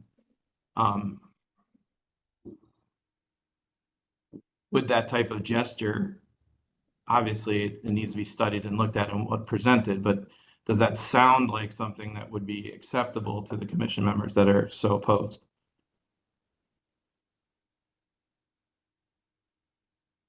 I can only speak for myself, and I'll let everyone else speak for their opinion, is that I think that would be the step in the direction that we need to get to for a compromise. Knowing that we can't be at this point, I understand your feedback and, that is fairly extreme to push everything in more than we need. But I think that solution, along with marrying up materials with that, so that they feel like compositions versus applications of materials, would be the step in the right direction for me. But I think we need to marry those things up so that, like Mr. Sandberry mentioned, with the parapet heights in up and down or in stepping back the materials, so that everything is not just so monolithic. And Understood. And I mean, at least we're now to a point where we're dealing with landmarks. We're not dealing with design review and landmarks, because that was one of the comments and conditions, was the parapets to be and cornice lines and coping lines to be aligned, top and bottom, midpoint, what, et cetera. So I have no issues addressing what Mr. Sandberry and Julie, I think, as you've stated, we are more than open to study that gesture. I just, again, don't want to come back again, waste the commission's time and others to, hit another standstill. And I think the offer still stands that you're talking to 4 architects right now of 5 people, on the commission. So, that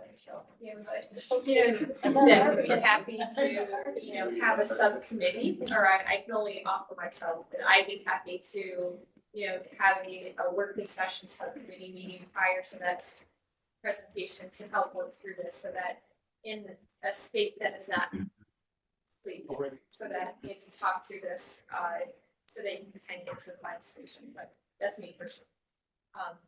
Other people's feedback on Mr. Klein's question about the push of a footer to that. I would say I would encourage you to look more than just 2 rooms, like if it was a portion, so it felt like a building. Right now, the corner feels like, a too big, it feels too skinny. Can we go to, I apologize for interrupting, but Carl, could we go to the current, not the.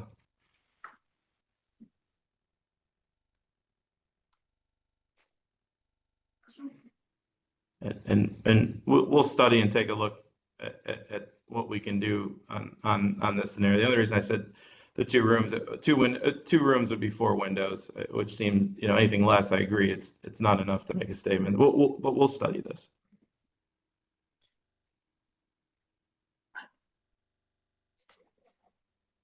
Feedback from any other commission members?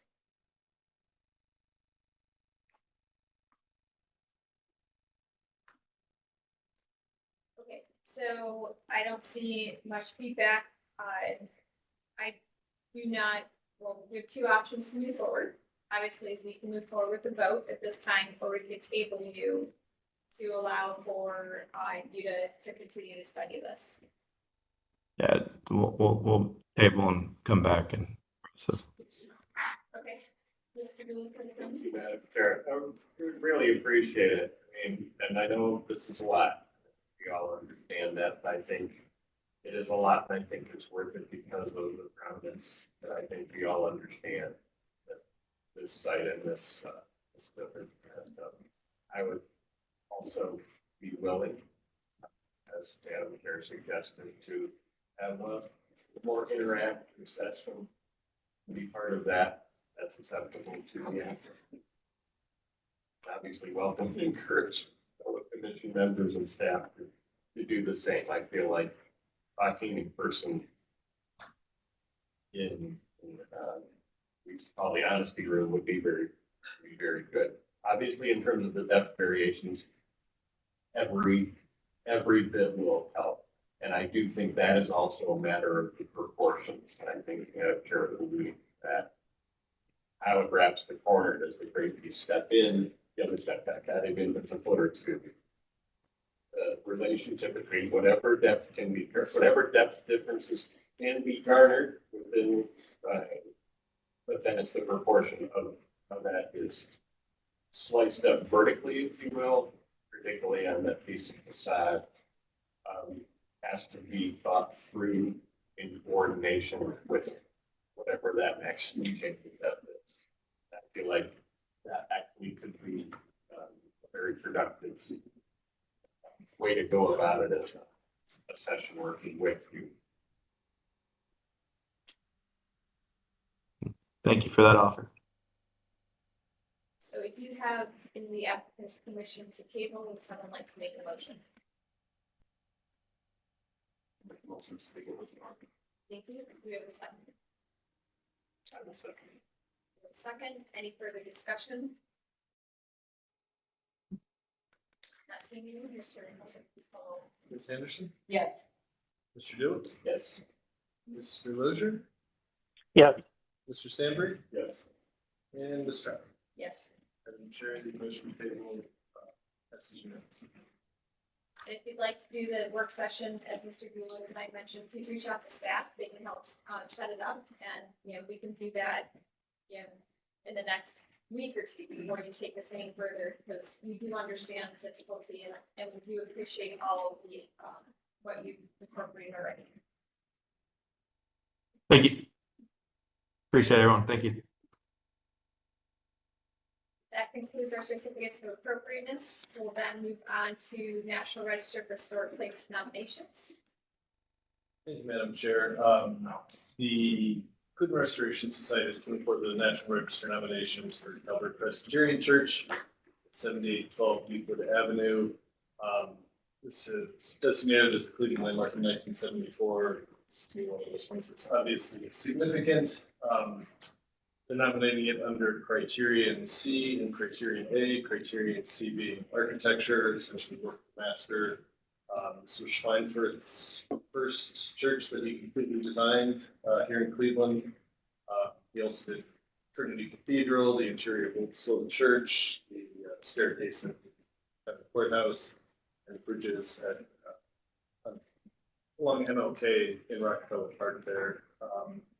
The main sanctuary has stained glass windows by Lafarge Studio and Tiffany Studio, and the light fixtures are believed to be from the Tiffany Studio as well. That's not. I don't think they've been proved that yet.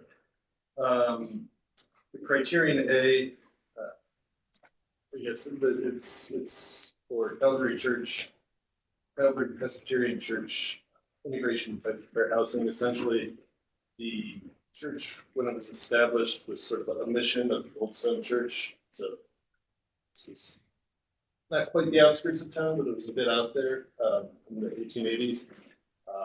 Euclid Avenue was Millionaires Row, so it had a very well-to-do white population when it was built. And then as times changed and a lot of the other churches and synagogues moved further east out to the Heights, this congregation made the decision to stay, to integrate, really push for school integration, those kinds of social issues. So I can go into a lot more detail, but I feel like it's been a long meeting. So if everyone is convinced that that's enough, I'd be happy to hear a motion to support the nomination.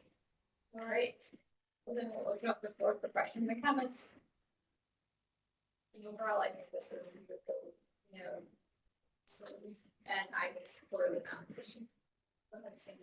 I am also in support of the nomination, and I happen to live near Schweinfurt, the sign office. So, he's good. He lives up to the height. Other questions and comments?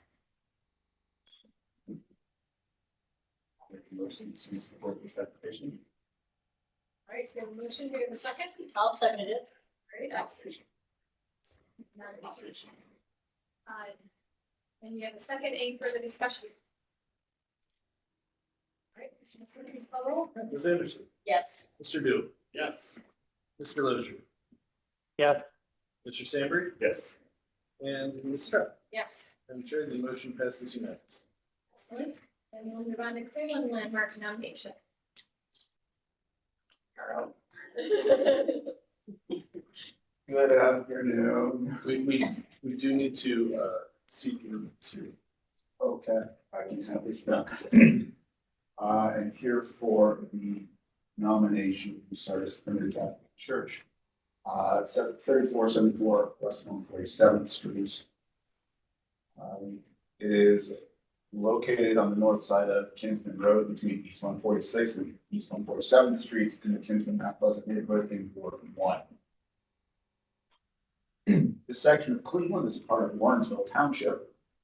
This was a part of the property owned by Mary Roy, which stretched from Kinsman Road to the north side of present-day Millerton Road between East 146 and 147th, 25.5 acres. And by 1898, the first portion of land in this area was subdivided across the street from her property on Elmira Road, later became East 147th Street. In 1905, there was a desire to incorporate a neighborhood called Eastview Village, and it appears first in a vote either failed or was postponed, and as a second vote was proposed to include original lots 41, 45, 51 through 55 inclusive, and parts of 46 and 56. The village was incorporated, and by 1910, a proposal for a new four-room schoolhouse had been issued. Soon after, in 1911, the village asked to secede from Warrensville Township on its own township. A primary factor was to escape township road taxation assessment. Warrensville Township bought the idea as their town hall and cemetery were located in the proposed boundaries. And that cemetery reference is right in front of the Hymens on the road. Right, just another thing. Development demand in that area was increasing as the Van Swartens were creating Shaker Heights Village, which was incorporated in 1912. And in 1913, the city of Cleveland annexed Newburgh City and a small part of Eastview Village. 1917 saw portions of Eastview Village and Warrensville Township annexed by Cleveland up to East 156th Street, including the property we are discussing today. And you can see that marked in red. The Kinsman Mount Pleasant area appealed to many Jewish families as early as 1916. By 1925, about 30% of Cleveland's Jewish population lived in this area. This neighborhood was a more ethnically mixed area. It was newer and working class. While other Jewish neighborhoods like Glenville had larger and more architecturally elaborate buildings, this area did not have anything to compare with that. The Kinsman Jewish Center, as well as other Orthodox synagogues, Jewish Carpenters Hall, the main branch of the Workmen's Circle, Socialist Farben Center, and the Council Educational Alliance's central facility were examples of the Jewish life here. The Kinsman Jewish Center congregation was incorporated in 1930 after the merger of two separate congregations.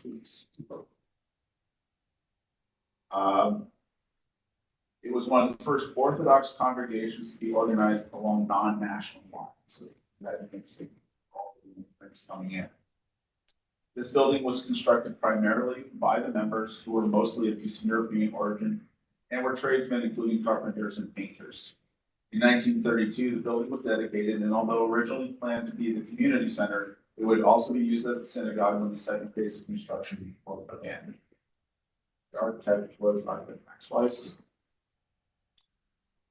He was a native of New Haven, Connecticut, and relocated to Cleveland about 1910. He specialized in residential and commercial structures. His brother Samuel was also an architect, and between them they have over 100 buildings that we have currently attributed to them that they designed in the greater Cleveland area.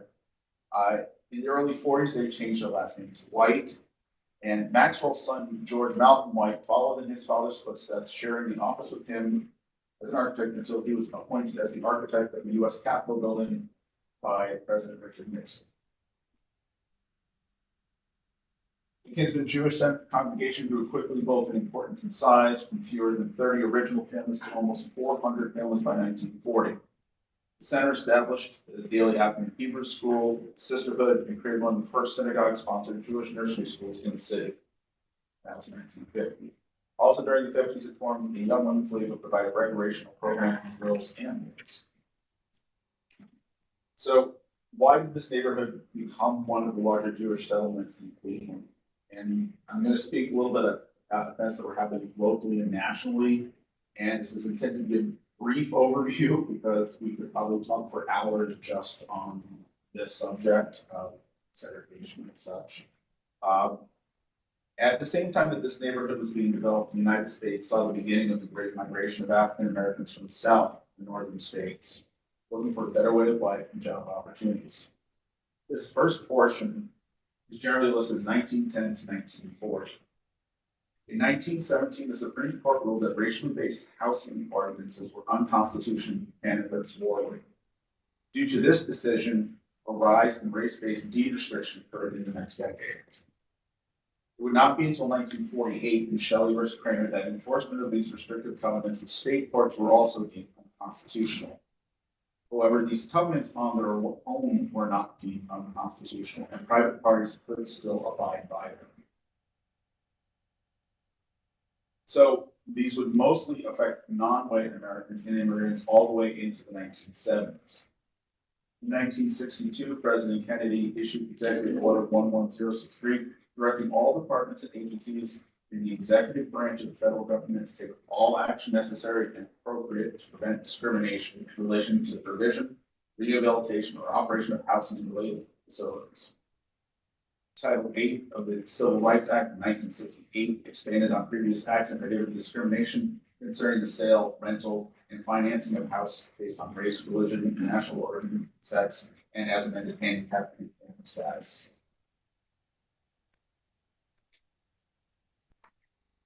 During the development of Shaker Heights and other neighborhoods, early deed covenants, including setbacks, minimum amount spent on the house, no barns, etc., appeared in these deeds.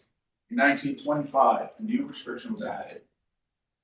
While not overtly discriminatory, it allowed the company to control who would live in the neighborhoods by requiring written consent of the company for all sales of property. If consent was not given, buyers could submit a waiver for consideration, which required the signatures of a majority of owners of adjacent lots for approval. Up to 21 potential lots. Then Swearingen Company went into bankruptcy with many unsold lots. Events in Shaker Heights in 1953 would eventually lead to the removal of the language that would require neighbor consent. When this happened, it allowed for the mass purchase of land by the Jewish community, enabling to move further east.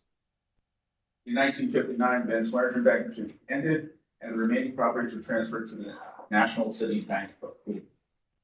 1959 is also an important year because this is the year that Kinsman Road from the Shaker Heights border out east changed its name to Sugar Boulevard.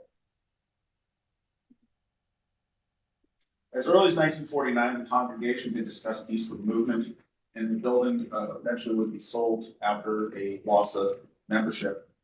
There was a split. They had to move on. And they temporarily worshiped elsewhere before merging with two other congregations. The building was sold to New Sardis Permanent Baptist Church in 1948. There were some challenges in researching the founder of New Sardis. While trying to look up, I found did not find any information on him prior to 1906, and then his last name had about 8 different variant spellings through various resources. So putting all this together was interesting. However, Abraham Bristol was born in Alabama, was in Chattanooga, Tennessee by 1906. He was employed at a local factory and lived in Bushtown with a good black neighborhood. In 1914, he was listed as the pastor of New Sardis Primitive Baptist Church in the local city directory. This was the first listing of this church in this area, though, although not the first of this denomination. His name did not appear with the church in subsequent directories, and in 1917, he relocated to Cleveland. And then, although the 1920 census noted that his occupation was pastor, the church did not appear in the directories until 1922. So I was able to track movements of the church and pastor during using the directories through all this time. And then in 1936, Pastor Bristol died. During the Great Depression, there was quite a bit of movement, instability in looking at where they were going to, and then one source noted that membership was down to single digits. The era of growth came upon the right of Reverend A.J.W. Warren, He moved to Cleveland from Alabama in 1935 and became pastor of the church in 1940. 1940 is also associated with the beginning of the Second Great Migration. Many of the new members arriving from the South were also from Alabama, and this migration continued until about the mid 1960s.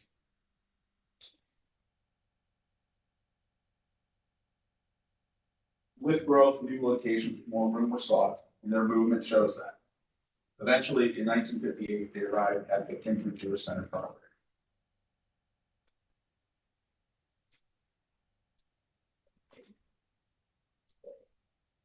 The new location also included the service center at the corner and the house next door. This is within a month of them arriving at the location.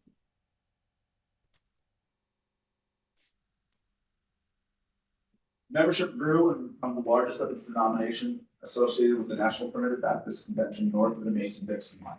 Distinction this congregation still holds today. While there was a drop in membership after Warren's untimely passing in 1967, the church had a resurgence in the 1990s to about 600 to 700 members.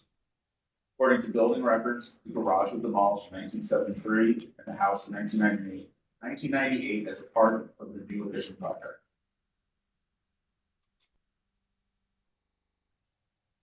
The addition was designed by both architects William and James Whitley. They were established in 1963 and they were later joined by their sister Joyce.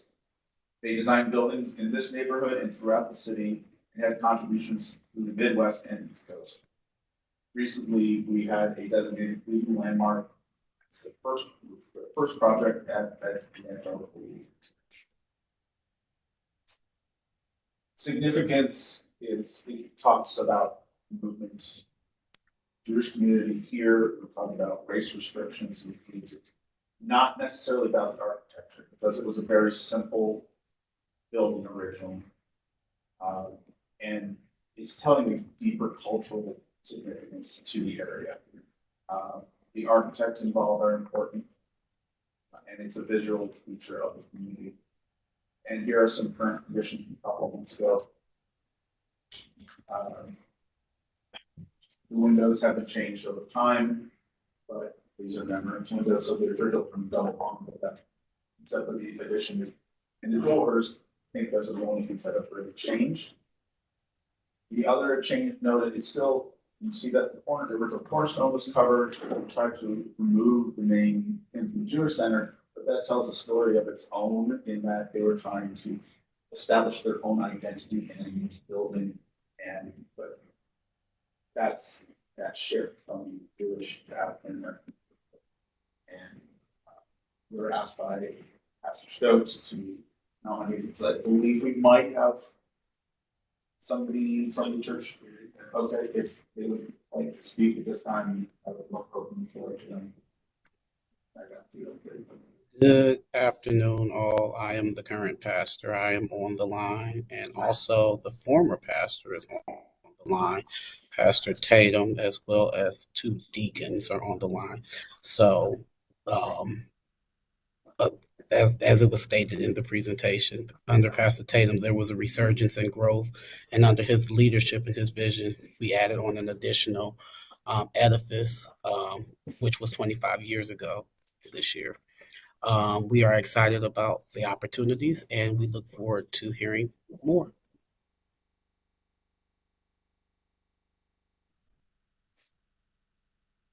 Thank you.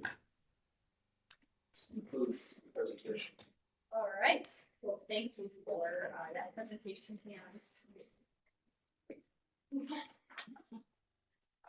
We'll open up the floor to the commission for questions and comments. I think you stated it well, Carl, that it's not always about the building, but it's the history behind the building, and it's amazing history that I would not have been aware of without the great research. So I appreciate research and understanding not only the education on this facility, and I'm in support of the knowledge. Other questions and comments?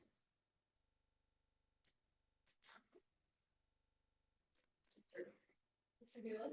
Thank you to the pastors and elders and everyone involved with making this happen, thank you for the research. Just want to say it's great to learn about this, and Cleveland is full of these kind of stories, and if we can preserve what building, regardless of its perceived architectural heritage, I just think this discusses the importance of our cultural heritage and how we're still living the history of everything that happened with this building and with the people that have known and love this building. So really in support of this. This is great. Thank you to all who made it, gotten it for us. Thank you, Mr. Hewlett. Other questions or comments? Someone like to make a motion? Mr. Hewlett? Yes, I'd like to make the motion to, what is it, to support? I'd like to make the motion to nominate this as a Cleveland landmark. So we have a motion to nominate. Do we have a second? Second. Thank you, Mr. Stanberry. Any further discussion? Mr. Johnson, please follow. Ms. Anderson? Yes. Mr. Hewlett? Yes. Mr. Lozier? Yes. Mr. Sandberg? Yes. And Ms. Trevor? Yes. I'm sure the motion passes unanimously. Congratulations. The building has been nominated, and we look forward to seeing it continue on with the process. We will be in touch. Excellent. So that concludes our nominations, administrative reports. Brief, just again, wanted to note that we have Rachel Pierce, who joined us earlier this week as our new staff member, so we're very excited to have a staff of 4, continuing the era of having all professional historic preservation, 3 professionals in the office, which it's the first time it's happened. And there's staff history, so it's just exciting and looking forward to the opportunities that we can all accomplish in the next upcoming years. We only have 1 meeting left in 2024. That's the 12th. And Chairwoman and I will be going before council the morning of the 19th to the operations hearings, basically telling them what we've been up to and speak to their concerns. And then last week, this was just 2 weeks ago, Mr. Brunges and I attended the National Trust Account Conference down in New Orleans. We'll tell you more about that maybe in December, sometime when we have a much shorter agenda. All right, that sounds great. Not today. We look forward all to I that future date. Excellent. All right, well then, I think that concludes our meeting today, and we are adjourned. Thank you, everyone. We'll see you in 4 weeks. Have a great day. Happy Thanksgiving. Happy Thanksgiving.